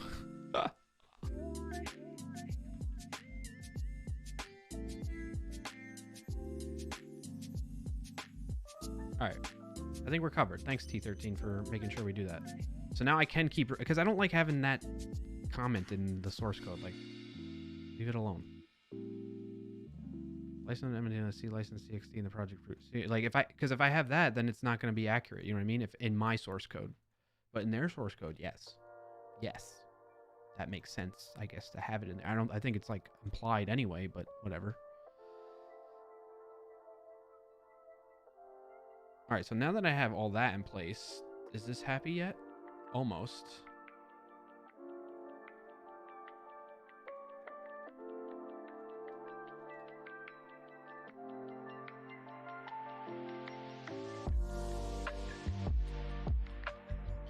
All right, there we go.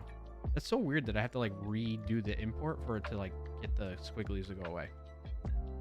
Another time I was asking for Qt browser had a specific feature. ChatGPT gave me a detailed answer with settings and how the setting worked and so on. Turns out it never ever existed.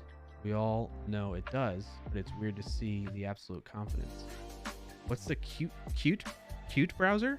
Is that what it's called? I never heard of it. All right, we need to create a Twitch server.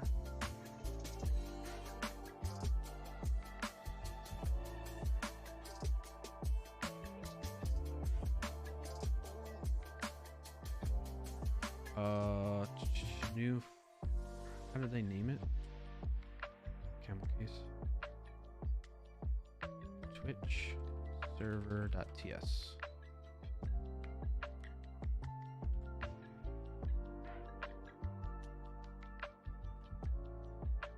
We don't need that. It's gonna be from Twitch.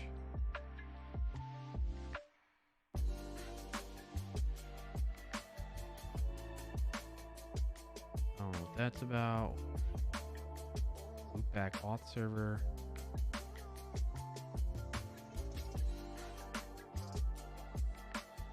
This is going to be node : crypto.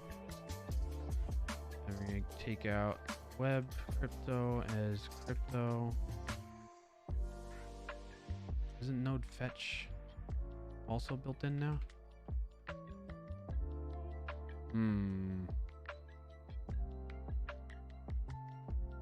Whoa. Oh, this is going to be a client ID. We're going to have to create a client ID on Twitch.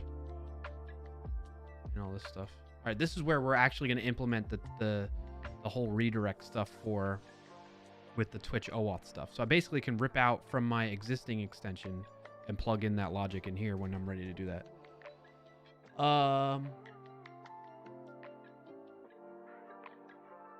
Qt browser is a web browser with controls inspired by Vimium. Oh, very niche. Okay. Captain Mythic, have you been giving it prompts that might make it think it's real? No, I haven't done anything like that.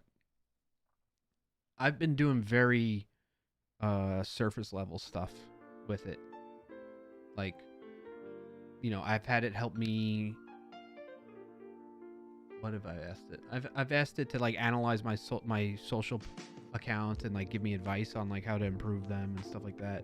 I've had it do a lot of coding related stuff that I've shared on here. So yeah, that's like the extent of it. I haven't really tried to get like meta with it, you know. I don't have an interest in doing that either. T13 says, but the answer was said with such confidence that I thought it was correct and that maybe the feature was removed at some point, dug into change logs and so on for nothing. Yeah. ChatGPT is disturbing. ChatGPT.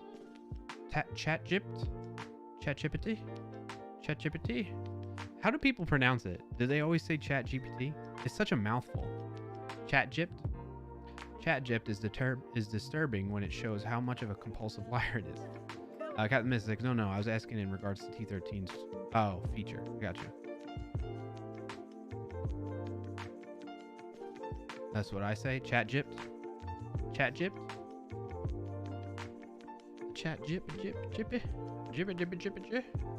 All right, I think we're gonna have to potentially. Let's try to sort out these squigglies here. I think this isn't node built-in fetch. I'm pretty sure it's built in now. What version? Oh, it's version 20. No?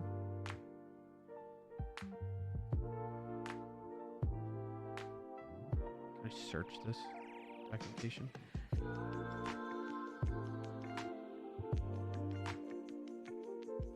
Fetch? Fetch. So fetch.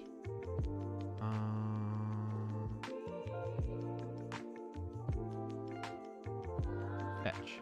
Stability. Experimental. Disable this with no experimental. Okay. So it's not built in yet. Well, what are we doing with fetching here? Find all references.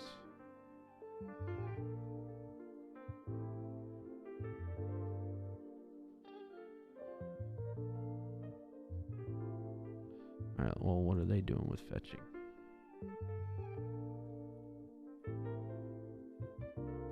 Wait, where were we? Ah! Ah! I lost my place.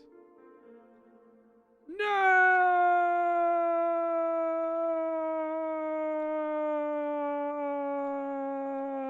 Yeah, there it is. Okay. Is it node? No, where's this node folder coming from again? Right here. Fetch. Node fetch. Is that a dependency?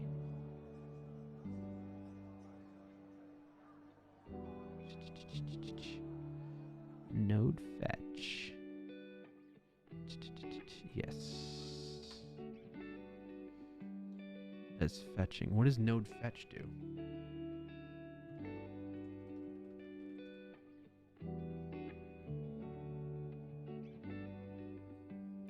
A lightweight module that brings fetch API to Node.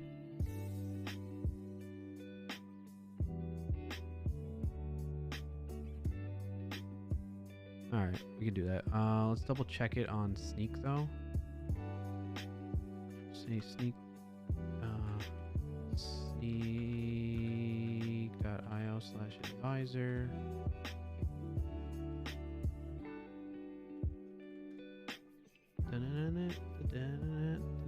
Oh, 98 out of 100? Okay, cool. I'm cool with that. All right, so we're gonna npm I node fetch.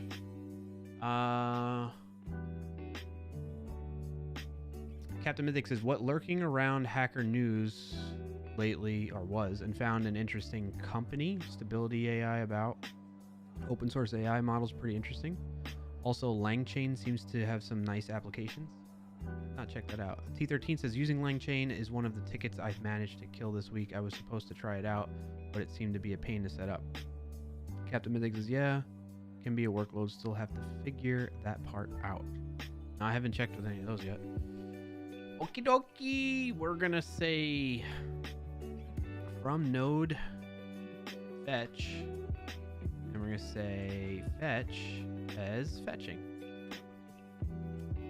No?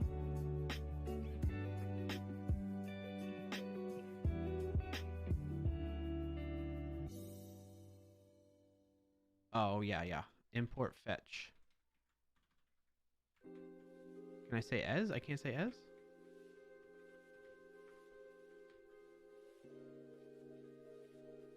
As fetching?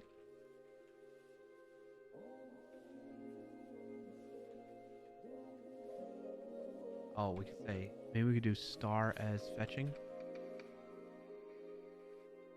That might work. No?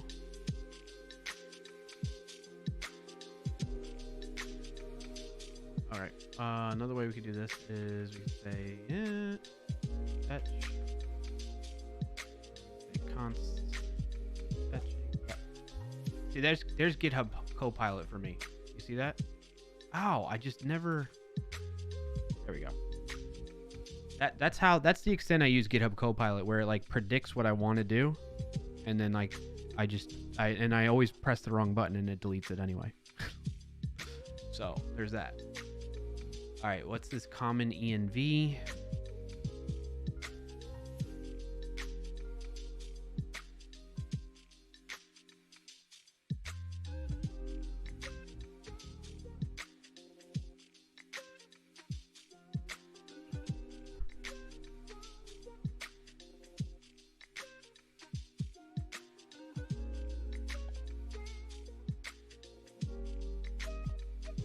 On Windows, some browsers don't seem to redirect back to open source software properly. As a result, you get stuck in the auth flow. We exclude this from the list until we can figure out a way to fix this behavior in browsers. Okay. Okay. Let's do it. New file. env.ts.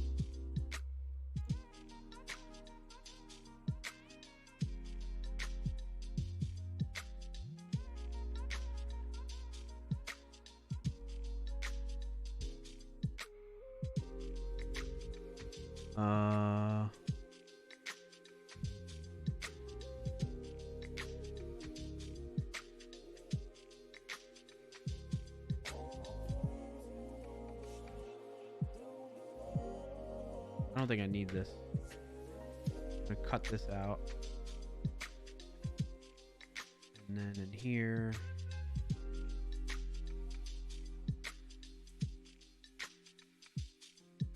We're gonna get rid of that. Do that. Find all references to this.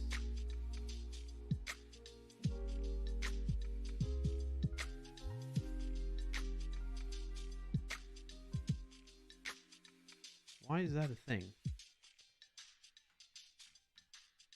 Auth provider type is going to return if that is that, or if github.ghe.com tests that.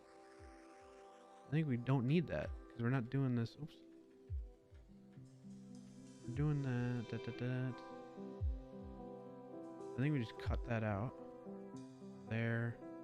Cut this out of there.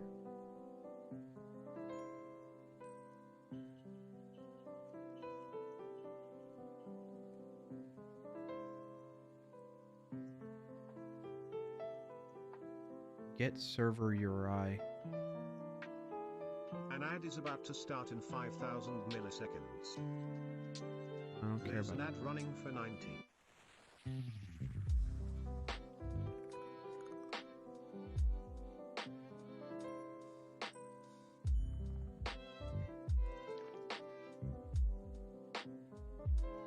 I haven't tried that either. TLDR version is that it spins up agents that actually have access to modify stuff and look up stuff up on the internet. Basically, ChatGPT with that auto prompts itself and builds the stuff, applying reasoning comments on why it took certain decisions.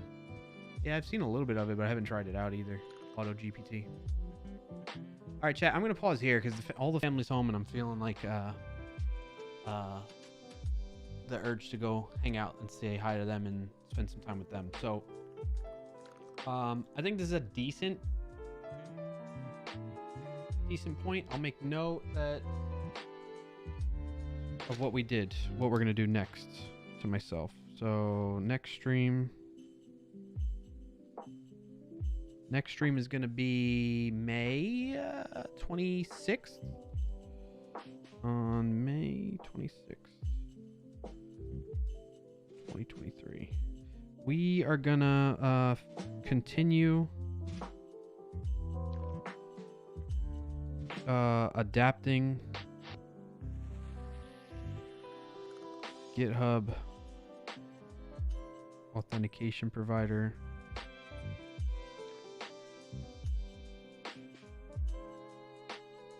code into the Twitch one.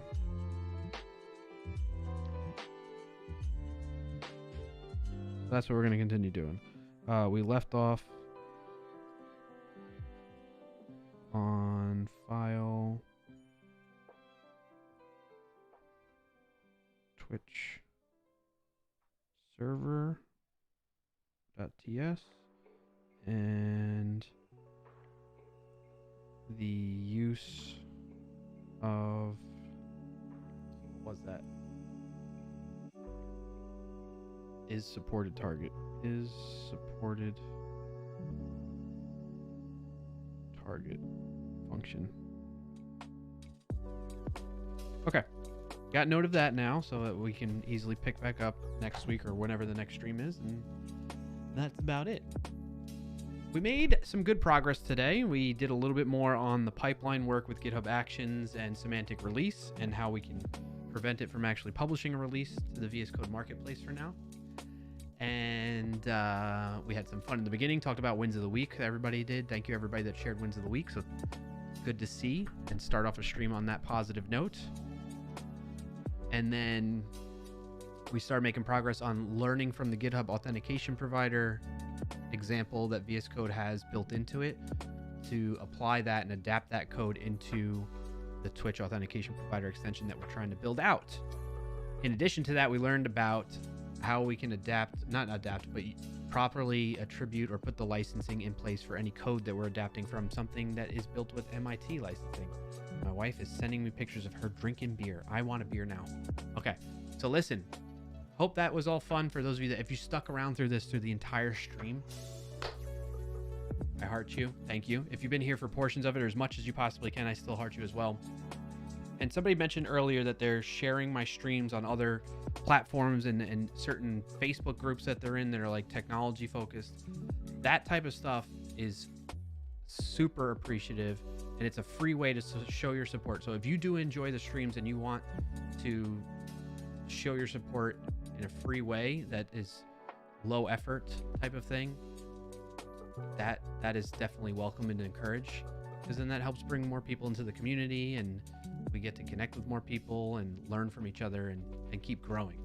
So I greatly appreciate that. Keep that in mind as you go throughout the week. Share this stuff. If you want to keep in touch when I'm off stream, check out the link to join Discord. It is clarkio.com/Discord, or you can get the link to click on in chat with the Discord command.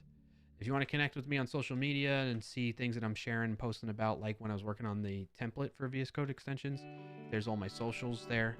I need to add Blue Sky on there. I really like Blue Sky. I don't have any invites to share as of right now. I got to be on there longer, I think, or something like that. And that's about it.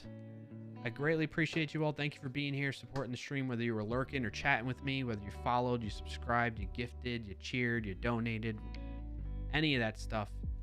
I appreciate it all. I hope you have a good rest of your Friday and weekend, and I will see you next time. All right? Enjoy, everybody. Have a good one. And peace out.